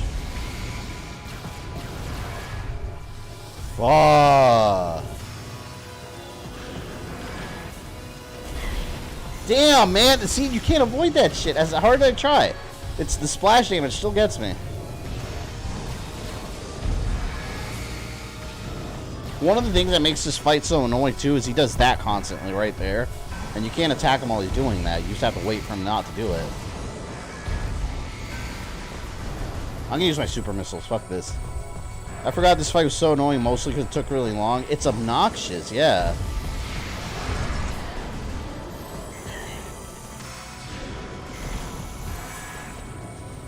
Oh my god.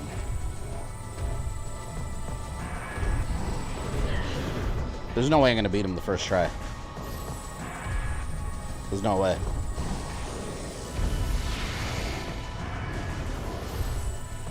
And I swear the super missiles keep missing.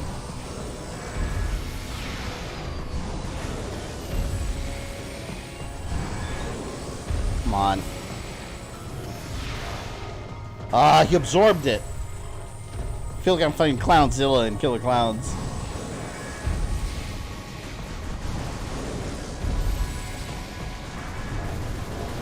And mind you, the cannons on his back don't even do shit for his health. See? Look. No health damage whatsoever. Got his leg. I'm making some progress, but my health is already too low. Samus is screwed.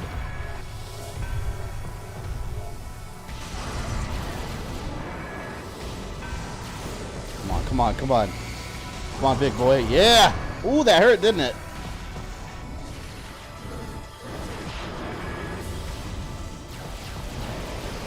Yeah, there he goes. Now I gotta deal with the minions, see? This is the annoying shit right here.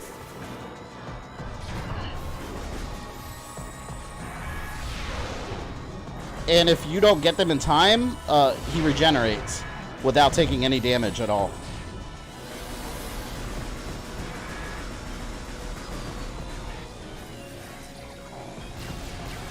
Let's see if I can get him.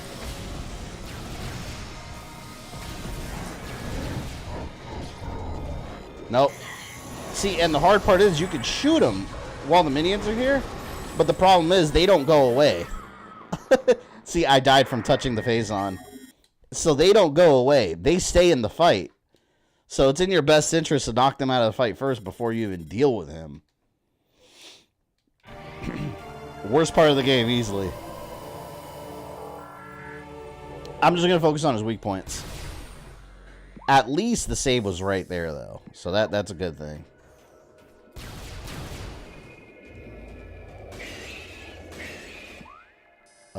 I can't see shit.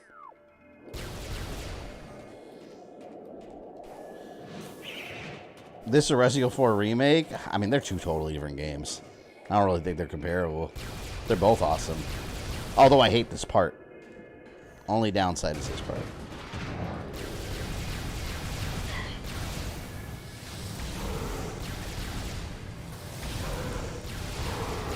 The power beam soldiers are the worst ones because that's your weakest weapon.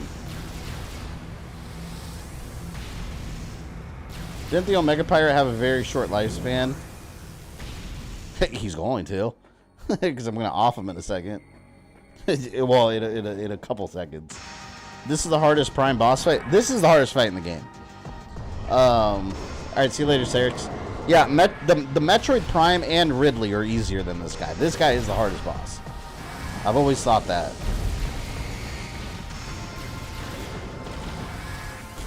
Oh. I'm just going to have to focus on taking him out as quickly as possible. Maybe what I can do... I'm going to try to ignore the minions, because I think when he does that move right there, I think that also kills them. So, let's do that. I'm going to focus on the weak points, and then when the minions come, I'm just going to ignore them and just go for him.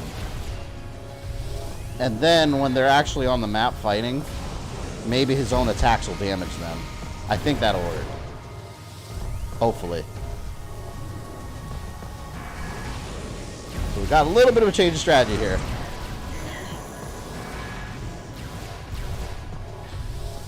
Alright, see you later, Yesman. Alright, shoulders. This is going to be a little test run to see if the strategy works. And I think it might.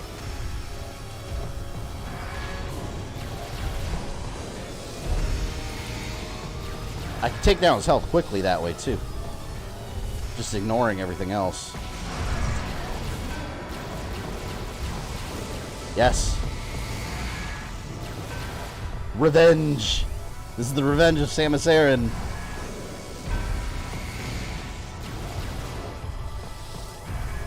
Come on, come on. Where's he going?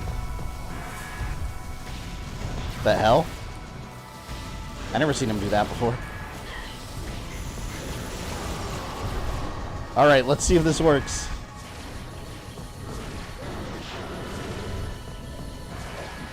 I'm just going to keep my X-ray vision on. I'm going to light him up when I see him. Come on, come on. Where's he appearing? I don't know where he's appearing. There he is. Alright. There. He got hurt. Alright, big man. Where you at? See, look at his health going down quickly now. I think I got the trick down.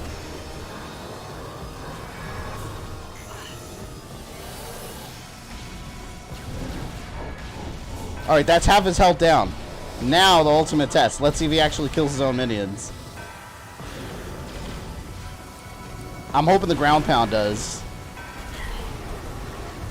He does. He kills his own minions. We got this. This is how you kill him quickly. I've never done this before. I just thought of it now on stream. Oh shit. That's the trick. Alright, now I just gotta survive. And Andros, thank you for the $2. Can you imagine if Kratos put as a secret boss? That would have been awesome. I mean, we almost didn't have to imagine that. Like, he was gonna be one of the standard bosses.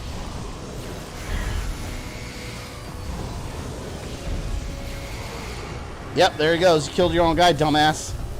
Keep doing it. Half his health got taken out from that. Damn, man, his attack is still super strong, though.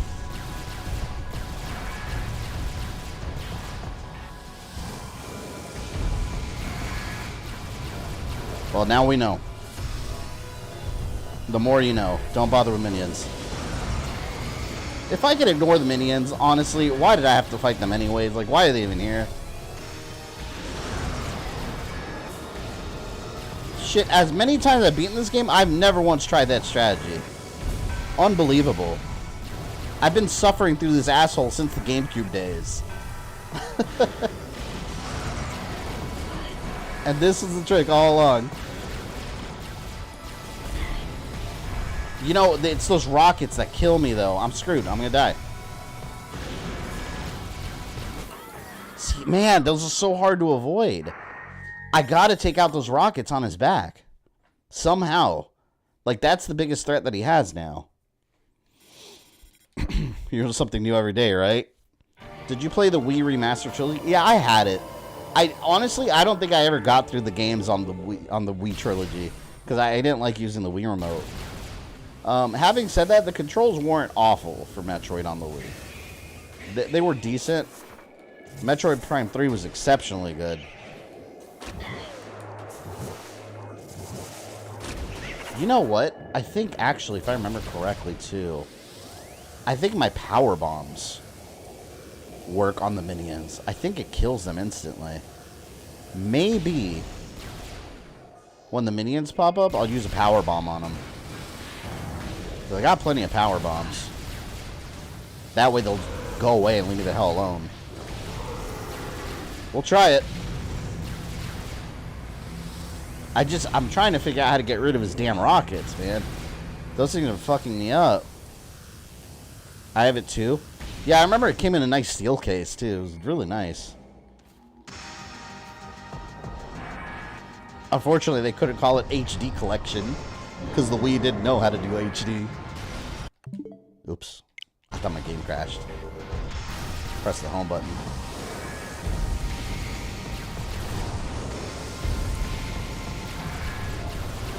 Alright, I gotta keep him from using those rockets. Which means I'm gonna have to keep his ass close. We're taking out the rockets before I do anything else. I'm staying close. Asshole. Oh, I'm stuck in a corner.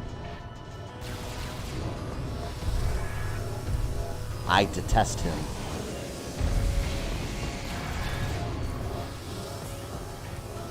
Come on, come on, come on.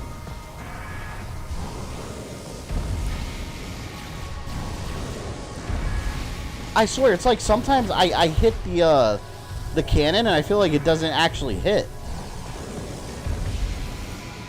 Like sometimes it acts like I didn't even like touch it.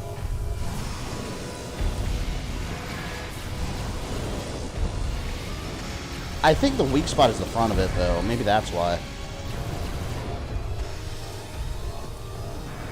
Man, if I can get those cannons off his back, I can do this.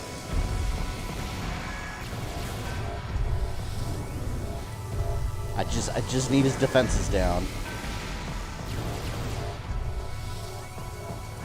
I'm thinking about whipping out the super missiles. Let me try it. I think I might be able to make the hits. Oh, stuck in the corner. I can't see behind me, obviously. Okay, that hit. That hit.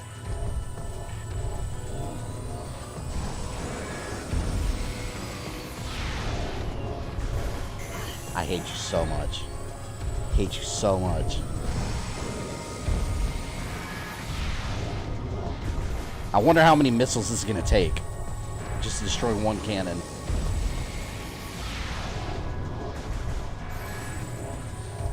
It's not a fun fight. Fuck. Sounds sturdy. I'm going to whip out my super missiles? Absolutely. It's going to get pounded by the super missiles.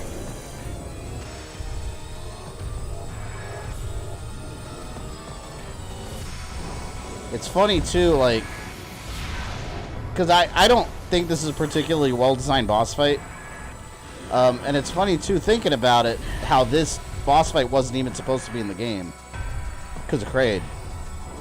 So it's like you kind of tell that was like a last-minute thing. At least it feels like it. Because think about it, you already fought a Phazon, like, elite pirate. So all they had to do was just program a bigger version of one. And give them some extra attacks, and here we are. Alright, that's one down. The big threat's almost done.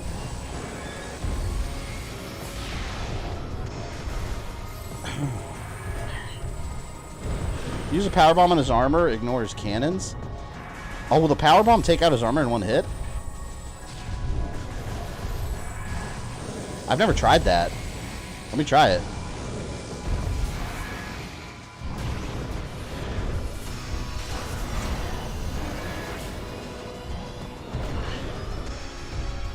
Oh, that only takes out one piece of armor, though. That's not worth it. Yeah, it takes out one piece. I think it'd be worth it if it took out the whole thing in one shot. No, I gotta take out his cannon. I'm gonna save the power bombs for his minions, 'cause I think it kills them in one hit.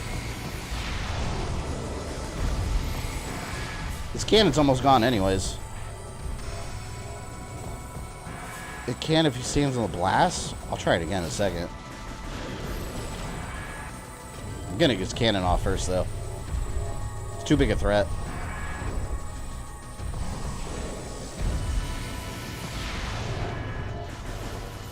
God, he absorbs so much damage on hard mode.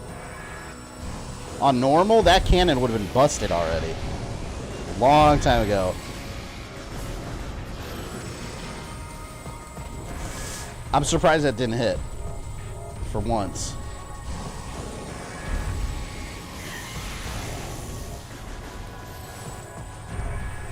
I wish Samus had a rearview mirror.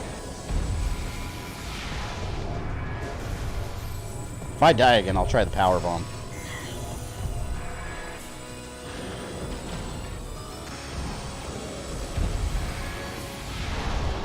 There. Alright, that's out.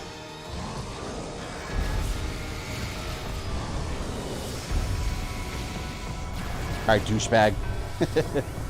He's mine now. Now all the big damage should go away now that he doesn't have his cannons.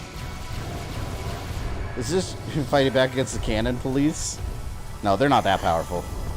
The Omega Pirate's way more powerful than they could ever possibly imagine to be.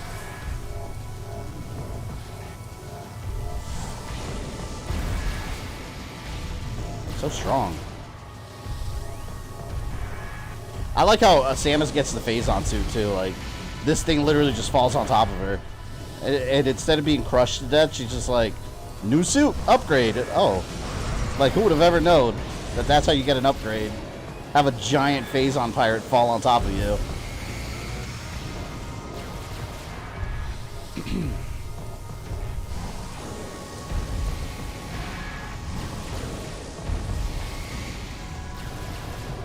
See, when the minions appear, I'm going to launch a power bomb and see if it one-shots them. I think I might. If it does, that's going to be more useful. Alright, now they're going to pop up. Die! Die! Damn, I only have 5.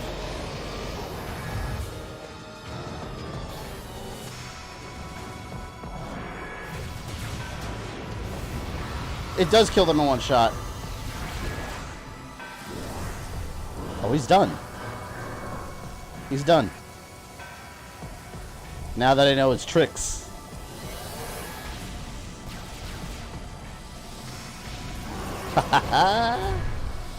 This is how you make the Omega Pirate your bitch. Kind of. He's still kind of whooping my ass health-wise. Man, they just take so long though. This really shortens the fight with him. Got a couple more minions. No worries. I'm gonna save the power bomb for when he regenerates.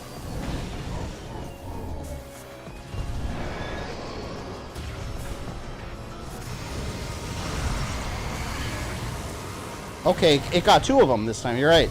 If he gets hit just right, yeah. It got 2 of his parts. All right.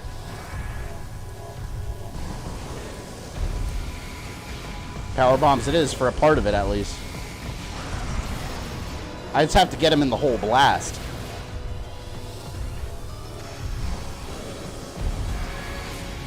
I think this is the fastest I've ever gotten his health down, honestly. That I've ever played this game. Because I was always used to fighting all the minions individually, and then seeing how many hits I can get on him before he regenerates. That's how I've always done it. But using the power bombs, and then just lighting him up works well. Fuck. I'm stuck on the door. I'm stuck on the door. Oh, I hate that. I really wish I had more power bombs, though.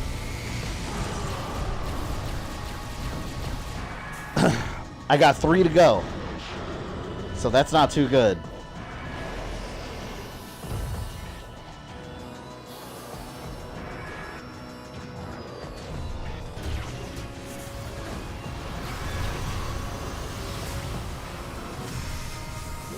Maybe I'll get lucky and get some extra power bombs. Where are you at?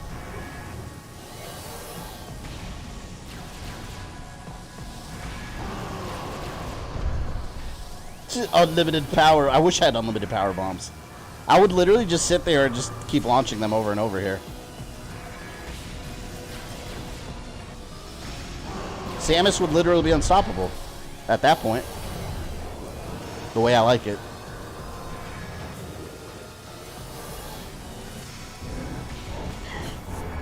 Alright, what do I have? 2?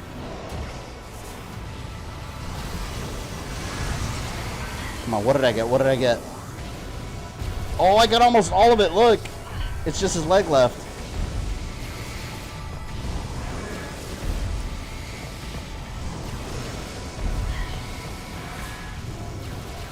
Damn it, there's a minion bothering me, though. Yeah, he's up there like a dick. Here, let me off him.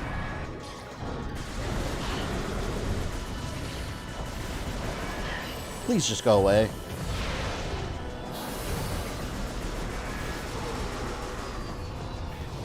Okay. I think I can finish him now. Here we go. Fuck, someone's following me. Go away. Come on, come on, come on, come on. Ooh, one more wave. Or one more hit.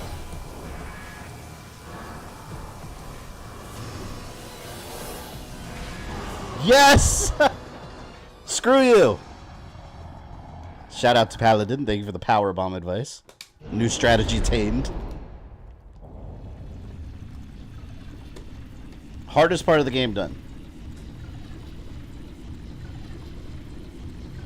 I gotta refill power bombs before the final battle against the Metroid Prime. Because the power bomb is great for clearing out minions. Look at that beautiful. Look at that suit, man. It's so cool. I love that glossy black shine on it. The one for those that usually have trouble with that boss. You now have a new strategy as well. Just powerbomb the shit out of them. Alright, before I go, let me go this way because if I remember correctly, I think the last artifact was over here. I think it was in that either that or it's an energy tank or something. We're about to find out. I don't remember too well, but best suit in the series, nice. Yeah, it's awesome, man. I love the suit. Just looks so clean. I hate these moments where you just fought a boss and like you're just trying to get from point A to B, and then you got to deal with small fry in the way. Like, I destroyed your masters. Like, come on. Can I make that jump? Yeah, I can. Samus is unstoppable now.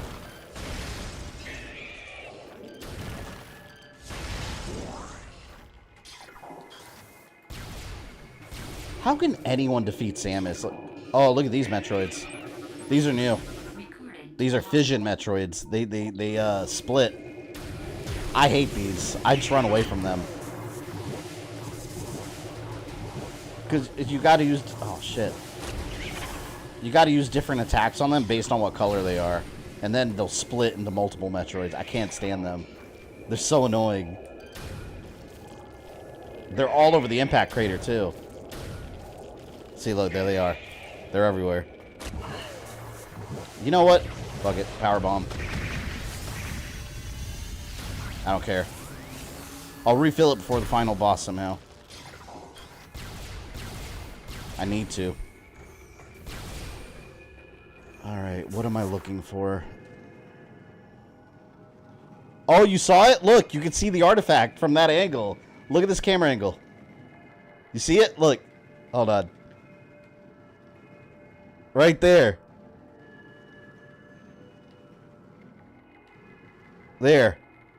It's over there. I knew it. Alright. That's another one that would be really hard to find. But if you actually catch a glimpse of that quick camera angle, it's like, oh, there it is. Shit, we got all the artifacts then. That's the last one remaining.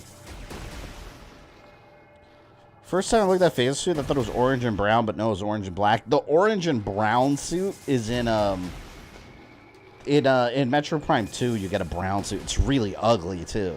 It's got these ugly, like, boxy shoulders. I hate that suit. The dark suit, I think it was called. It's awful. Artifact of Newborn, the last of 12. There you go. We're ready for the final end game. We just got to go back to the Impact Crater. And then we fight Meta Ridley and fight the Metroid Prime.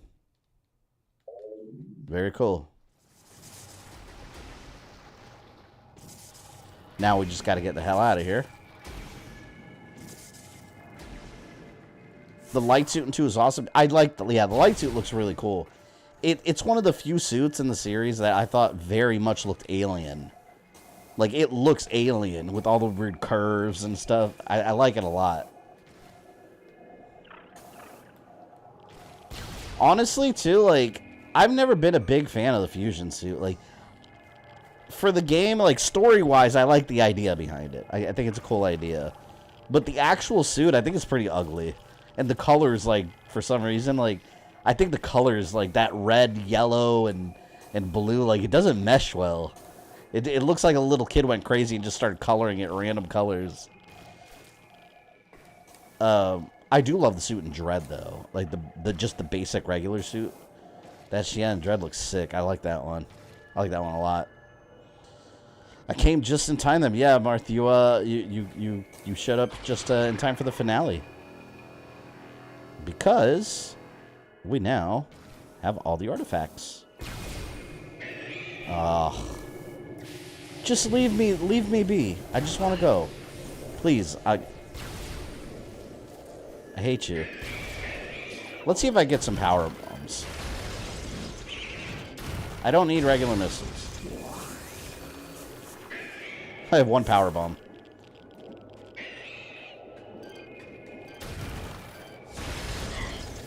Need more than that.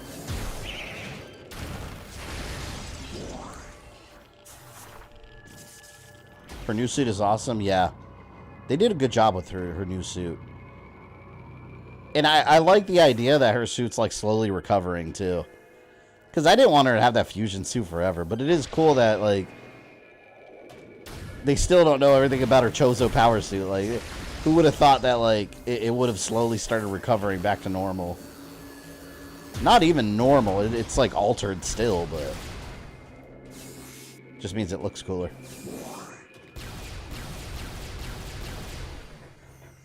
You know, the Phazon Mines weren't that bad today, I gotta say. Usually I have a much harder time with the Phazon Mines. I can't stand them. The Metroid suit was badass, yeah. Too bad it was so overpowered that it was very short-lived. Literally for the final battle against, freaking, I was gonna say Laserbeak. Ravenbeak / Kraid fusion. That was such a crazy final battle. Isn't that weird that the final boss that Samus has ever fought, chronologically in the series, is Kraid? If you a lot of people didn't notice that it's Kraid's body that the X absorbed. That's the... Because you know how Kraid, he's always survived. Like, he always just kind of falls in the lava again. And he even does it in Dread. But Dread's the first time they've confirmed Kraid's death. Just like how Ridley blows up in Super Metroid, Kraid is completely dead in Metroid Dread because the X gobbled him up and absorbed him. So there's no coming back from that. Kraid's gone now, finally. He was the final remaining space pirate with the big giant green Godzilla. Look at that. Man, I almost have 100% energy tanks. I'm only missing 1. And I haven't even been looking. I just keep running into them. Damn. I wonder what the last one I'm missing is. I don't... Off the top of my head, I can't think of it. I don't know. Look at the amount of fission Metroids there are. There's Metroids everywhere now. Like, they're going crazy. Freaking Metroid's gone wild now.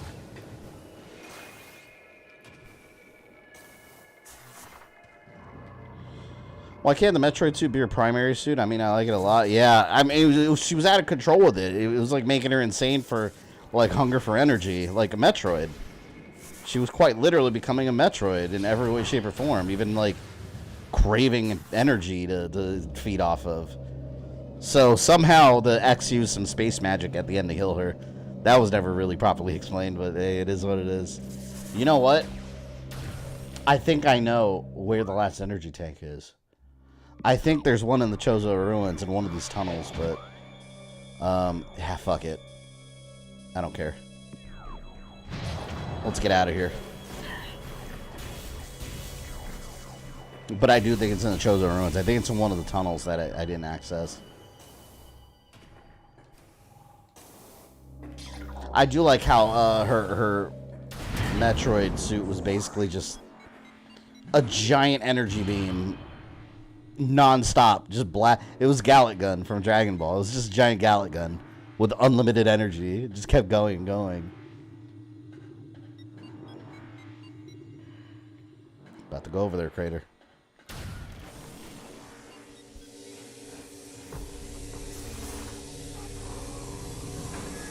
I like that black and red color scheme. Okay, you know what? Fuck this. I'm gonna kill these things. Instead of avoiding them, I'm killing it.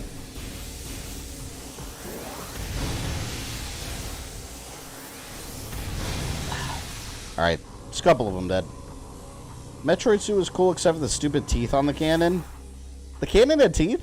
I didn't notice that. That's kind of funny. Alright, storage depot. And I'm leaving. Goodbye, my friends. Oh, yes, I got a bomb. How many did I have now? 2. A grand total of 2.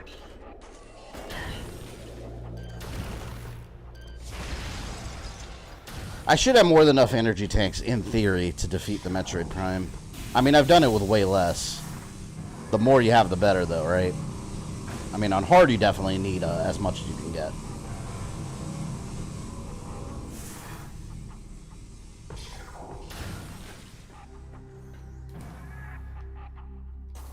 I love it when you clear an area and you're just like hauling ass through it. You can just cut through the whole thing.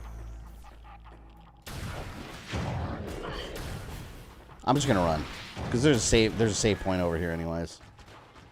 As long as I make it out of here alive, I'll be good.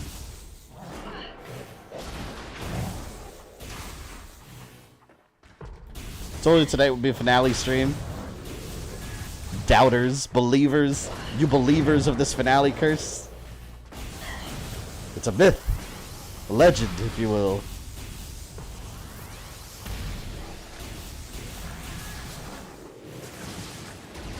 Off of me. Metroid Prime's easy, but Meta Ridley harder. I think the Omega Pirate's harder than either.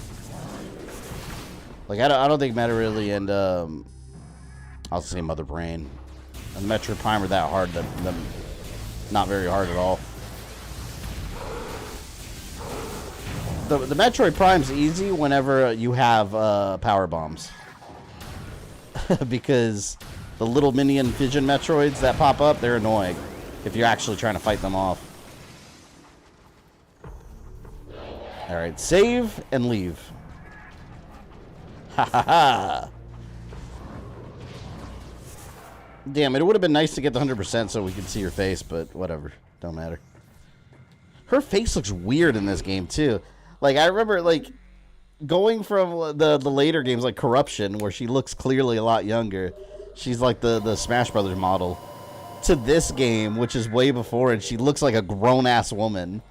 Like, she looks like she's in her late 30s, early 40s. It's weird, her face model in this game. It just doesn't look like what I envisioned Samus. Definitely more Americanized. I like how a Metroid suit looked almost organic, kind of like Carapace. Yeah, it did. It was an interesting. It's one of the most interesting designs visually for a suit. Would have been cool if that was a permanent upgrade. I don't think we'll see it again, though.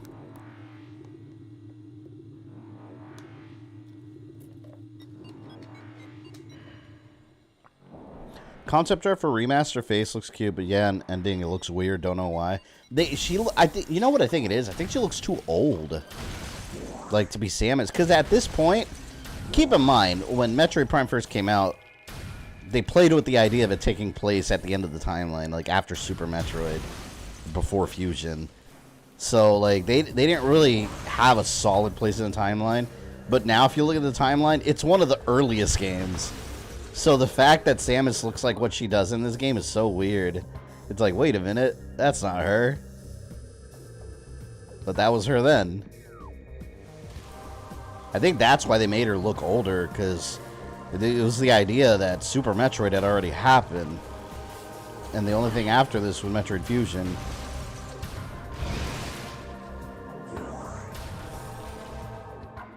Getting a lot of power bombs now. I think there was a way to cut across from the Phazon Mines directly, but we'll take the quick and easy way. Sometimes I think this game does take place after Super Metroid. Well, it can't now, because, I mean, there's no way. Because that means 2 and 3 would have to take place after, and that wouldn't make any sense. That's the problem. Like, this definitely takes place after. Like, back then, if nothing else existed besides Super Metroid, Metroid 2, and Zero Mission, this could comfortably fit after Super Metroid. But yeah, its place in the timeline is pretty solid now. There's still some people that think it's non-canon, but I mean, it's not true. It's completely canon to the storyline. Even Dread references it, like the concept art and all that.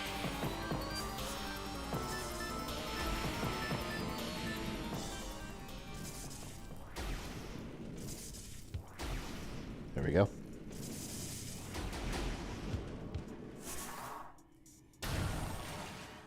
The lore back then was very finicky too. Like they didn't, because originally Super Metroid was literally just the same shit as Metroid 1 again. It was just the same story all over again, except with an additional couple additional boss monsters and Mother Brain. Mother Brain is sitting on a giant potato with legs. I've always thought that about Mother Brain. She always just looked like a giant potato on legs when she gets up in like her robot body. She's connected to a potato. That's it.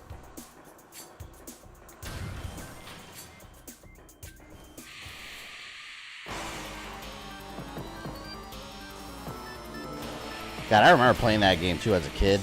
And when you see Mother Brain get up, you're like, oh shit.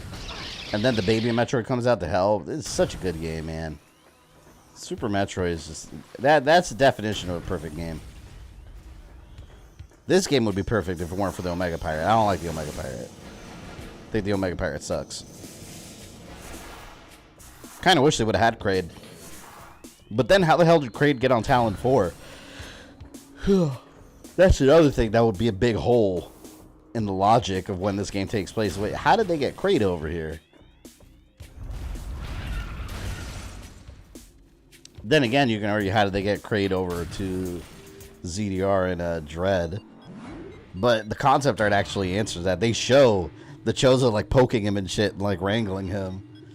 So they like wrangled him like a bull and like transported him. I know what you mean. Wasn't Link to the Past like a sort of SNES version of original Zelda? Yeah. Yeah, back then, I specifically remember being a kid playing the original Legend of Zelda: A Link to the Past. And back then, nobody thought there was this timeline with sequels and it took place then. It was just like, oh, another version of Zelda. That's what we all took it as. Ozzy, if you're still here, you can back me up on that too. You know that. The whole, like, game taking place after the others and a whole timeline, that wasn't a thing until Ocarina of Time and the ending and Majora's Mask. And even after that, it still wasn't a thing. It became a thing with Wind Waker.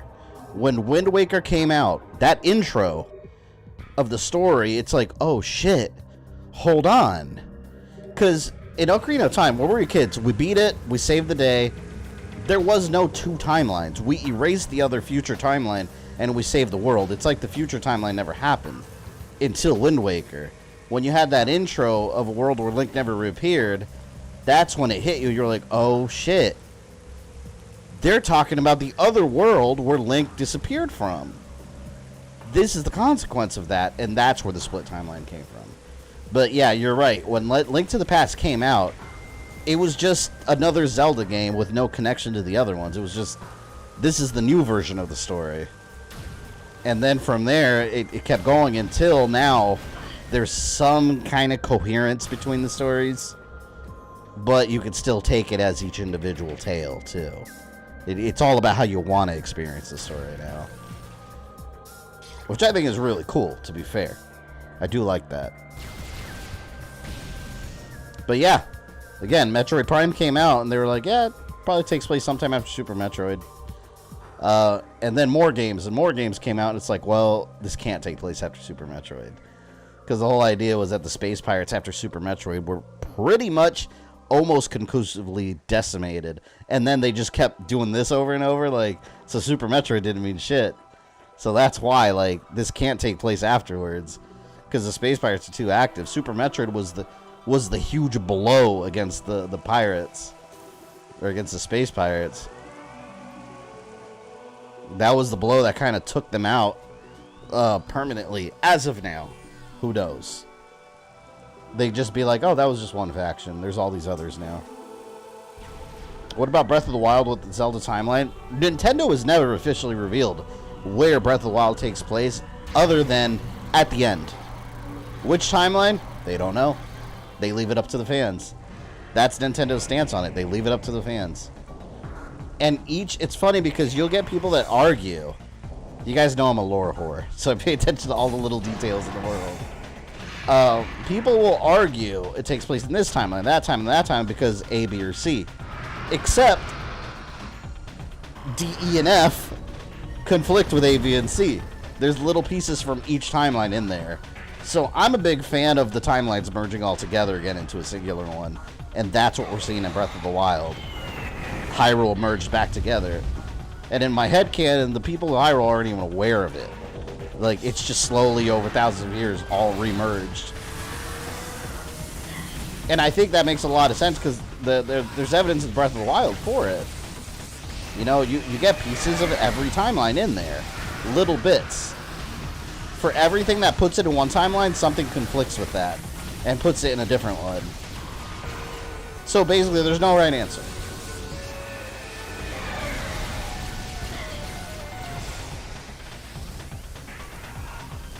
Suck it, Ridley.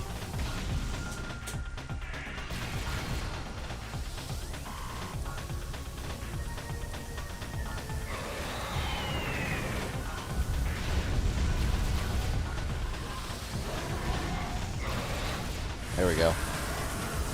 And another thing, too, about the timeline, like, who would have thought that Nintendo would have pulled a fourth timeline out of their ass? It's like, wait, what do you mean? Or a third timeline, I mean. Because when we were kids and during Wind Waker and all that, when that came out, people were debating a split timeline, as in two ways.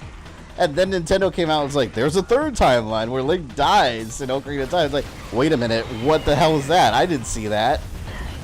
But yeah, it turns out, like, oh, if you get game over, you created that timeline. It's like, oh my god. The ramifications of that are crazy, because that means any time you've died in any Zelda game, you've created an alternate timeline. So it's literally like a permanently branching multiverse. I think that's fucking awesome. It's goofy, it's stupid, but it works. And it completely opens them to do any story in any era, because it doesn't have to tie... If something conflicts with another game, it's like, oh, well, it takes place in a timeline where Link dies in Oracle of Ages. It's like, wait, what? And you can just go from there. Branching and branching. Like the multiverse. You're ugly, Ridley.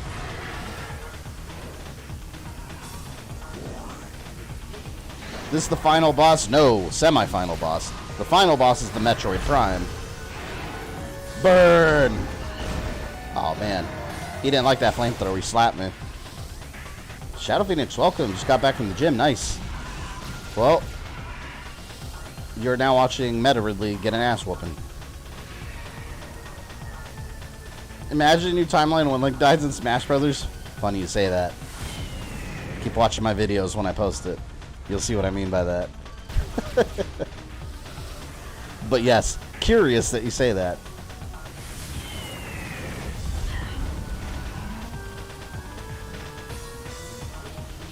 There you are. Let go of those wings, man. You gotta burn his wings off.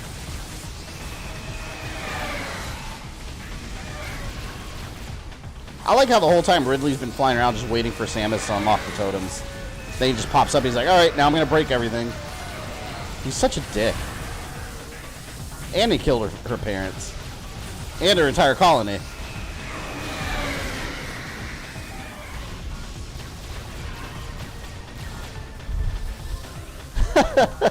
Wait a minute, Smash Bros. Is not part of the Zelda. I was joking. What are you gonna do? Like I said, just it's curious you say that. Wait until I start doing my Zelda videos. You'll see. Wait until I get to the downfall timeline era. I've thought about all this.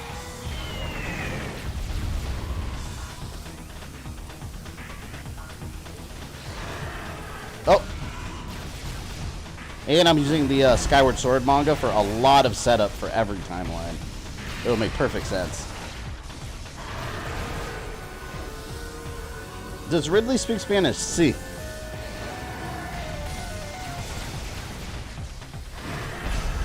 Ridley's actually pretty damn easy in this game. And he shouldn't be. He's like your greatest foe. Prepare to read all the well actually and annoying voice and comment. Yeah, with the taped glasses, like, actually, I am the alpha. You guys saw that video? There's a video going around. To be fair, the kid's probably not all there, you know. So I'm not making fun of the kid, it's more the situation. But this kid, he gets in front of his teacher, and he's just, and it's other students recording, it's a real video. But this kid's just debating with his teacher. He's like, this punishment stuff is over. I am the alpha now. This kid's telling his teacher that he's the alpha, and the teacher's like, I died laughing what the teacher said to him. Because the teacher's just like, well, I'm the teacher, or the teacher is telling the alpha to take a seat. And the kid's just arguing with him that he's the alpha, and the alpha doesn't bow down to the teacher. And I was like, the balls on this kid. That's all that crazy Andrew Tate nonsense that goes around, though. These are the kind of kids that are listening to that advice. It's weird, man. Zelda got so many timeline shenanigans. I know some people say Hyrule Warriors Age of Calamity is not canon, but isn't it considering timeline shenanigans anyway? Yeah. I think, to me, that game's a prequel to Breath of the Wild. I mean, there's some plot holes. And in my headcanon, Hyrule Warriors is kind of what the reason and all the timelines kind of start merging together. I mean, it makes sense. That's the first time all the timelines have crisscrossed. And then after that, we have Breath of the Wild. Come on. Come on. Ridley, you're about to be grounded permanently, son of a bitch. There it goes. There go the wings. Meta Ridley does look hella cool, but he's a pushover. Yeah, he really is. But he looks... This is my favorite version of Ridley, appearance-wise. He just looks so awesome.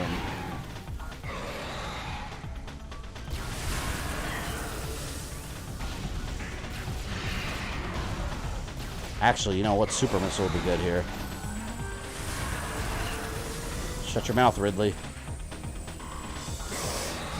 You know, this is when he gets hard, actually, because when he does that dash move, it's really hard to avoid, and it takes a nice chunk of health away. Right here. Oh, I thought he was about to do it. Damn it. That was my chance. Doesn't matter. He's still taking damage. That move right there. I hate that move.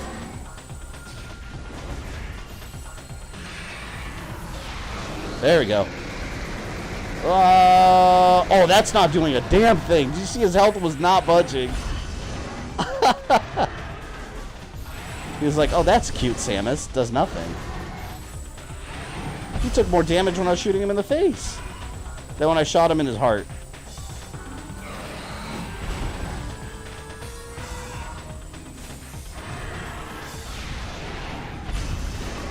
Open your mouth.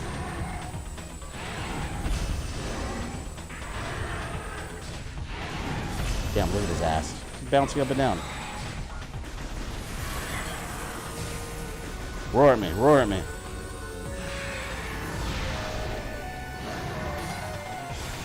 I'm just fuck it. I'm gonna use my.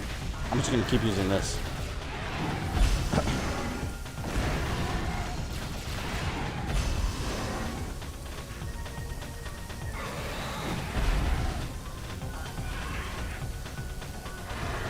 Let's go.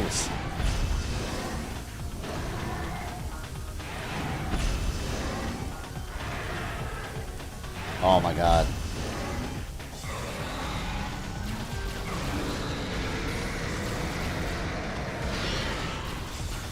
Damn, man, on hard his health goes down so slow. Nitaku, thank you for the $5. Appreciate it. So you agree with me that there's a timeline where Link dies at the beginning of Skyward Sword and Groose becomes the Chosen One? I don't know about the Chosen One. However, I do like the Garuda theory. Where, he's, the ancestor to the Gerudos. Like, that oddly makes an insane amount of sense. It's crazy. Well, it's funny that a goofball like Groose would be the ancestors to Ganondorf. I like it. It works. You were almost a giblet sandwich. Oh my god. But how would Groose stop any of these villains? Just with the little bomb carts? I don't know. I don't know about that.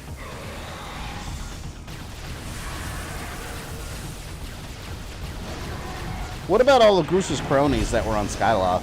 Remember he had a bunch of cronies? Oh my god.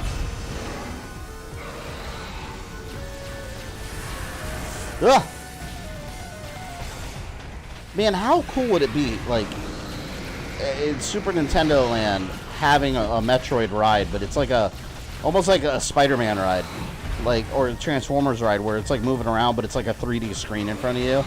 And like, you're seeing the battle between Samus and Ridley. You could just be civilians that are trying to evacuate from a space pirate attack.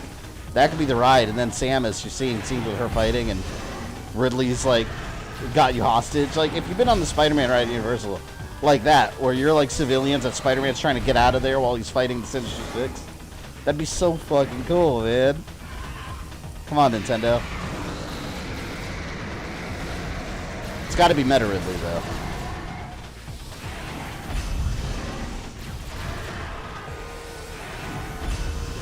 Come on.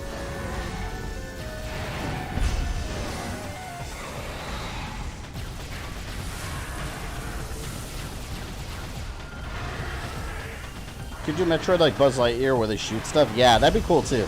They could have two rides. That could be the kiddie one. You get like little arm blaster cannons, and you get points. Yeah, like the Men in Black ride. That'd be badass. I wouldn't mind that. Alright, he's almost dead.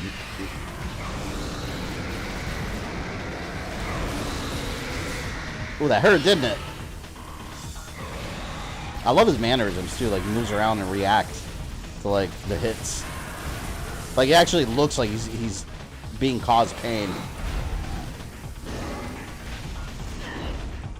That damn tail.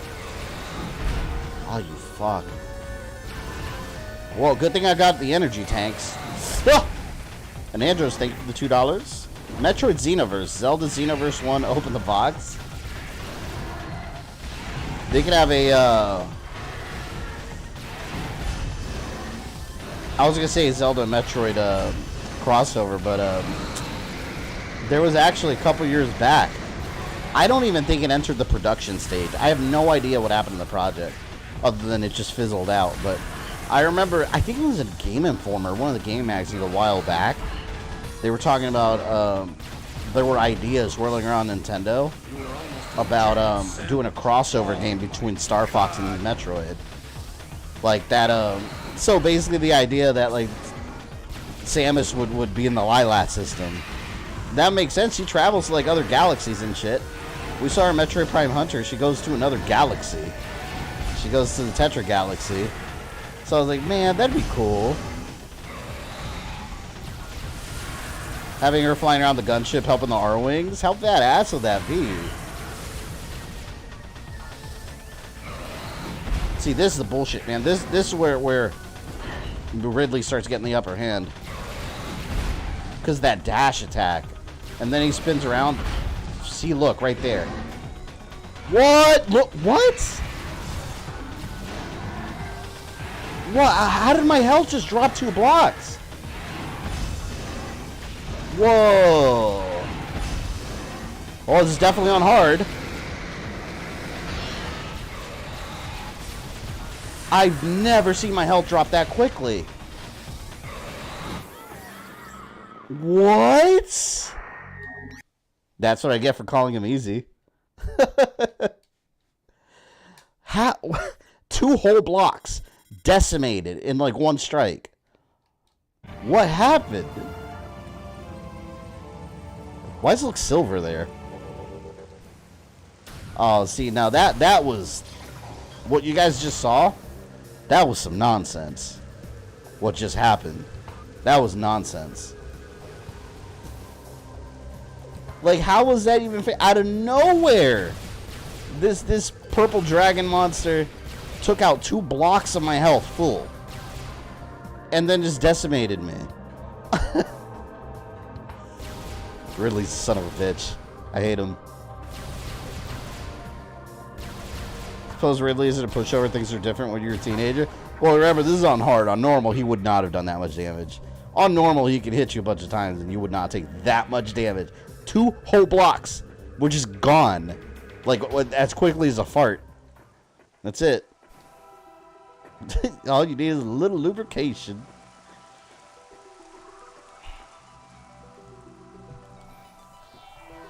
At least we're near the end of the game. It's not too bad.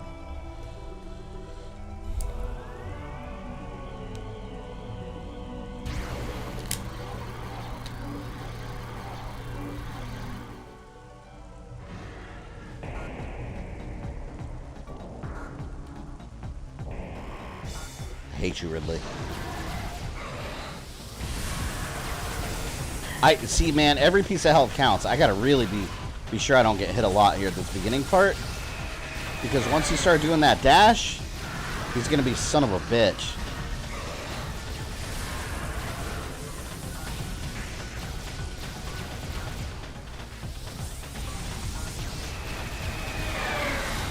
Wow. Thank you for your energy.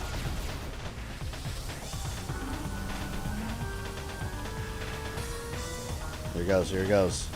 And when he starts bombing, I'm gonna hide over here. Like, you asshole. So that didn't, you know, maybe I'll roll around. Ooh! I wonder if the power, no, I don't want to waste my power bombs though. I was gonna say, I wonder if when he's on the ground, if the power bombs would help, but I just don't, I don't want to waste them. So I'm really gonna need those for the Metroid Prime battle.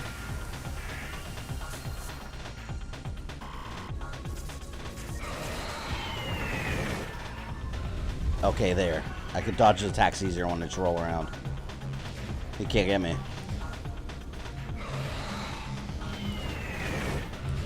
Yeah, see, he can't get me with the airstrike. That'll save me a little bit of health there. Alright, Ridley. I wonder if Ridley is a reference to Alien. Like Ripley? Because, you know, the whole Metroid series is so inspired by Alien. I mean, if you look at Metroid Fusion, even that's like Alien Resurrection. Like, you've got her like with Metroid DNA. Ripley's got Alien DNA. It's the same shit. But I wonder if his name was inspired by Ripley. It has to be. Mind you, I have looked this up and I've not found anything to confirm that at all. But I mean, it makes too much sense. No, oh, Ridley Scott. You know, that's a good point. I didn't even think about that. You're right. It has to be. I've never found confirmation of that, though, that it's connected to Alien at all. But, I mean, that would make sense, right?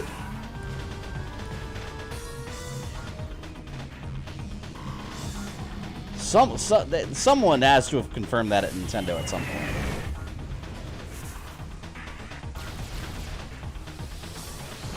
Where you at? And Nintendo has called characters after real people, like Kirby. That was their lawyer. Or wait, was it lawyer or landlord? It was their lawyer, right? But so like, it's not a wild theory. It would make it would be right in line to what Nintendo's done before.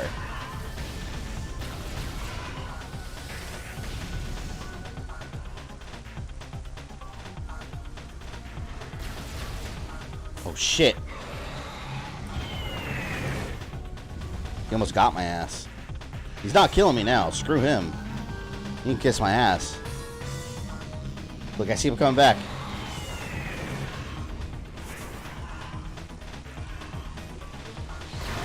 Alright, Ridley, you're losing those wings. My friend. My annoying fake dragon friend. Pterodactyl monster.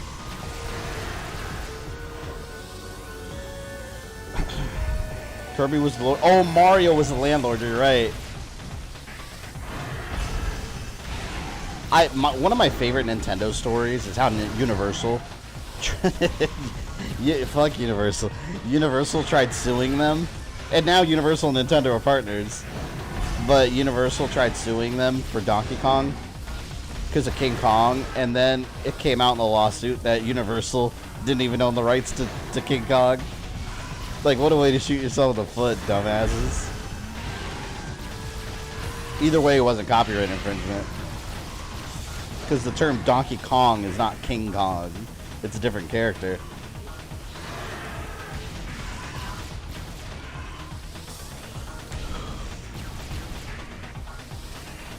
Nintendo history is always so interesting, like with how they came up with all these characters and shit. Go, go, go! Ooh! Shooting a laser, he's shooting a laser. Oh! Oh, he got me.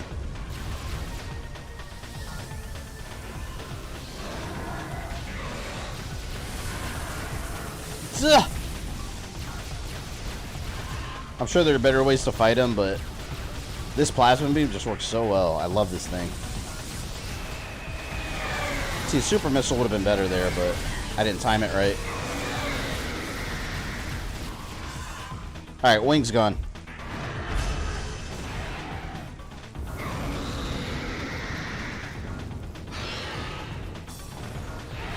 I love that they added him in Smash Brothers too.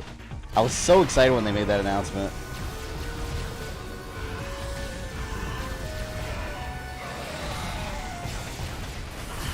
How does Ridley talk too?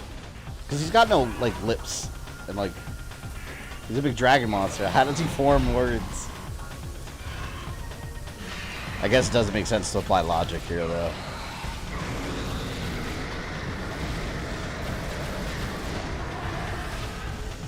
See, I would have killed him before had I not wasted a super missile on that part. Or the power beam on that part, because it didn't do anything.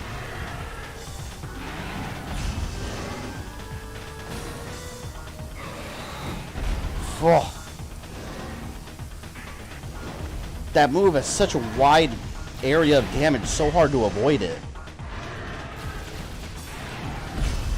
I've tried to get that health. I just got hit a bunch trying to get the health. It wasn't worth it. At what cost?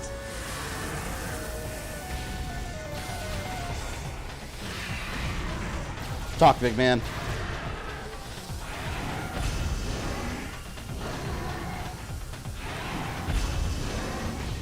Come on.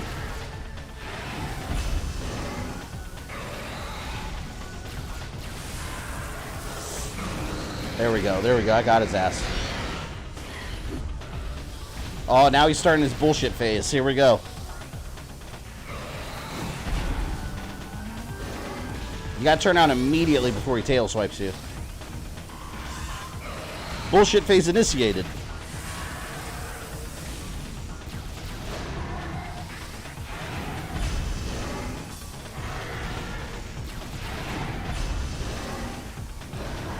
He's like, here you go. I'm going to hit you with my super shoes. Come on, come on. Oh. Oh!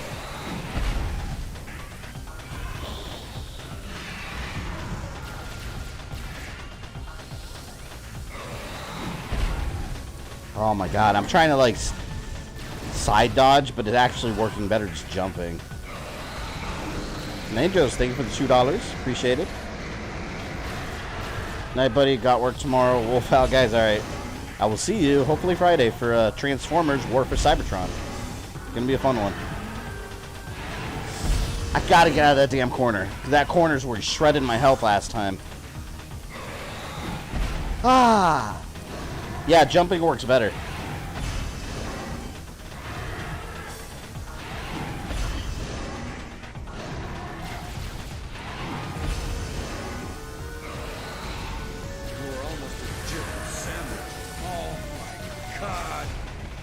God.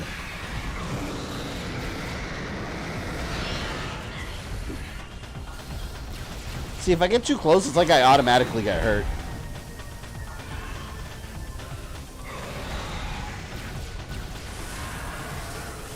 It's like at this point of the fight, his health just starts going down much slower.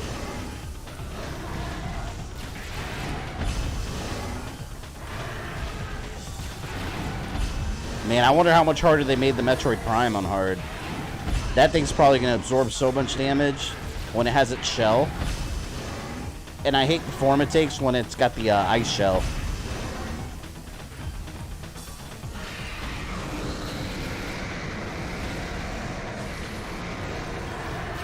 So close yet so far. Ah. If you charge that, you can either charge plasma as mount to stagger him out of charge. Oh, you here? I'm not even gonna risk that. Not worth it. Nope. Because then if he hits me, it's an insane amount of damage there. Fuck that. He's almost dead anyway. I'm just gonna keep shooting his mouth.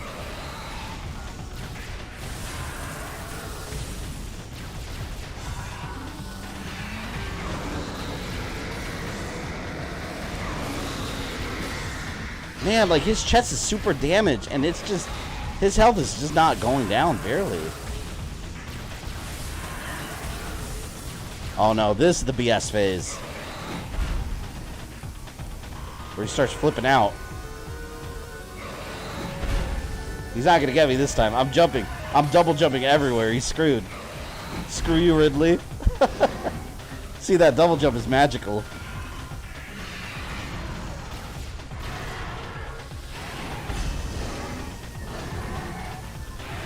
Always picking on the poor little evildoers. He had it coming. He killed Samus's family, right? He deserves no mercy.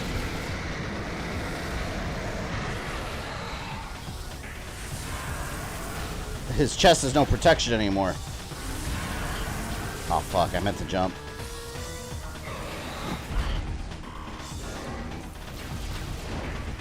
A couple more hits on that chest and he's dead.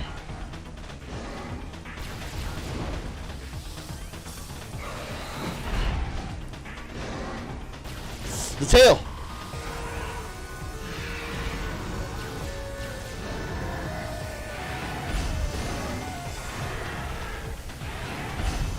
He's so satisfying to kill. I think Ridley's one of those bosses in video games that in every game you beat him, he's very satisfying to destroy. He tried slapping me. Ah, I keep meaning to jump there, and I'm moving the joystick so I accidentally slide.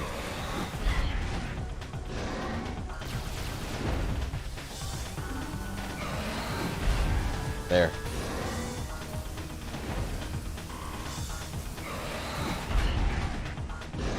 I meant to jump, or I meant to slide.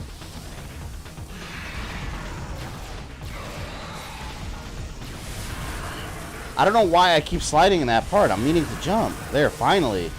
God.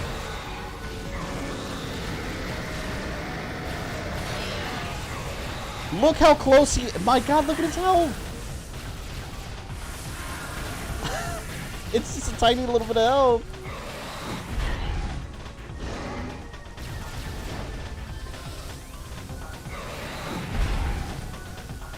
I just gotta keep it a straight line, left to right when he does this. Let's see who dies first.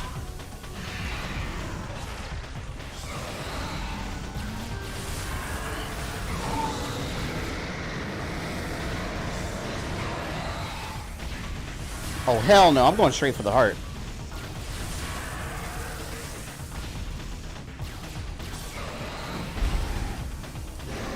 Look at that health bar. It's nothing.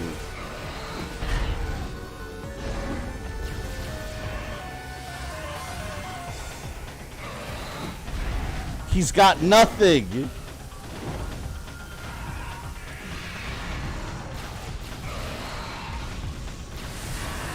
Ah, I fucked that up again. I messed up.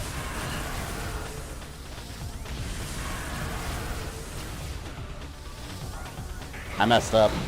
I think he's gonna win this. I messed up. I got hit too much by his laser. I fucked up.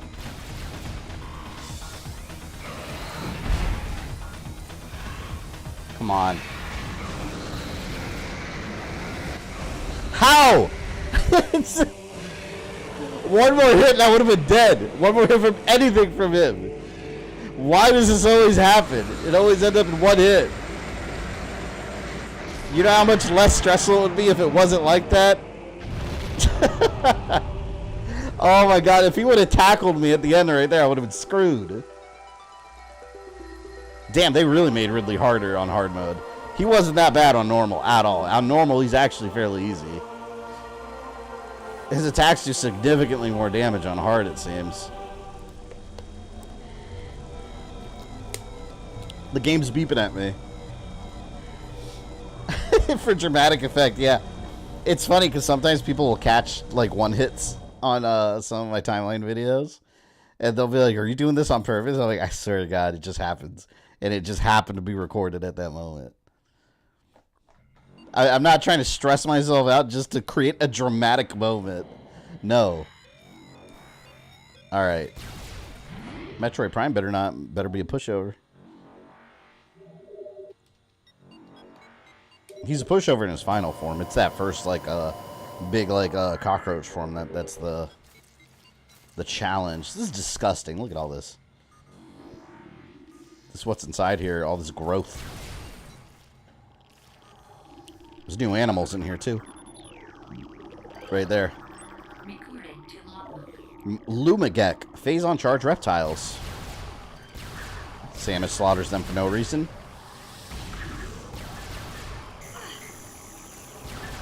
At least I got my power bombs, so that's good.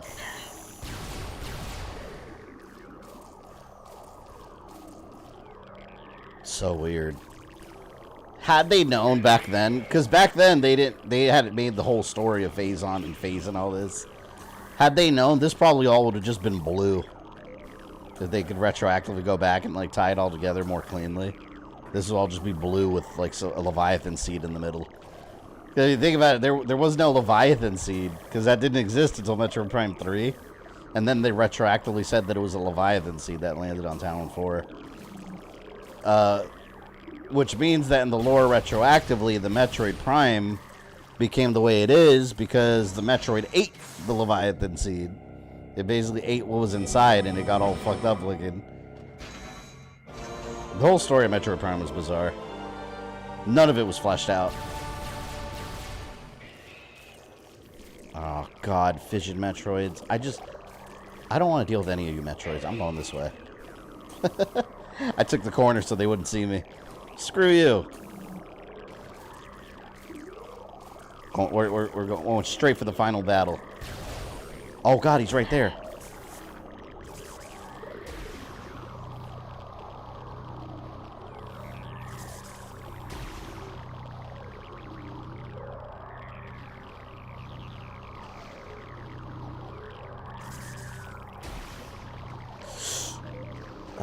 Alright.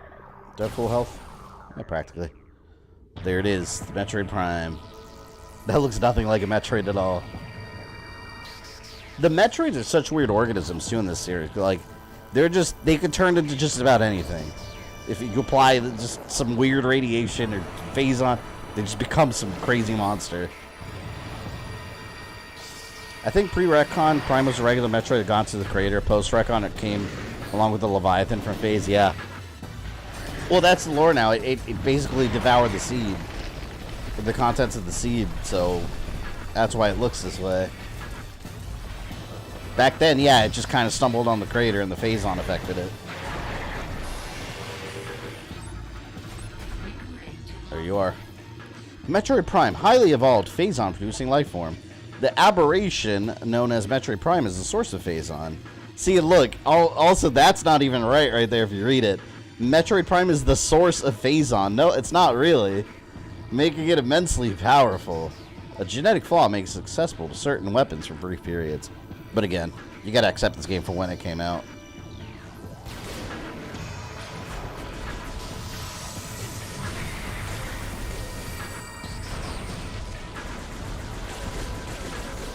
This is the hardest form.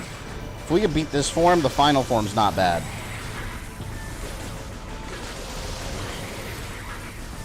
Yeah, that was a strong hit, though. I'd use the super missile, but it takes... Let me see if I can get it. Oh, it hit. Didn't do much difference.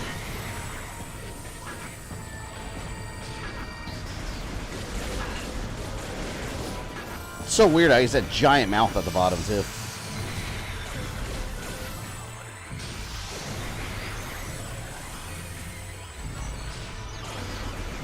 God, the music here is so good, too. You just hear all these weird, like, radioactive sounds.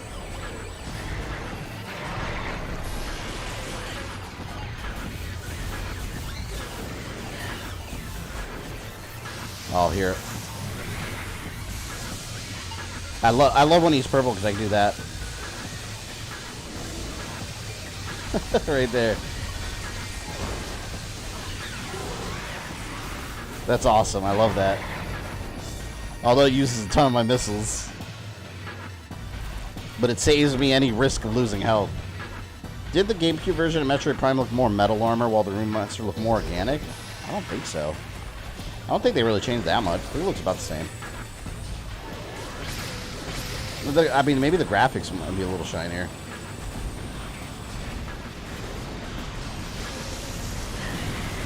Ah! Nope, nope, nope. I was trying to hit that before it got to me.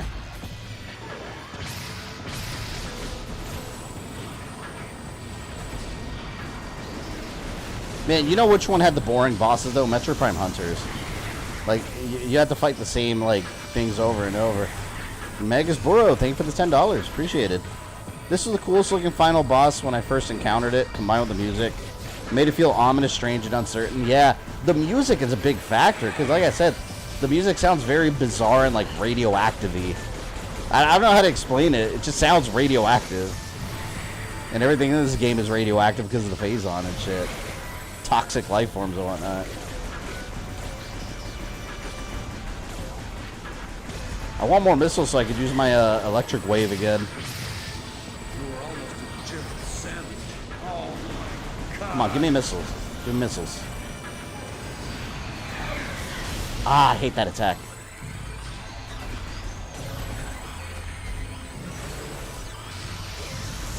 Nope. Alright, we're not doing too bad.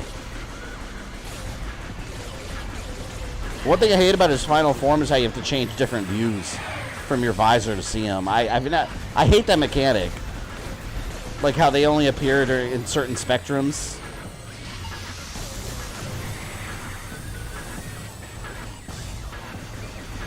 Change colors. I'll stay like that. Don't move. Don't move. Damn it, he moved. I was hoping he glitched out and just stayed still. That'd be a blessing.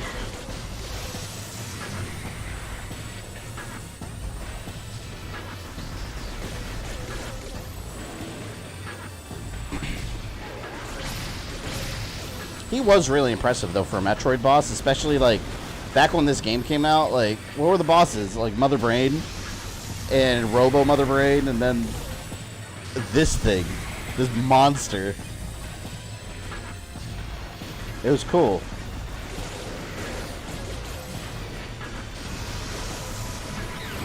God, you know who I absolutely hate is the boss in the Emperor Ing in Metroid Prime 2 Echoes. That thing is so ungodly hard to kill. It's very hard.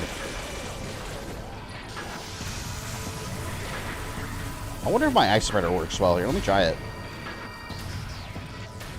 Wow. It like froze him. I've never used it on him. Now that I think of it. Oh shit, I've never actually tried to use it on him. That worked out tremendously well. Oh yeah, you didn't like that color, did you? Beast.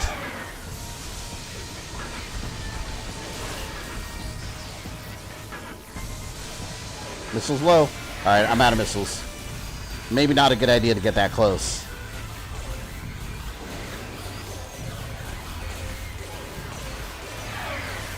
The hard part about him is that he slowly gets your health down.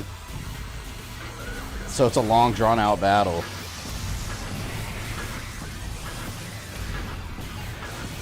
But the final battle, typically quick and easy. Guess we'll find out.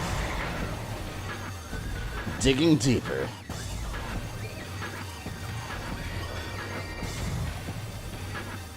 Yeah, terrifying set to be for Sam. It's like she doesn't know where she's going. Oh crap! I don't remember what to do when he does that. I don't remember what to do when he does that. I don't remember how to get out of that. I think there was a way to get out of that too. I don't recall what it was.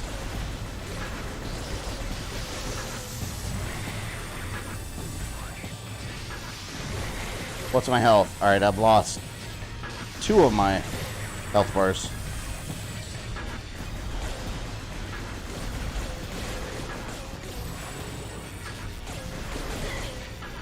I don't remember how to get out of that. Wasn't it a power bomb? No, I can't let him do that.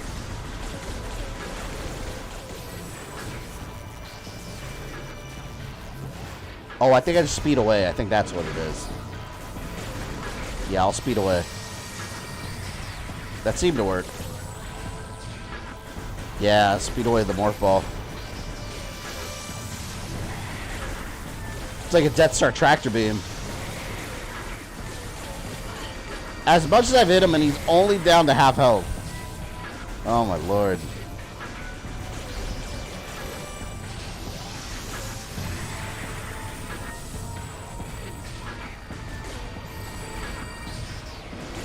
No. Speed away, speed away. Woo! Got away. I'll get my water bottle. Alright, I'm doing good with health so far.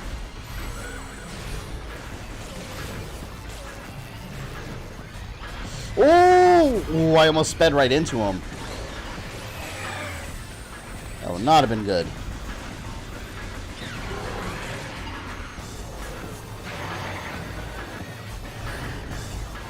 You're not gonna touch me, man. He hasn't turned red yet. He hasn't turned red at all.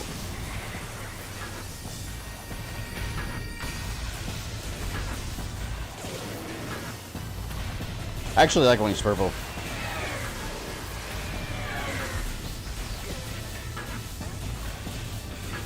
God, my finger's getting so tired.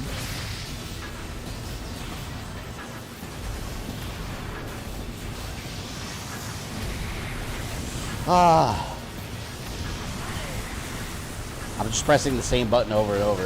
My finger's starting to hurt. He's wearing me down.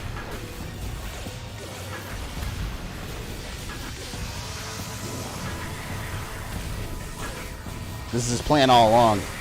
To give the player arthritis. Carpal tunnel and all that.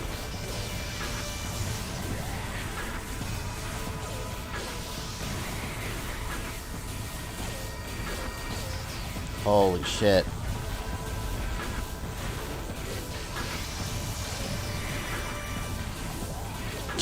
Oh my god. My fingers hurt so bad.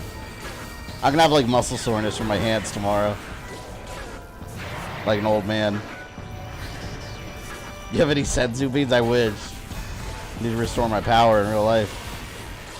I hate when he does the ice one, because the ice attacks are so slow. And he can freeze you. Alright, missiles. Shotgun ice! Oh, fuck. See, I can't stand that. Asshole. There, how you like that? You guys know how I feel about enemies that freeze you. It's one of my lesser liked attacks. Oh, come on, that missed?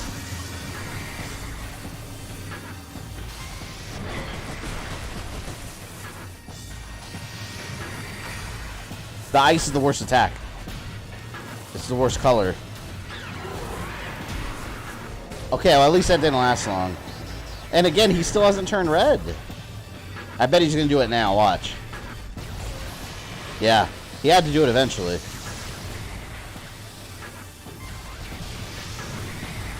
Well, that was it. That was it for my flamethrower.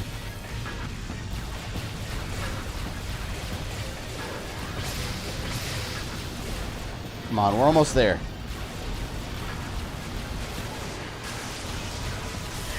Give me some health. A little bit of health. No? Ah!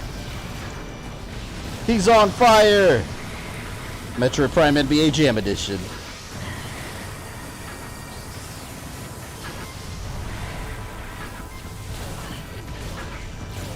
I can't use the flame. I gotta get too close to him to use the flamethrower. I'm not gonna do that anymore. I've gotten hurt already just by doing that. Are there... I don't remember him digging down so deep. He's going down a lot of levels. I don't remember him going down that far. For some reason, I remember him going down like twice, not 4 times, but... I don't know.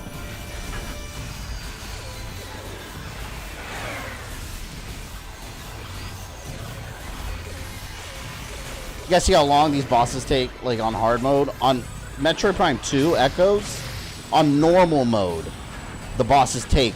Every boss takes about this long, and sometimes they have multiple phases. It's so much worse.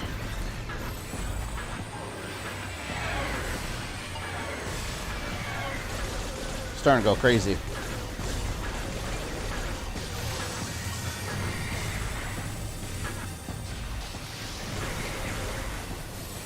Thank you for your energy again. Prefer Ice Spreader, just so good for him. Yeah, it works really well if I had it. Now with my 0 missiles, I don't have anything. The super missiles are basically shit against him.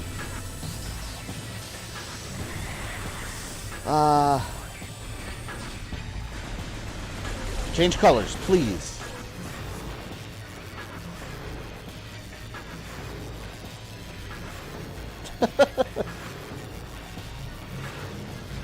Give up.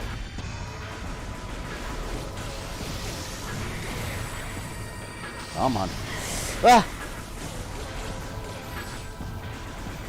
What's South looking? Oh, I'm almost done. I'm trying to avoid looking at his health.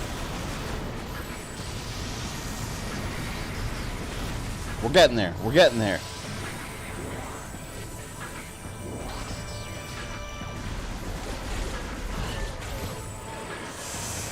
Nope. Asshole.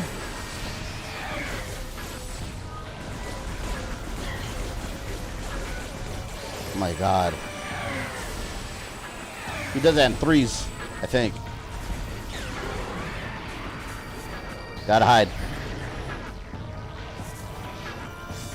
Alright. Ice. Ice. Nope.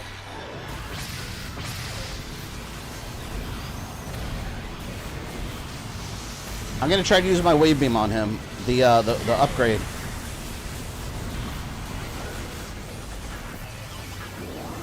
I'm coming. I'm coming for you. That did do a whole lot. The thing that sucks about that, it sucks up your missiles so quickly. So you can't even like get that much damage in before it runs out.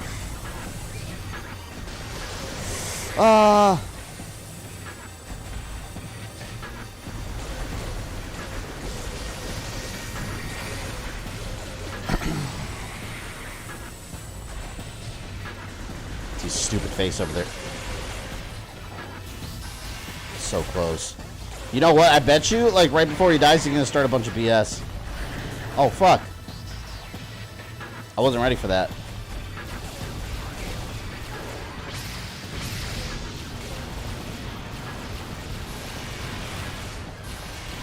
Man, on hard mode, you really have to get as many energy tanks as you can. It'd be so much harder without him. Oh, good, good, good. Look. There we go.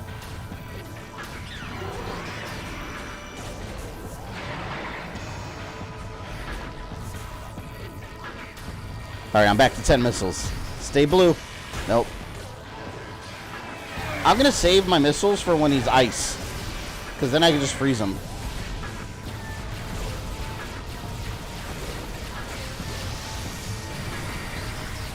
Because then I get a couple for hits. But, you know, this right here does the most damage to him, like, with the regular attacks, I've noticed. Look how quick his health is going down when I'm using the plasma. So maybe I want him to stay this color. Not that it matters what I want. The game doesn't give a shit.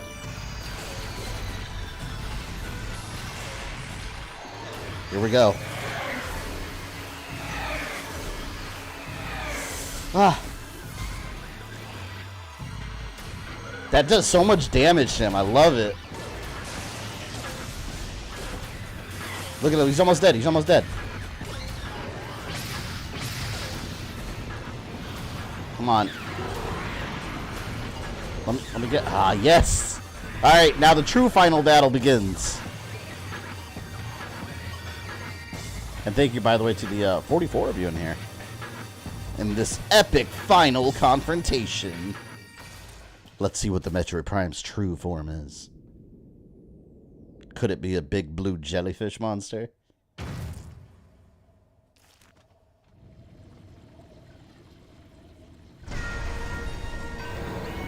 That music is so good.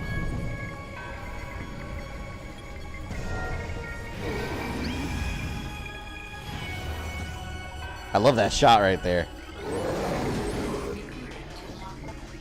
Metroid Prime, the core essence of Metroid Prime. Scan indicates that the Phazon energy form of Metroid Prime is invulnerable to all conventional weapons. Only attacks from a Phazon fused armed cannon will damage it. It generates pools of Phazon when it attacks. No point in doing anything to it. Oh, look, a nice little health refill. Thank you. That was very generous of you, Metroid Prime. I love it. I don't know why I'm charging up. I can't do anything against it anyways.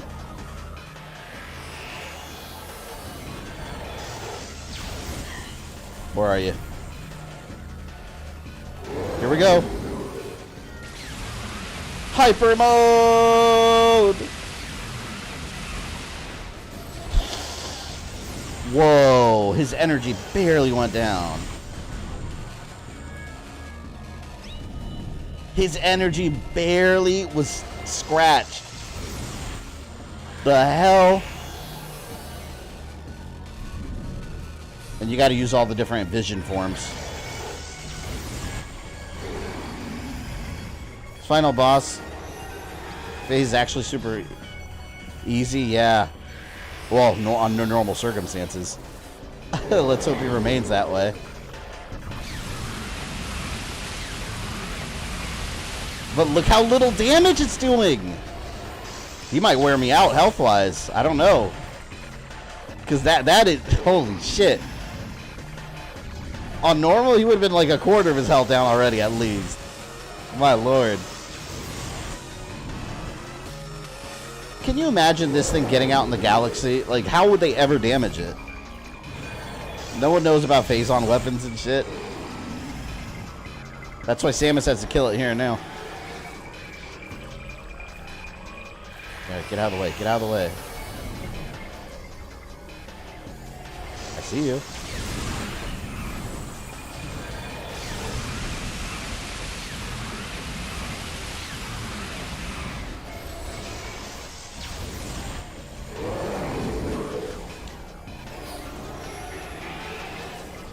Alright, where's he going?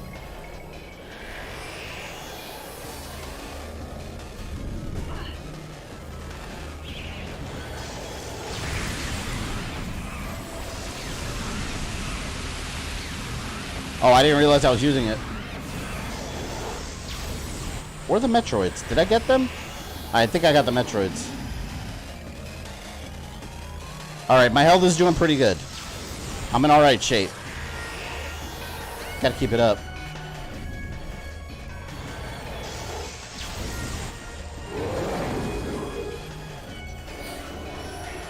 So cool.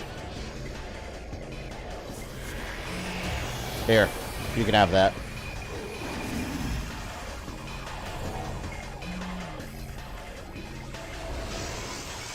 Ooh! Almost hit me. It looks kind of like a Medusa.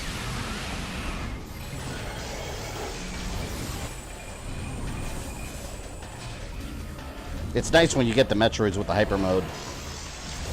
They accidentally get right in the middle.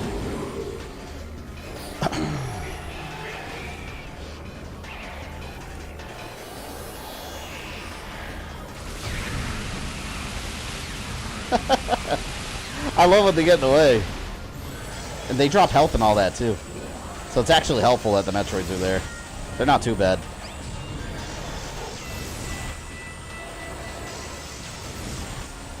I need to go back and 100% this file. Get all the missiles and stuff. I want to 100% it. I don't think I missed anything in the scan database. I gotta double check. I think I got everything. I don't even know why I'm charging my beam. Out of habit, like, I feel like shooting at him, even though it doesn't do anything. Here, I have a missile. You want a missile?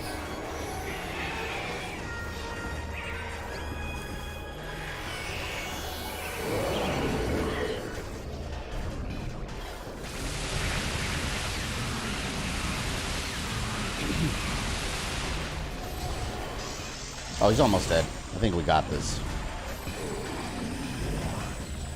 We're down to the bottom half of his health. He's garbage. Let me not talk crap. Because when that happened with Ridley, he out of nowhere started doing a bunch of nonsense that was killing me left and right. So let me just be quiet. and just fight normally. We can't have a finale curse.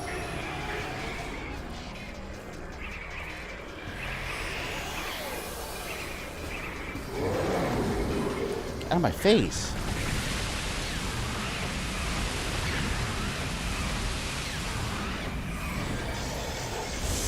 Oh, damn. Took some damage there. I like when he's in, like, when I can see him in his regular vision. Hate these other modes. These other vision modes. And Metroid Prime 2 depends on it so much. For these other vision modes, I couldn't stand it. Like in the Dark Dimension, when you have to, like, you can only see certain things wearing it. God, you guys are gonna see, like, when I stream Metroid 2, for those that haven't seen it, you're gonna understand how much of a pain in the ass it is. I didn't even mean to do that.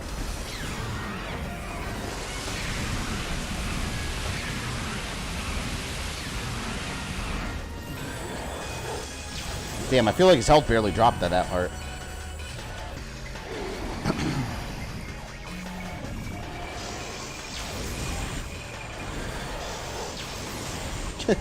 Thank you for the energy again.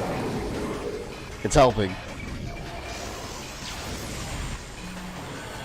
A spirit bomb will be unleashed. A Samus bomb.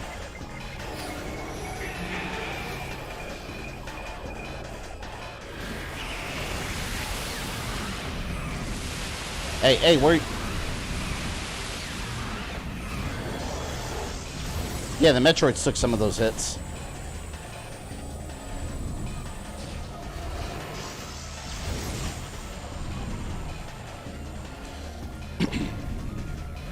Good thing about his attacks, literally all you gotta do is jump to miss it. To dodge them, but if he gets close, he can swipe the tentacles at you.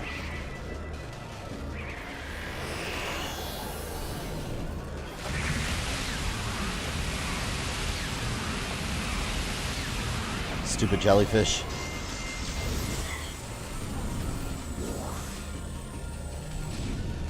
Took me a second to see what was happening.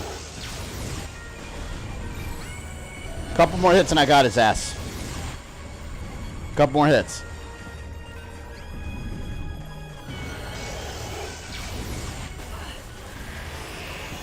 I swear I jumped over that.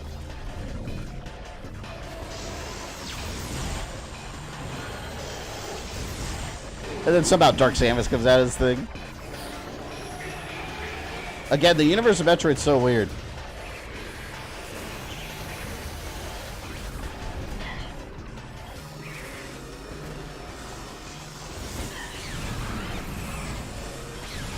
Damn.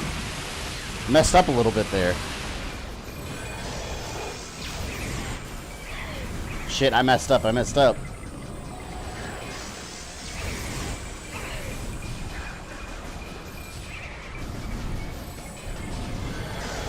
There's a damn Metroid. The hell out of here.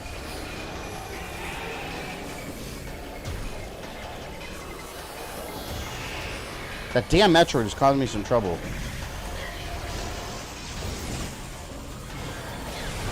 You know what's hard about this fight is you forget like which button toggles which view.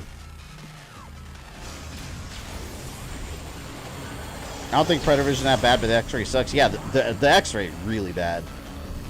Like that Metroid, I could barely see it. That's why I just whipped out the ice beam on it. Only reason I knew it was there is because when I was pressing L, it was auto-targeting it.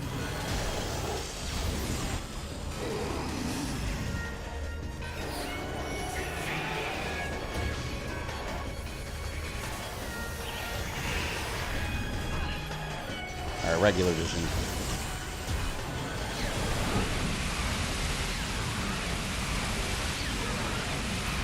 It's dead. Got it. Die, Metroid. Like I said, on hard mode, you want as many energy tanks as you can find.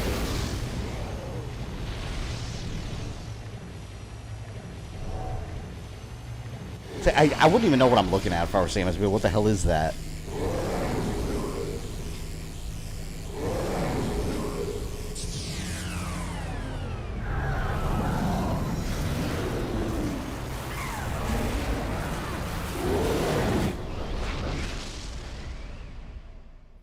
It's just so weird that it just grabs the suit and then somehow that becomes Dark Samus. Don't they show the hand that comes out as Dark Samus? Don't you have to be... That's only on hard mode they show that, right? If I remember correctly. 'Cause I think in the normal ending they don't show that at the end.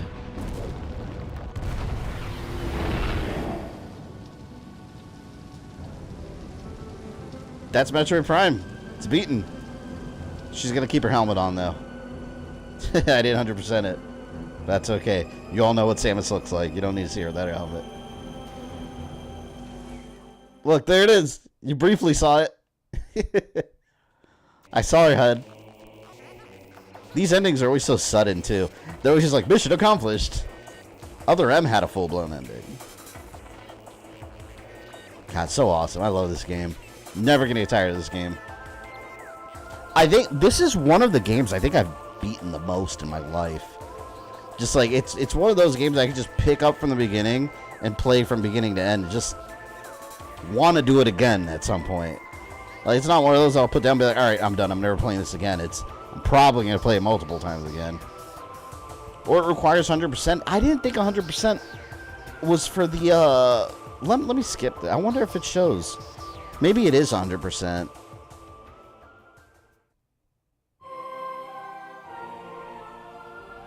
How good that planet looks. See you next time, Samus.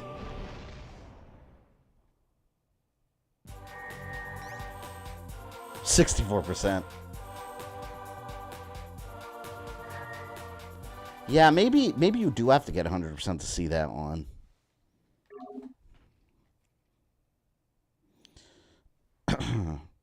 Yeah, 100% Dark Samus. It's not worth it. We already know Dark Samus. We play Metroid Prime 2 and 3. We don't need to know. But yeah, that is Metroid Prime Remastered done on hard mode.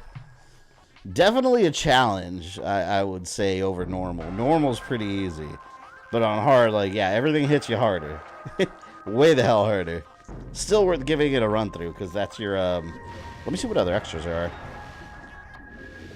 Because I want a complete 100% file. I'm just worried I missed something scan-wise, but I don't think I did. I think I got pretty much everything. Definitely Prime 2, yeah, later. Later. 147 of 185. I wonder if they have the Kraid concept art in here. Probably not. Let's see. Because it's not actually part of the game, so I don't think they'll put it in here. I want to see Meta Ridley. See, look how cool that looks, man. I would love a full-blown statue of that. Actually, you know what? First Four Figures has one. Crazy expensive. But I would love to have a full statue of Meta Ridley. And the one they have is Meta Ridley, too. See, I like all the different colored Metroids, too. These are amiibos, basically. Little mini amiibos. Hunter Metroid that we never saw again. I like this kind of shit in games where it has like just a gallery of stuff like this. See, this is considered the Metroid Prime core. Looks like a shrimp in the middle. They should at least like put a nod to Kraid. Be like, hey, this is what could have been. Let's see, biology.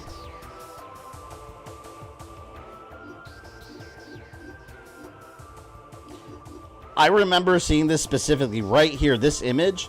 These are some of the first images I ever saw for Metroid Prime back on the GameCube. Like before E3 time, when they first announced new Metroid, they were showing off shit like this. And it was like, whoa, what is that? Like before they had announced what the project was. It was such a mystery back then. And then you saw like early footage, which if you watch my Metroid story, the Metroid Prime video, like I show that early footage Metroid Prime, and it looks so different. See, look, that doesn't look like Samus at all. That doesn't look like her to me. But that's when they drew 2001. So there wasn't like... I mean, you had Fusion that was being made at the same time, but that was by Japan. Oh, we got Wheezing over here from Pokemon. The Stone Toads. I'm just trying to see if they stuck Kraid in here. I don't think they did. There's like one screenshot of him that exists. And he has that big metal pot on his head. Biology Remastered. He's so cool, man. But anyways, yeah, we'll cut it there. That was Metroid Prime. Awesome game. Get it if you haven't already. Should be part of your collection if you have a Switch. Otherwise, I will see you guys Friday. We're going to do a Transformers War for Cybertron on PS3. I've beaten the game. I've almost 100%ed it, but we'll start again. We'll start a new campaign on hard. And we'll run through it there. It sucks, man, because I was thinking, I was like, hey, if other people have it, maybe I'll just do an online thing and 2 people could join me. But they shut down the servers. There's no servers. You can't play online. So it'll be single player. But yeah, Transformers War for Cybertron Friday, 7 p.m. I will see you there, and thank you everyone for all the support tonight. And yeah, enjoy your week for now. I'll catch you then.